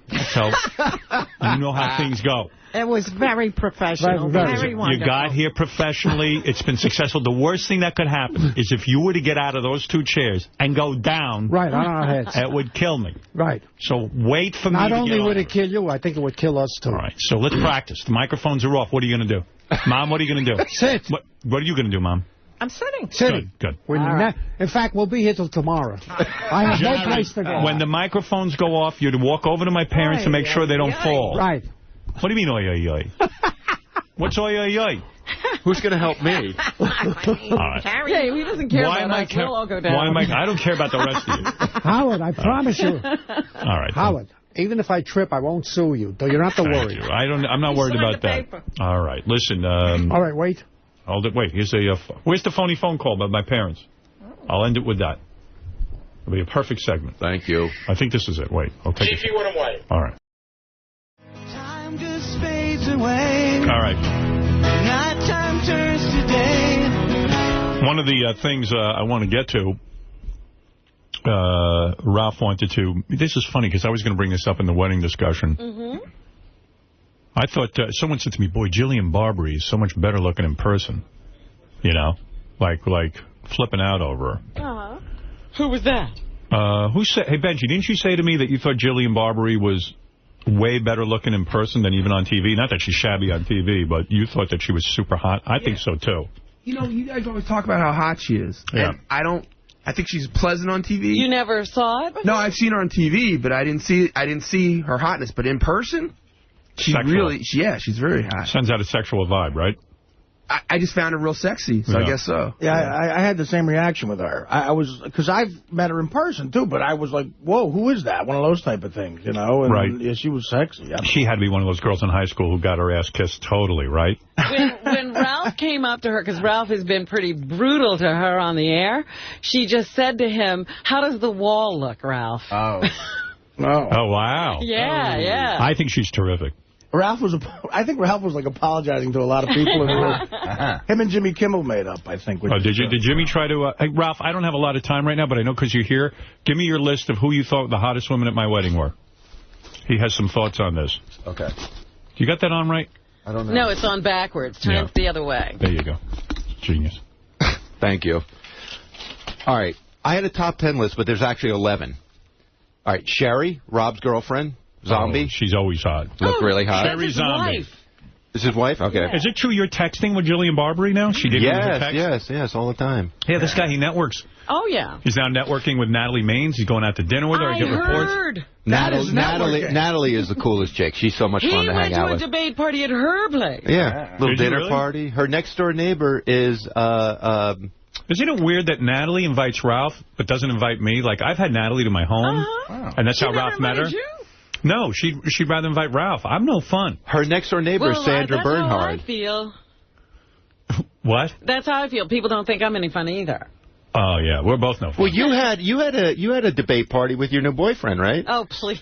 Who's her new boyfriend? I don't have a new boyfriend. Oh, she's going out with that guy? She doesn't tell me anything. He's at her house. No, the David Beckham guy? Yes. I'm sorry. All right. Did I tell too much? You're disgusting. Why should you live a private Give me your $5,000. I'll keep my mouth shut. You're banging a David Beckham guy with the shitty cupcakes? Thank you. Look at you. Boy, that kid was in some shape. You handling that? Oh, it took her no time. Really? She was on that. Here we go. Look at you. White on rice. Nothing. Are you dating? We've gone out a couple of times. You had that high school kid at your party? Now we have to put him down. Wow. Yeah, of course. Yeah. Oh, good. I'm happy then. I set you up. I feel responsible. Please. Is it the best sex you ever had? Oh, stop it. Come on. Stop. Young kid like that? Stop. Got to have incredible stamina. Stop. We got to have him back on the show. No. There'll be none of that. How far did he get so far? I'm not talking about this. He got to the debate party. You think he's going to ask you to prom? I don't know. What should I wear? That's a scoop. Wow. Ralph saw you two in action, huh? He wasn't there. He was at Natalie Maine's party.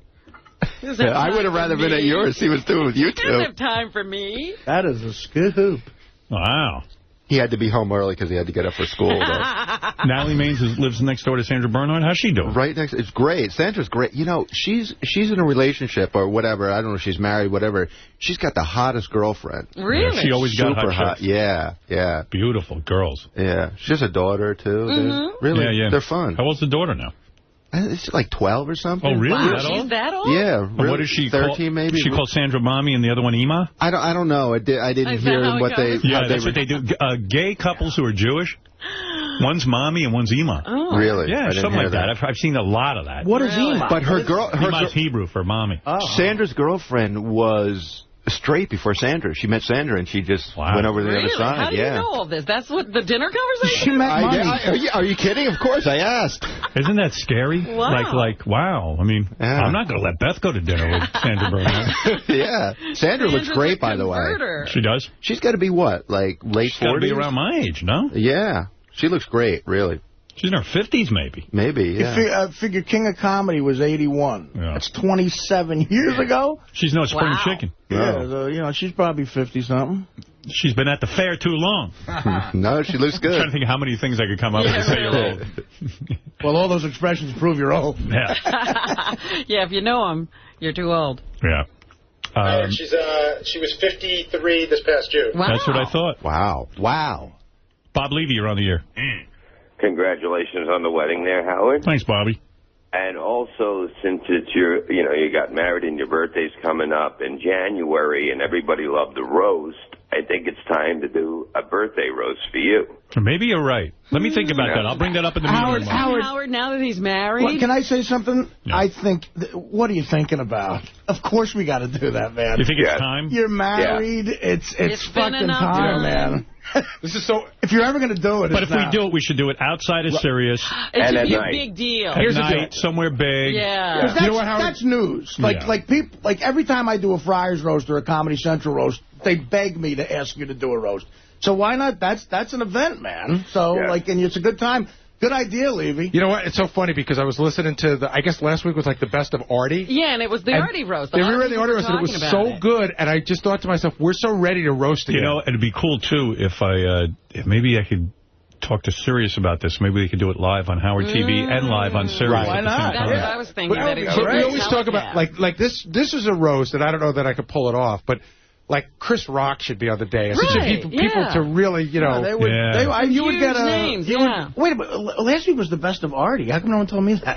Did you guys listen? Like one day was Artie's Meltdown, then one day was the Artie Roast. It was good. It was really good. Yeah. You know what I'll do? We're having our staff meeting tomorrow to decide what we're going to do for the next couple of months. So you should start planning that. Yeah.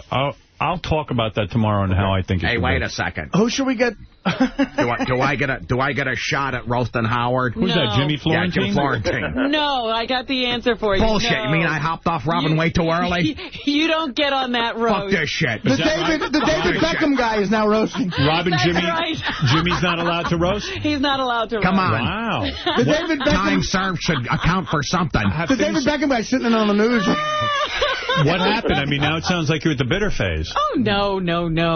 Yes. Jim. What'd you say? She's fucking one of the Jonas Brothers, for Christ's sake. What are you... Look at this Jim. Oh, this Jim. I see. But you're not... Are you saying that about the real Jim? I don't think he should be on that roast. No. Why? Oh. Wow. I don't think you'll have room for him. Wow. Really? That's a major fucking with his career. What's going... That is. But, Here we go. I don't even know that, it was going to be Jim, but I'm saying... Really? Yeah, I'll respect that. Look, I'll roast you, Howard, and also wait the tables. Does that sweeten the pot? Wow, Robin. Hey, Howard. Robin, that's heavy, Robin. Yeah. Oh, look at Ralph wow. now. Ralph just wants to come in and weigh in. Why don't you steal another tip from a waitress? Bitter much? Robin, the irony. Robin, tell me what's going on here so I'm clear because I don't want to do the wrong thing. Are you saying to me, as your friend, as your best friend, actually? No, not your best You're friend. My best friend. Ralph's your best friend. Well, you know me best. Robin, and you knew I was going to get married even when I got divorced. So what I'm saying is, Are you giving me the command? No, I'm not giving any commands. All right, it's your show. You do whatever you want. I'm getting the vibe. It's your show. You would prefer Jimmy on the roast. It's your show. Well, however you put you're discussing it tomorrow. Put your roast together any way you want. Hold it. You're on the show, too. And this is somebody you dated. I'm respecting your feelings. Come on. Now, this is a different situation. It shouldn't be up to me. So you're saying it's not an issue for you? I didn't say it wasn't an issue. Well, aren't you understanding that this is an issue? She's wink-winking at you. She's not going to tell you not to have him on. You should just know it. She just told you. Yeah, she said it. She's not winking. Now she's reeling it in. But don't we feel? Just know it. Don't we feel he's a good guy, but it just didn't work out, or are you feeling he's now a bad guy? No, he's a good guy. You like him. You would still put him in the good guy category. I still got your picture. But she doesn't want to have to deal with them. Howard, I have to tell you something. I got roasted at the Friars Club last Monday, and Jim was the roast master. Yeah. Boy, did Robin take a lot of hits. Boy, she got hit with a shitload of shrapnel. Oh, really? But I don't know if I have those clips here today, so I'll pull them together tomorrow. Thanks. Well, that's going to happen. That's going to happen. That's an issue. That's an issue. I'll play all the roast tomorrow. Yeah, but I was surprised. Like, I had a joke, and I wasn't sure if anybody was going to even know that you guys dated. Right. By the time it got to me, it was just... Please, are you kidding? Yes, Yucko. Hey, congrats on the marriage, and I want to throw my hat in the ring for that roast to you. Yeah, Yucko would probably... Fuck you, clown. I'm going before you do. This is a bitter man. Jimmy, you want to fight with Yucko? Fuck that clown. I got stuff on him, too. Fuck that clown on the clown card he rode in on. Does Bob have any ideas on what celebrity should host the roast? Host! Isn't that Bob's role? Oh, well, that's not as exciting. Not for this one. You're saying for this one, Bob's too small? Is Bob even allowed to, even though... Is Bob on the roast? Is Bob allowed to roast? No, I think Bob would say he's not big enough for this roast. Bob, do you mind not being involved with the roast that you just suggested? I can sit in the front. You're upset with me, Bob. I know. I say we definitely get your wife to roast you and your parents, too. No, I don't think that's good. That's not going to do that. Beth would be... What happened to Beth? I thought she was going to... I thought she was coming back. She left, I think. Oh. Can Bob learn to read, please? Yeah, why don't you cry more, Yucko? Yeah. Learn how to be married, Yucko. Yeah, because Bob knows. Well, the roast started already. Yeah, really. Everybody's roasting everybody. Hey-oh. Yeah. All right, guys, I'll get back to you on that one. You got it. Thanks, Bob. Thanks, Yucko. I know we're giggling about it now, but, like, for Florentine not to do this roast, that's a career thing, because this will get press. Listen, Robin... It's like you could do the Daniel Carver one, Jim. I don't even know that Jim would be one of the roasters anyway. Anyway, yeah. No, of course he's a regular guy that we go to. Well... maybe this isn't a regular guy that we go to roast. Wow. Oh, boy. Wow. Holy shit. Holy shit. Wow. Was that a bad thing to say? It was about as bad as I can think of. Oh, stop it. Now you guys are making a big deal about nothing. In terms of show business, so you're saying he's not regular guys aren't. A big name should be called before him. Is that what you're saying? Well, he just talked about Chris Rock. Right. Well, who's on his... No one's on Chris Rock's level. And then there's I'm not saying anymore. You're saying the drop between Chris Rock and Florentine would be so insanely big. Anymore. You guys are trying to paint me into a corner. You know, when we was fucking, I was above Chris Rock. I'm not going there. I am not going there. Do you want the David Beckham kid to roast? This is bullshit. I thought dating her was supposed to help my career, for Christ's sake. Well, there's the irony. This is the bitter irony. Yeah. Wow. I told Jim not to date her. The bitter irony of what? I haven't done anything. If what Jim says, this Jim says is true, he started dating you to help his career, now it's ultimately hurt his career. Jim, do you feel it was a mistake now dating I feel like McCain right now. I see the election slipping away from me. All right. Listen, enough of that. I'll sweeten the pot. I'm voting Obama, okay? Take me back. Have a private conversation with you and try to figure out what's going on. That's what I'm going to talk to you about. No, let's continue to do what we always do. No, you got to be... All right, we'll do it on the air then. Fine. But you got to come clean and tell me what's on your mind. I can't read here. I can't read the mind. You have to have Jim on. I mean, will be the first time he's back. Well, I know on Jim what? Since I know breakups. Since Afghanistan. No, I know Jim contacted us about promoting something. But I don't know what's going on with those two. So. Robin, would you consider, if someone helps you write, getting up and defending yourself at the roast and doing a set? It's not my roast. Right. But, that's when you do those kind of things at your own roast. But people want to hear you roast Howard more than a lot of people, I think. All right, listen, let's move on. We're going to talk about the roast. I should be on that roast. Okay. All right, we're going to see. We're going to see what happens. It's a very interesting conversation. All right, I got to move on because it's very late already. I haven't done any news, so I'm going to have to, I really have to wrap things up. I actually have an appointment. Fred, give me some sort of music, Fred, that Ralph can read his list of who the hottest women were. Okay. At the. Aside from Beth, who I thought stole the show. Oh, my God. Yes, she was the hottest Yeah, woman. I didn't even put Beth on the list. That's a given. Right, okay. You know. And leave Robin off the list and leave, in other words, go with people who are not on the show. I don't think he has to cross off anything. I saw what you were wearing. You look very good. Well, Robin looked good, but... All right. I didn't make she the didn't list. make the list. Right, go ahead. There were other chicks. There's a lot of hot chicks there. So I had Sherry Zombie. Number 1 is Sherry Zombie or number 10? No, 10. This 10. is bottom up. Yeah, From 10 to 1. Yeah, 10 to 1. Go 10 ahead. to 1. Number Next 9. one would be Jane Notar. Richie Notar's wife. Very hot, always hot. Jane's always hot. Jane's beautiful. Coming in 8 would be Sarah Silverman. She would have been higher if she wasn't with Jimmy. She looks really a lot better in person than she does. You called me after the wedding. You left me a message. You were totally taken with Sarah and her titties. Yeah. Oh, she looks so good. She looks great, doesn't she? Yeah, and she really has does. a tremendous career going. That's a real catch, right? Yeah. Yeah. She's got big full titties. Yeah, but super hot, and her face and her skin is perfect. She's a super hot chick. So you were surprised by that? Yeah, I mean, I always thought she was cute, but she looked hot. Go ahead. Jill Martin, best friend. Yes, Jill looked great. Well, let me tell you something. She always looks hot. She looked really hot. I heard Stamos was quite taken with her as well, even though he was with the hot Leah. I don't want to hear that. You know what? Leah's on the list. I talked to Jill Martin. Yeah. And I was going to say, if I asked her out, would she be grossed out by that? I'll answer that for you, yes. Yeah, you think we talked about you. She said she'd be grossed out if you asked her out. She didn't say that. She never said that. You know, here's the fucking thing. I believe Ralph. Ralph, she didn't say that. No. All right. Nobody's talking Ralph, about Artie. I mean, Artie, did you, what were you doing? Did you check the vibe? Yeah, we were talking, you know. I tried to set you up with her. She was all over you when she was When here. she came in here, I was trying to get a little... You were? Yeah. Well, she left like I ruined her career. Tell you what I'm going to do. I'll tell you what I'm going to do. What? I'm going to have you out sometime somewhere, and I'm going to have Jill somewhere. Oh, okay. Would you like that? Yeah, but, hey, right. Artie, give me time to lose like 80 pounds? Lose 80 pounds? What the fuck are you waiting for? I thought you would have lost 80 No, already. but to do it quick, I got to do coke. I have permission to do coke for just 2 weeks. To lose weight or for recreational purposes? Just to lose weight. All right, then. It's like glaucoma and weed. That's the coke diet. Artie, like I'll give you her number if you give me your assistant chick's number for trade. I don't have an assistant. Ralph, for 1 second, I must clarify with Artie. Don't do coke. All right, here we go for the record. I would never do that. Because he might take you seriously. I know. Never do. I realized who I was talking to. Wait, Ralph, you have Jill Martin's number? Yes. How did you get it? Ralph has everybody's number. I don't have her number. We're friends. We talk. One of you? He's friends with every one of my friends. He makes friends with everyone. Everybody loves me. Not anybody in this room, but everybody else. We love you. It's amazing how he networks. This is the trajectory. I meet someone. I have them over. Ralph meets them.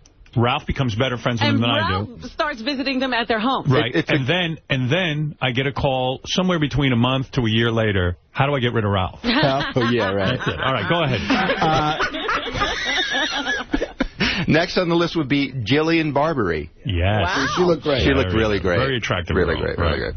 Next would be Melissa Zapin. Melissa. Wow. Always hot. We didn't talk about how Melissa sang. And she sang. How great was she? Oh, my God. Terrific. Amazing. Ross Zapin, a good friend of mine, his wife sang at my wedding, and I'll tell you what, Phoebe Snow said to me, she's got real talent. She's an opera singer. Billy Joel wanted to meet her. He came over just to meet her. Billy Joel said she didn't have one note off key, and I think Donald Trump hired her for some reason. Donald Trump was amazed by her as well and said he wanted to know how to contact her. It's crazy. Are you saying she beats out Jillian Barberie and... yeah, I love Melissa. I think she's super hot. And she sang like she's a super hot chick who's talented. That's crazy. You know? Like that combination, talent and looks. Yeah, I called them the next day to say how great she was. Like, I was so blown away by that. All right, let's go ahead. The list is heating up. Next would be Alicia Lane.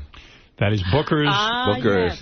girlfriend. Latin-looking, dark hair. She's the girl, of course, who was an anchorman in Philadelphia. Yeah, and she's a little crazy. I love that. Why is she crazy? Well, there's stuff with her. All the allegations were disproven. Where there's smoke, there's fire. Turns out she was innocent. All right, whatever. See, I don't think she's right all along. I think she's hot, too. Yeah, she's real. Now, what number are we up to, Ralph? I don't know. I added her, so the numbers are off. I like the list. I like quickly the rest of the list.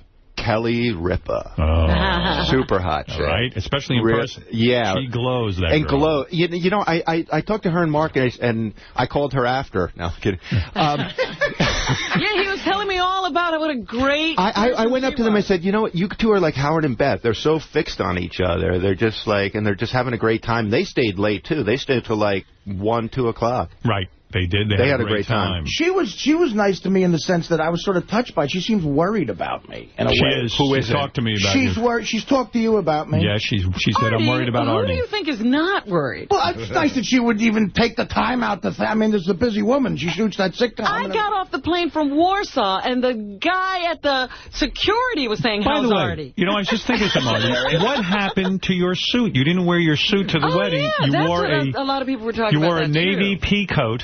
No, I didn't. What was that jacket? It was a jacket. Whatever you passed out in earlier. And people who saw you in photographs on a Wire Image and other places said that there was a big white stain all over your black T-shirt. There was. Teddy that wasn't cocaine. So Teddy says it was talcum powder. Was that true? You powdered down before the actual wedding? Yes, that happens all the time. Right. I was surprised. I look like shit. The suit didn't fit me right. Really? Did you try it on? I thought you were going to get an adjustment. I never went. Artie, you knew the wedding was coming up for like a year. I was more fixated on my toast than what I was looking like. So in other words, content was more important than appearance. Yeah, that's why I You're like my dad, what he was saying. You're a guy, you don't worry about it. I'm your father to a T. All right, there you go. And go ahead. The rest Only of I like you. Thank you. Didn't my mother call me a monster in that segment? Yeah. Guess who has a big appointment today at the psychiatrist? Beth is running 26 miles. Who knows what monster I would have given birth to then? When I was feeling... Seriously, should I be upset about that? I am. I'm sure it was your family's sense of humor. She loves you. I'm sick of it. I mean, why am I a monster I mean, them? your dad said the thing about Beth running away. You know, they're just that, they like to joke around. Think of Frankenstein. People ran away from him. What kind of monster? And they called him a monster. He's a monster. Many a truth comes out in jest. Oh, dear. You know your mother loves you. Your parents were great. Frankenstein she loves her monster? Dr. Frankenstein loved Frankenstein. Yeah, well.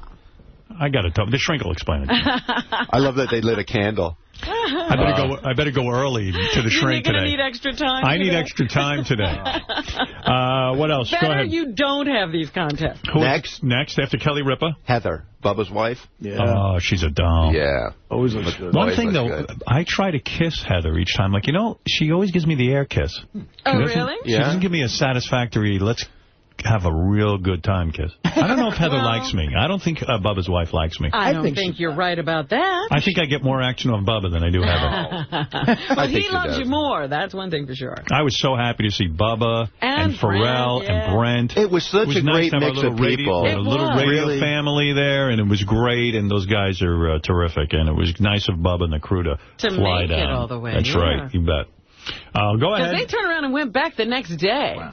They did. Next would be Sam's girlfriend, Jenna. Oh, yeah. The one Ronnie was dirty dancing with. Yeah, like, Jenna's cute and hot and pretty and all, but, like, she just went up, like, 3 notches. She's fun. Because she wore such a small skirt. She got hotter on the dance floor. Yeah. That's right. Yeah, I'm with you on that. She is a fun broad. And congratulations to Ronnie for almost fingering her on the dance floor. Oh, no. She went around a corner with J.D. I don't know what he got. In all seriousness, he was dirty dancing with her. And J.D. was flipping out over. I was talking to him over the weekend. He was just like... Yeah, because she grabbed him and started dancing with him. He didn't know what to do, and then they disappeared. J.D.'s head exploded. During the wedding, he says to me, there's so many hot girls here. I don't know. Whatever. There were a lot of hot chicks there. There were, right? Oh, yeah. Yeah, really, surprisingly a lot. Go ahead, and number one? Number one for me would be Leah Marsh.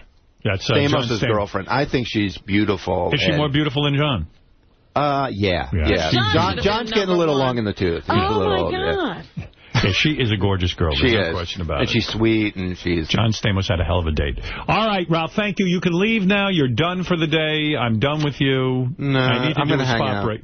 You can't do that to me. I'm going to have you ejected. Ronnie's going to carry you out of here. No, Ronnie can't carry anybody. I'll carry him out. Quick spot break, Robin. We'll do the news. It's 10:30 already, so we're going to have to move quickly and right after these words. All right, thank you, Jack and Ron. Hey, I'm sitting here talking about the wedding, my wedding with Doug Goodstein. He told me, see, this is what I'm mad about. What? I told you Heather doesn't like me. What happened? Bubba's wife. Because Doug, tell the story. So, Bubba and Heather were talking, and I walked over to say hello to Bubba, and at the point I walked over, he had his hand on her tits. Yeah. Or her tit. He was not like, feeling her up or sexual, but and she walked away. I mean, Bubba just puts his arm around her and keeps his hand on her tit? He was like rubbing her, but nothing like, it wasn't like they were getting it on. He was just he had his hand on her tit. So I'm he's a real man. Wait a minute, I don't understand that. Is he rubbing something off? He might have been cleaning. I don't know. I want to start doing that with Beth. That's what I saw. So that's right the moment I walked up. So she walked away, and I go, wow, she's got, let's be honest, your wife has nice tits. Uh-huh. So he goes, well, why don't you feel them, dude? I said, I'm not going to feel your wife's tits. So he goes, no, that's the way we roll. Just feel her tits when she comes back. Just feel them. Okay. He goes, don't ask her. Just put your hand on her tit. Don't ask. Just put your hand on her tit. And I go, Bubba, I mean... See, no, he never lets me do that. Wait, so I go, I'm not going to say a word. And as soon as she comes back, I'm going to do it. So she comes back, and I just touch her tits. And she looks at me, and she goes... Is something wrong? Like, she wasn't even phased. She was like, yeah, okay, fine. This is the way we roll. She said that's the way we roll. Yeah, basically. And then it gets better. So what did your wife say? She didn't care. She was a few feet away. Did you feel her nip? No, it was like, she had like a half her tit was out. So you're just I just was like, I was like, I wasn't like, rubbing her nipples or anything. Wow. That's what I do with Fabrizi. All right, this is cool. The only thing bad about it was Bubba was standing right there. Right. And then what happens? So then Brent's wife, Amanda, came over. And I guess she was drinking quite a bit. Yeah, and she has really nice boobs now. I don't know if... she always had big tits. Yeah. And then, it was like, look at her boobs.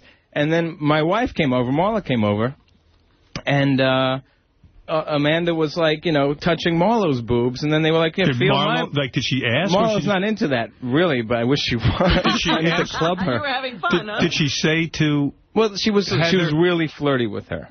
Who was Amanda was very flirty with Marlo. And Amanda, then, so, like, did she just grab her boobs, or did Marlo No, she was, like, touching, you look so pretty. Again, I wasn't listening to the chit-chat. I was just, like, fantasizing about what would happen. Marlo, you look really beautiful. And then she said, can I touch your boobs? And Marlo wasn't easy with it. And then, did she say no? Then I look up, and I'm looking, and her hands are on her boobs a little bit. Wow. It wasn't, like, really, that's how Sandra Bernhard It wasn't, like, really, like, sexually and really, like, erotic. Did you tell Amanda that's the way we roll?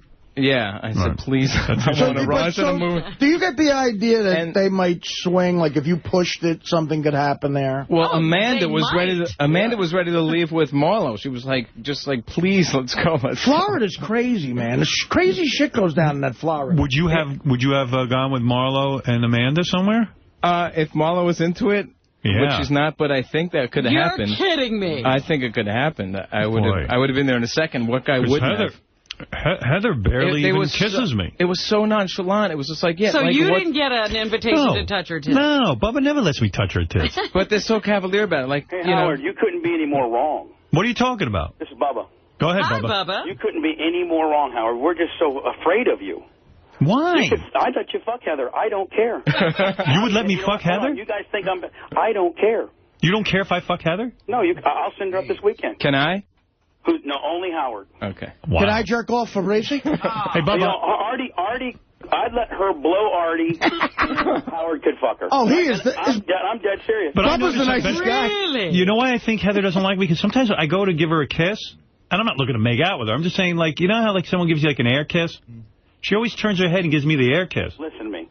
She told me, and I don't know if I should be saying that it's not. This is her quote, okay? Go ahead. She said, and I swear on my son, I can see why Beth is so attracted to Howard, unquote. And she's not on any kind of medication or drugs? No, she fucking, look at me, kid. I'm the man. Say it. So you are the man. Here's the pecking order of the Howard Stern show. Howard could fuck her. Does Heather say she'd fuck me?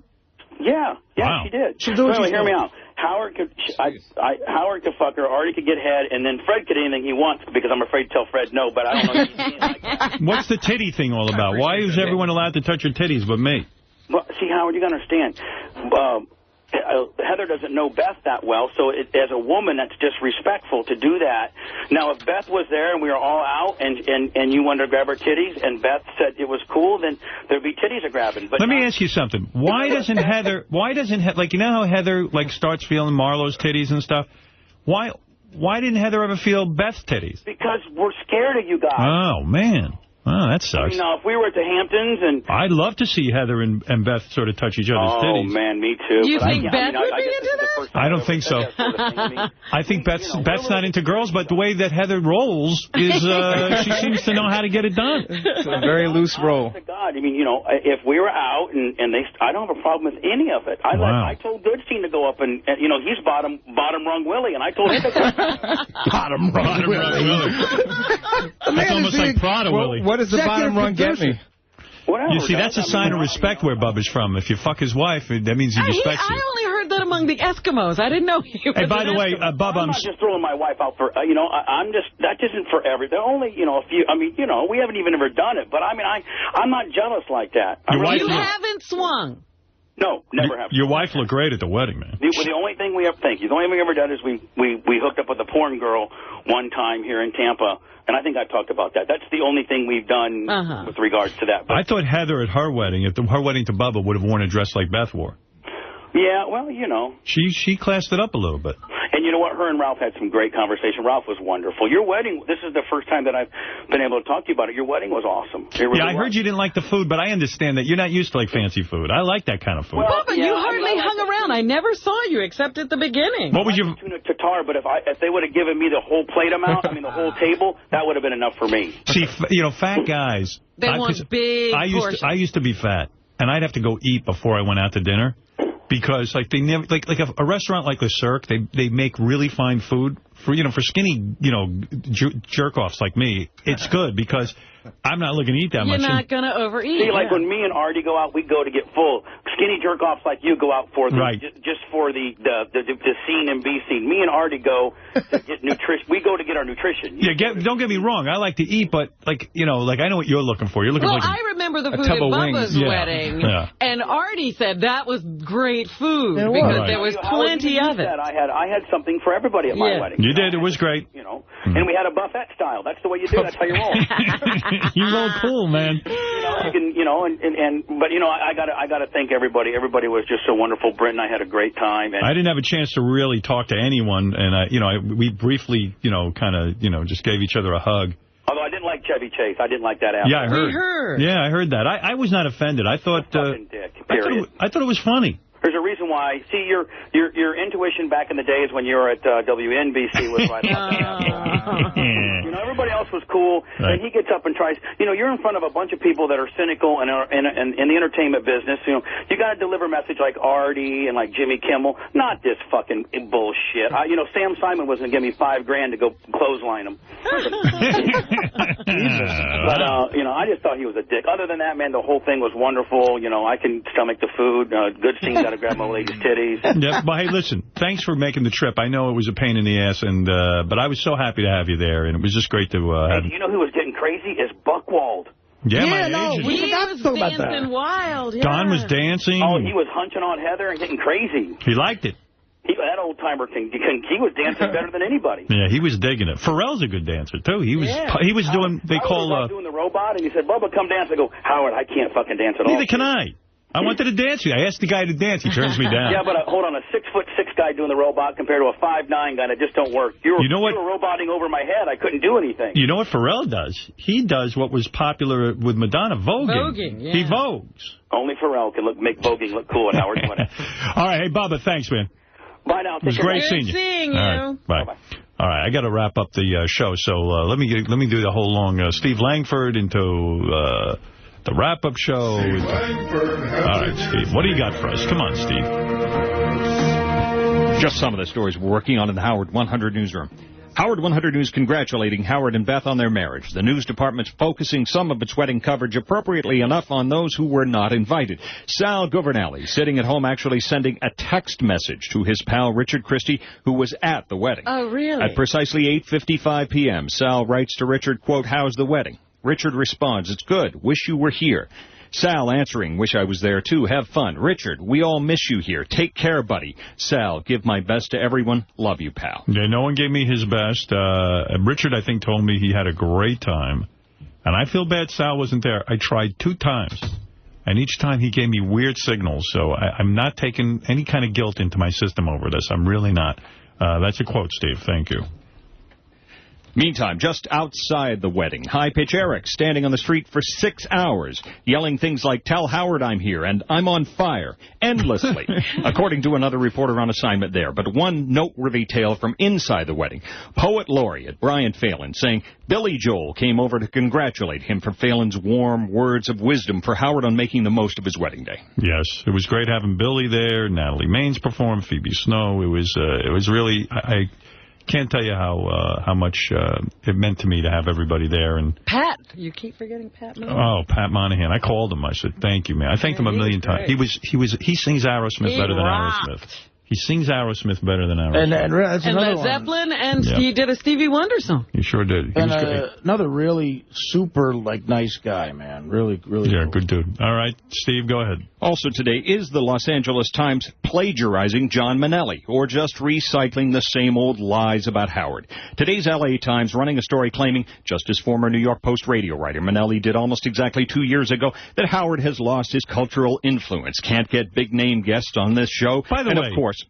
Gary read that to me, and let's answer that accusation right now. First of all, when we were on, they mentioned all of the people that we did when we were on terrestrial radio, all the great guests we had. Over a 20-year history. Right. They pulled out names. I'll tell you this, for the most part on terrestrial radio, we would have months in between an A-list guest. In fact... The truth of it is... They acted like Julia Roberts dropped by all the time. Yeah, no, we find, quite frankly, with our show, we're a controversial show. Some people do it and some don't. But talk about the guests since we've been here. Well, so in the article, the guy says, we used to have, George Clooney, Johnny Depp, and Julia Roberts. Right, we had them each once. Those were each, 4 years apart. Johnny Depp has never been in here live and in person. That's right. Right. That's right. But, okay, so since we've been here...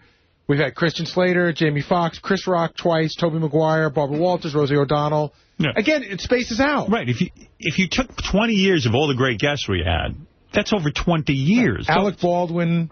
Ryan Phillippe. But, again, they took Tina 3 unbelievable names that I had over a 5-year period. Yeah. Tina Fey's been in here, as you mentioned. I don't know. Look, we were never known for getting big guests. Once in a blue moon, a big guest will come through. Right. Either they have a love of the show or they're promoting a movie, this kind of thing. So I've heard that story a million times. What the story really is, we just added XM radio to our empire. We have a tremendous amount of subscribers to the company we went to. And it's a different kind of influence. Of course, when you're on terrestrial radio, there's a certain aura about that, but I don't even know... When it comes to comparing the guests we have, it's about the same, honestly. Go ahead. But the L.A. Times recycling the same kicker. Bogus speculation that Howard may return to terrestrial radio. John Minnelli was dead wrong 2 years ago, and his stenographer parrot at the L.A. Times is dreaming too. All right. And Shuley apparently getting some straight answers from William Shatner through middleman Jay Thomas. Thomas, shooting a guest role on ABC's Boston Legal, says he asked Shatner about what he was getting George Takei for his recent wedding that Shatner was allegedly invited to. According to Thomas, Shatner said, I'm sending Takei a pitchfork to shove up his ass. Oh. Wow. Shatner saying he worked with George Takei for a couple of years 40 years ago, according to Thomas. Shatner adding he doesn't know why Takei still despises him. All right, there you go. And tonight at 7 Eastern on Howard 101, Straight Talk with John the Stutterer, and at midnight Eastern, Greg Fitzsimmons. If you see Stern News happening, call the Howard 100 News tip line 877-33-SIRIUS, choose channel 100, or email us at howard100news@sirius-radio.com. All right, thank you, Steve. Johnny Hine, wrap-up show. It's 11 o'clock already, but we'll get to you at some point. What do you got going on today? Well, Ralph, Howard's parents, and Beth Stern all gave it their best shot, but Robin Quivers proved to be the one who knew Howard best and won $5,000. I knew she'd win. Oh, you never said that. You are the one who knows me best. By the way, I owe you $50. That's all right. Here, take it. No, it's a bet. No, because my parents tied for last. No, they didn't. No, they didn't. No, they were last. I don't want it. Take it, dude. Come on. A bet's a bet. You need to buy Coke. Oh, stop it. I could take your Coke money. Diet Coke. Of course. All right, go ahead. We'll talk about the game and how gracious of a winner Robin is, why Howard was trembling when thinking of his parents getting over here this morning, how Howard's parents feel about anal, outdoor sex, what a lit candle means, and the monster that could have been. I knew I was right about that candle. Really? You recognize the candle as being their hint that they wanted to have sex? After that beautiful toast you made me, I can't take $50. Here, take this back. It's a bet. Come on. You can never bet with him again? Artie was so beautiful that night. Oh, thank you. Give him a big hug. Put my finger in his ass. It's great. You did. You know what? You told me that I made you cry. You did. Can we reveal that? I didn't actually cry, but there were actual almost tears. Really? That's about as close as I get. Oh, thank you. I was like, ooh, somebody help me. You know, Beth was nice because, you know how when you make those toasts, I didn't want to make it too much about you, you know, so I said to Beth, I said, listen, I want to read the dedication of the book as part of the toast, and Beth was very sweet. She said, I think that would be amazing. So that was with her blessing. You know. Now I got to buy that book. I can get you one. One? I got to buy. It's dedicated to you. Got to buy more than that. One, yeah.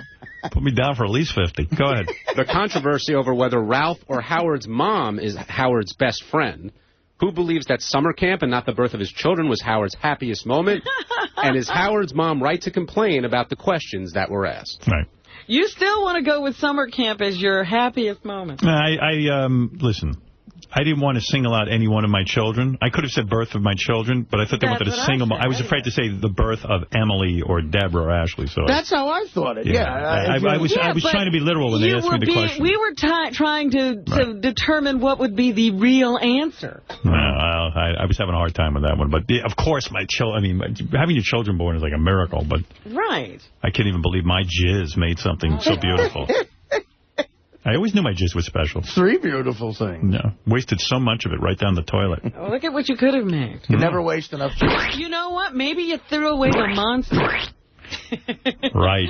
Good for you. I hope so. Yes. Christian Slater is a huge fan of the show, and his new TV show mirrors a lot of what's happened in his real life. Absolutely. We'll discuss what Christian had to say and if he feels that being on TV is a come down, how his marriage never had a chance since their relationship started in rehab, why he couldn't remember what it felt like to be tasered, how Artie and Christian debated what the best drug is to do, and how much of an effect does Christian's name-changing father have on his own crazy life. I would never name my kid Christian. That's like with naming a Jewish kid Jewy. You know what I mean? Because how do you know the kid's going to... I don't even think Christian is very Christian. No, it's a tough name to live up to. Yeah, right.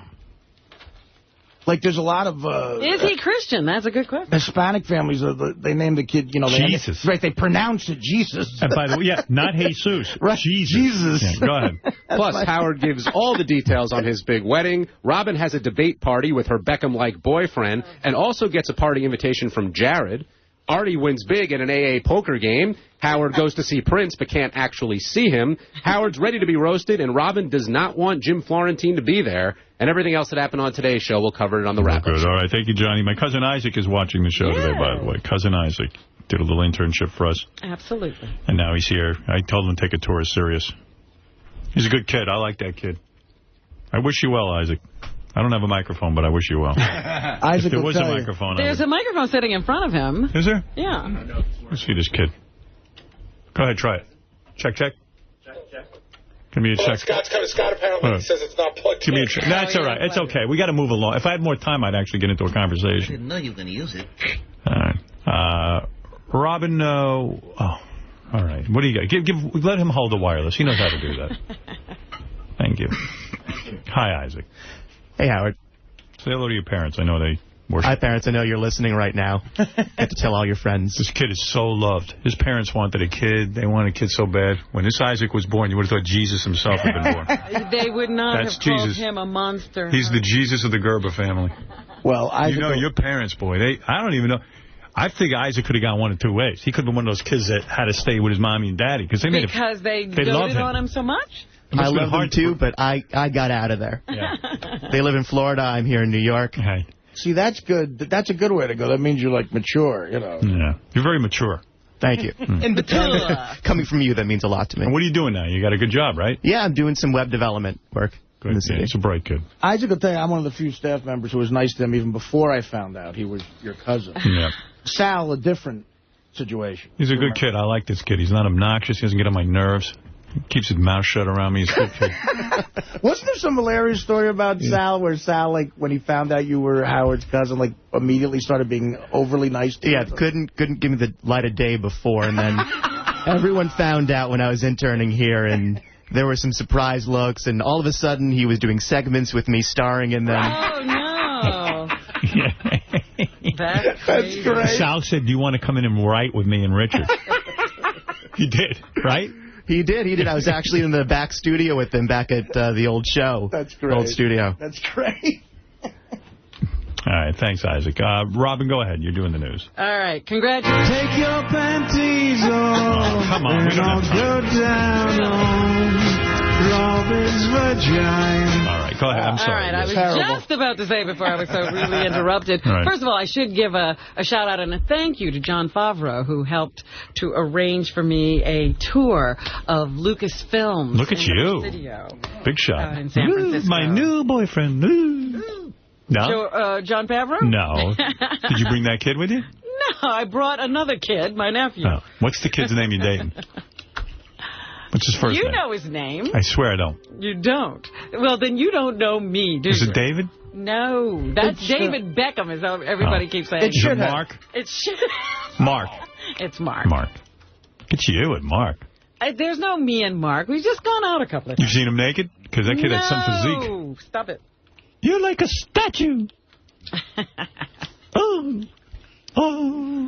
I thought we had to move along. Go ahead. Yes, quickly. Anyway, thank you to Jon Favreau for arranging that. And Gretchen, you did a great tour. Thank you so much. Hey, DVD. On Hulk finally came out on DVD. Oh, yeah? Iron Man 2. Iron Man's great, you know. Yeah, I got to get the Iron Man DVD. But I want to see all the extra features. I finally got to see the Hulk. Boy, is that fucking good. You really liked the Hulk. I loved loved Ed Norton in that movie. I loved that movie, Oh, man. Yeah, that was good. Well, the end is, you now know what I was talking about.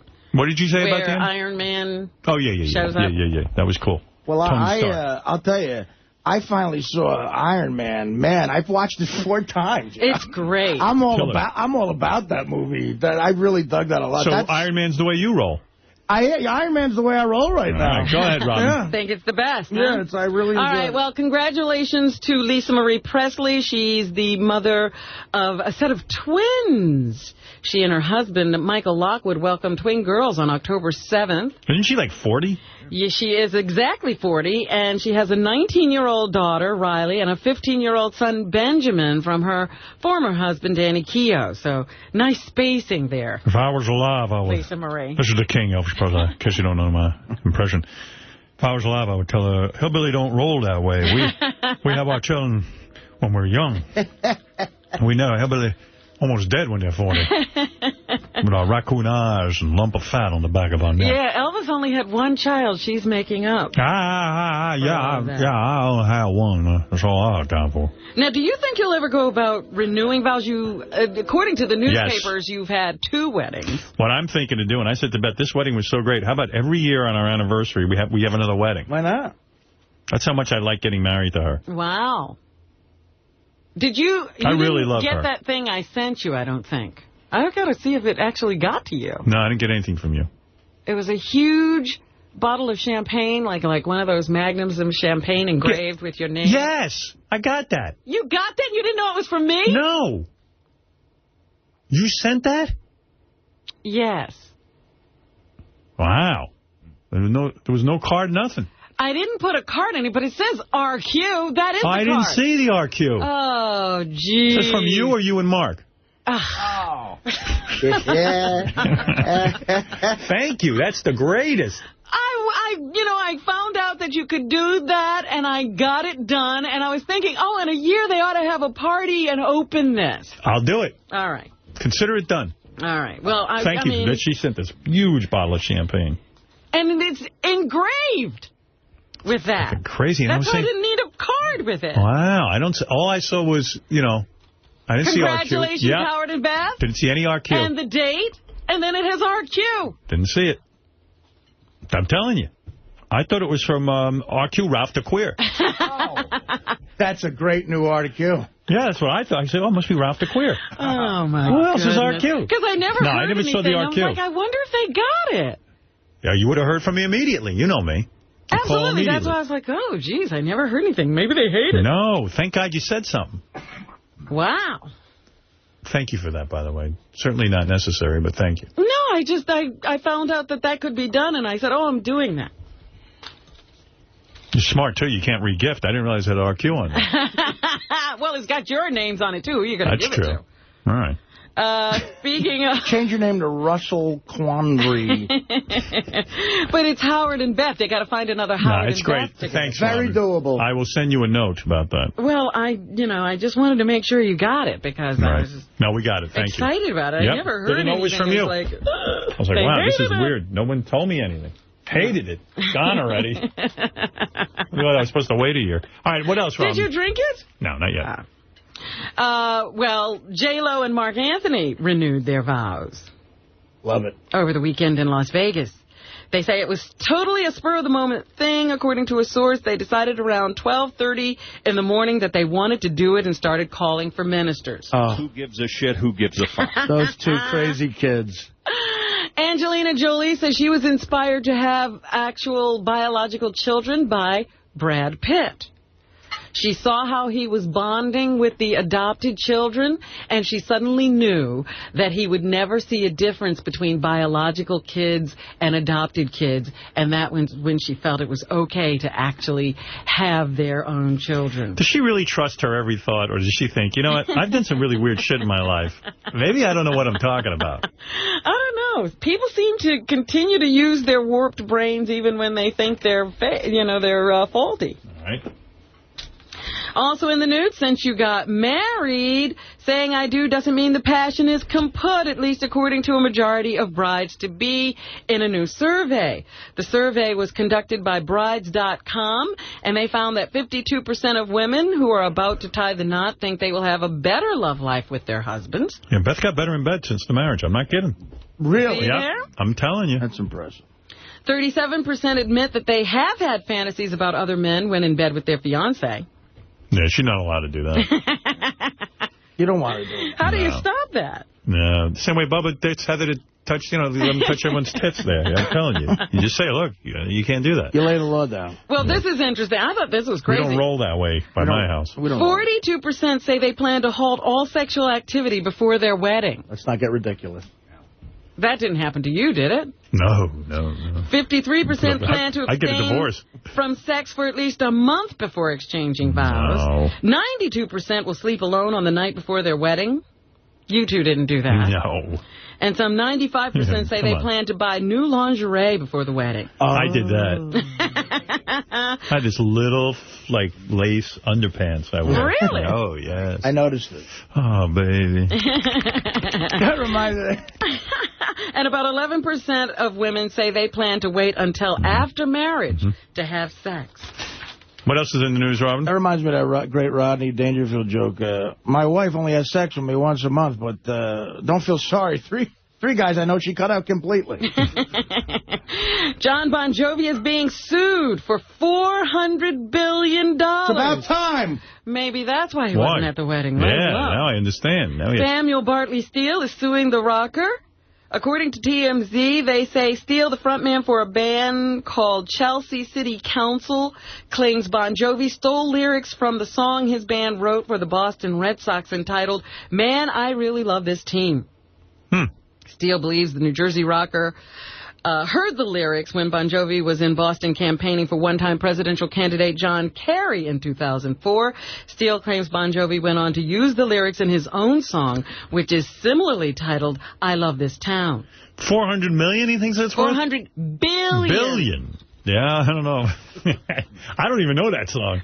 You have to throw that lawsuit out just because of the amount of money he's claiming. Do people think that the jury will go, give him $80 million? Yeah, you know what? We're not going to hit you with the full $400 billion. Right. The Jonas Brothers will take the stage next month at the Dallas Cowboys Thanksgiving Day game against the Seattle Seahawks on November 27th. They can take the stage with them and not play. The pop trio will perform at halftime to kick off the 2008 Salvation Army Red Kettle Christmas corporation campaign. All right. From Washington to Paris, world leaders met on Sunday to try to hammer out an agreement on how to deal with the global financial crisis. We have thrown the whole world into turmoil. Told you 8 years ago Bush was going to do that. In Paris, British Prime Minister Gordon Brown said he expects worldwide action that will make people see that confidence in the banking system can be restored. People don't even believe that you can keep your money in a bank anymore. Yeah. You should see where Fred has his money. Come to think of it, Fred 20 years ago didn't believe a bank was a good place to hold your money. He knew 20 years ago. His sock is all lumpy from all that cash. Back then. Right. The nation's frail economy could cause 1 in 5 dealerships to fail in the coming months. A forecast compiled by accounting giant Grant Thornton LLP makes the dismal prediction based on weak auto sales, rising dealership operating costs, the tough retail environment, and a lack of credit. So car dealerships could be headed for trouble. A tumbling stock market and a perception that the economy is in shambles has taken a toll on America's financial confidence. The Washington Post is reporting on a new poll taken by the paper and ABC News. The survey taken last Friday and Saturday found a fairly impressive 58% of Americans have an investment portfolio of some sort. 22% have direct investments in stock. More than 4 in 10 of those polled indicated they'd been hurt by the stock market decline, and about 3 in 10 haven't looked at their holdings to assess the real damage done. The tightening credit market has a lot of Americans, 40%, concerned about their ability to get a loan for anything from an automobile to a home. Fred's a bright guy and everything, but I remember I took him to a bank the first time, and he was like, so I put my money in there, and they get to keep it? Yeah. And I was like, yeah, but you can get it back when you want it. And he goes, I don't trust that. Really? He said, I don't trust that? I'm not doing that. Turns out I was right. They give you a booklet. Anything else, Robin? What do you want, Ralph? You know, you were goofing on me earlier for calling you with the Apple stock tip. Yeah. Meanwhile, it's the only stock that went up last week. $10. You should have bought it, man. How many shares you buy? 6? 5. Oh, no kidding. More if Robin didn't steal my money. So it went up to 107 then? No, it was at 89. It wow. Went to 98, then went to 94. It's bouncing That's around. impressive, that is. It's a great stock. There you go. Look at Ralph making money in the stock Apple's market. the way to go. Listen to Ralph. Ralph should have to his own stock show. You don't need to steal anymore. Pocketing $80. By the way, Ross tells me I did observe Ralph picking up the $100, but obviously I'd had so much to drink I don't remember it now. Right. Well, Robin, go ahead. We'll take it up tomorrow. All right. Somebody not hurt by the financial crisis is video game mogul Richard Garriott, who blasted off Sunday in Russia's Soyuz spaceship. He paid $35 million to go up to the International Space Station. I wouldn't pay anything for that. You couldn't pay me $35 million. Go up in fucking space. And what do you see? I don't roll that way. So, I don't roll that way either. You don't roll like that. He saw space. Meanwhile, the 2008 Nobel Prize for Economics has been awarded to a U.S. economist, Paul Krugman. The prominent economist is a professor of economics and international affairs at Princeton University. He has been a high-profile critic of the Bush administration and its economic policies, which he says have led to the current financial mess. All right. So the best and brainiest economist we have thinks it's all Bush's fault. Meanwhile, the enthusiasm over Republican vice presidential candidate Sarah Palin appears to be eroding as voters question her readiness for the job. Yeah, I'll tell you, that was the worst. That's when I knew McCain doesn't want to be president. He just didn't give a fuck. He was like, hey, just go get somebody to be vice president. I don't give a shit who it is. A Washington Post ABC News poll shows 60% of those surveyed feel Palin does not have the experience to be president, as many express uneasiness with John McCain taking office at 72. The figure on Palin is up 45% in a similar survey from a month ago. The biggest shift on Palin comes from independents. Last month, independents were divided on Palin's experience, but now express a negative viewpoint 2-1. Right. So that has not worked out well for Senator McCain. Here is Sarah Palin, who was out on the campaign trail the other day talking. She says that This is why John McCain should be elected. 1-5. For one thing, we know who the bad guys are, okay? We know that in the war, it's terrorists who hate America and her allies and would seek to destroy us. And the bad guys are those who would support and sympathize with the terrorists.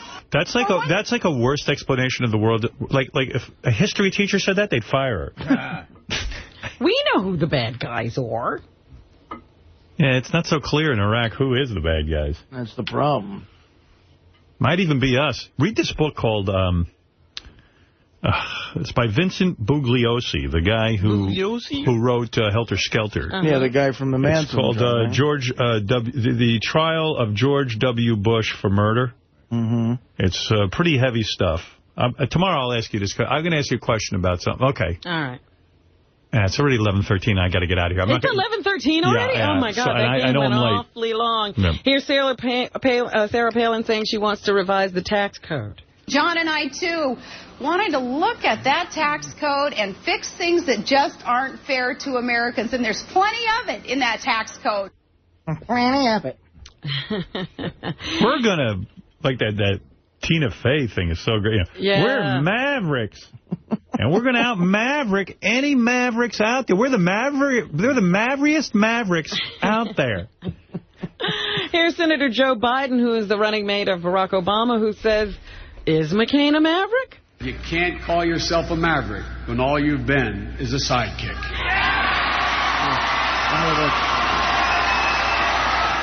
Yeah, whatever that means. I don't know. Everybody's into these slogans now. And here's Hillary Clinton saying we must elect Obama Biden. We must elect Barack Obama and Joe Biden on November 4th. Oh, I'm glad she clarified that. I was going to say, who the fuck's Obama Biden now? Somebody else is in the election? Meanwhile, President Bill Clinton says, when you go to the polls, he was in Scranton, Pennsylvania, think about your children and what you want to leave to them. 2-9. All right. It is a crisis Hillary. born and bred by failed Republican policies championed by George Bush, John McCain, and the Washington Republicans. I'll tell you how we roll in Arkansas. I want you to feel Hillary's tits. Go ahead. That's how we roll. That was 2-9? That was, Robin. Oh, because that's not what it's supposed Let me to see say. if I can find Bill Clinton. I don't see him. Maybe they didn't get Bill in there. No Bill. Hole. What is that, Bill? Monica Lewinsky was a dry hole. I know. You told me that before. That's what I heard. That's great. Hillary does say that Republicans have not solved anything about the economy. 2-10. Sending the Republicans to solve this economic crisis is like sending the bull to clean up the china closet. They broke it, and we're not buying it anymore. So I wish Hillary was going to be the president. Well, we know that, Howard. You were, behind her 100% in the primaries, but that's not how it worked out. We got to deal with what's happening. I still feel she could win. Call me naive, politically. But. Well, Fidel Castro wonders why Barack Obama hasn't been assassinated yet. Really? Sky News reports the former Cuban president has written an op-ed piece for the website Cuba Debate. In the commentary, he accuses American society of being marked by profound racism, saying millions of whites cannot reconcile in their minds with the idea that a black man with his wife and children would move into the White House. So that's what he's looking to see. Does he think a black guy without a wife and kids would work better? Or something? And we think a guy who has a ZZ Top beard, in the year 2008, shouldn't be running anything. And we think a guy who's a total fascist dictator should shut up. Yeah. Meanwhile, a report finds Barack Obama's health plan may be better than that of his rival, John McCain. The Commonwealth Fund analyzed the health care plans offered by both presidential candidates and found that the Democratic senator's plan would cover 34 million of the nation's projected 67 million uninsured people in 10 years. That's in comparison to just 2 million people who would be covered under McCain's plan. Your mom hates Castro, right, man? My mom is from Cuba. Yep. Fidel Castro is dead. Let's be clear. Yeah. His brother's running the show. And Fidel Castro is, at this point, a ghost. Isaac's mom is Cuban. Yes. You know, she came over on the boat, and however the hell she got over, like in a tire or something. Right. She was like 9, right? With Elian Gonzalez. Yeah. They came over together, I think. I don't know, but she came over. I can imagine your whole childhood must have been like one big anti-Castro rant, right? Just my childhood? Still going on. Still going on, yeah. She loves it. You'd like to lighten up on the guy. She won't give up. Yeah. What else you got there, Rob? Republican presidential candidate John McCain has promised to, quote, whip Barack Obama's you-know-what in Wednesday's final presidential debate. So far, they have characterized McCain as the loser in each of the first 2 debates, and so they are looking for a new strategy to step up his attacks on Barack Obama and somehow come out looking like a winner in this final debate to carry them into to build some momentum going into the last couple of weeks up to the election. So he's vowing that he will whip his you-know-what. Meanwhile, he is also being welcomed back to the David Letterman show. He will be on the show this Thursday. When he was supposed to go on as the financial crisis was happening, he told David Letterman he couldn't make it because he had to rush back to Washington. Meanwhile, while David Letterman was taping his show, he was doing an interview with Katie Couric here in New York in her studio. I'm thinking of booking myself on Letterman, and then not showing up, say, because of the financial crisis. See how he takes it with you? Yeah. Democratic presidential nominee Barack Obama will deliver what his campaign is billing as a major speech detailing his economic rescue plan today. The junior senator from Illinois is due to speak at 1:30 this afternoon. Starbucks is trying to keep its loyal customers coming in even as people's fortunes turn south. They say Gold Card members will give customers a 10% discount on most purchases at Starbucks stores. Sounds like a good idea. I think sometimes, you know, they forget that coffee shouldn't be like $5 a glass, a cup. I mean, honestly. Gee, 10% discounts. Only have to pay $4.50. Yeah. It's wow. really funny, you know, like as the campaign goes on and on and on, you know, we have these certain states that are contested states that each of the candidates is vying to win. So Barack Obama went door to door in a working class neighborhood in Ohio yesterday to win over wavering independent voters. So it gets really, you know, you really ought to just go to one of those states if you want to meet these guys and say, you know, your vote is up for grabs. They'll come right to you. Mm-hmm. Questions are being raised about the health of North Korean leader Kim Jong-il. Some wonder if he's even alive following the release of photos over the weekend that may be several months old. I think that everybody knows that he has been ill and has had some kind of surgery, but now there is speculation because of these old photos that he may be dead. Even his last name is ill. So. It was eventually going to happen. Anything else? The Walt Disney movie Beverly Hills Chihuahua, which I don't even know what that is the #1 movie again this weekend. It hauled in $17.5 million beginning on Friday with a total 10-day take of $52.5 million. Just behind the Chihuahua-themed flick was the low-budget horror film Quarantine. That's the one like that. Told you about. Well, I saw the Spanish version, and I didn't even have a subtitled or dubbed version of it. Watched it in Spanish, and it was incredibly scary. Wow. I hope the American remake does it justice.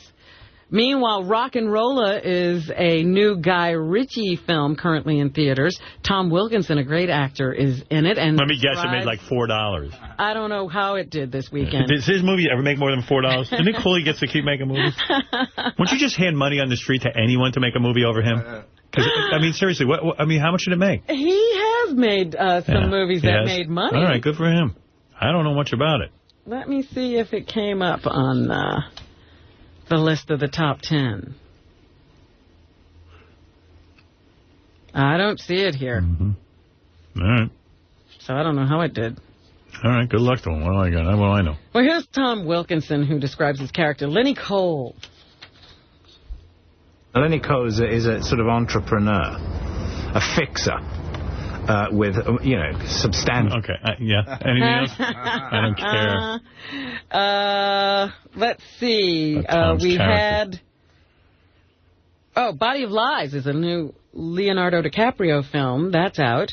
Here he talks about working with Ridley Scott, which he really wanted to do, and Russell Crowe, too. I'd always wanted to work with Ridley Scott. Isn't it frustrating? Here's a guy who fucked Gisele Bundchen, and we're talking to him about whether or not he likes working with Ridley Scott. Wouldn't every question just be, what's it like to fuck Gisele Bundchen? I mean, is it different than any other girl?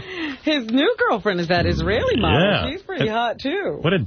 Like, no one wants to hear this. One of today's great filmmakers. And Excuse me, I have a more important question. What's it like to fuck a really hot chick like Gisele Bundchen?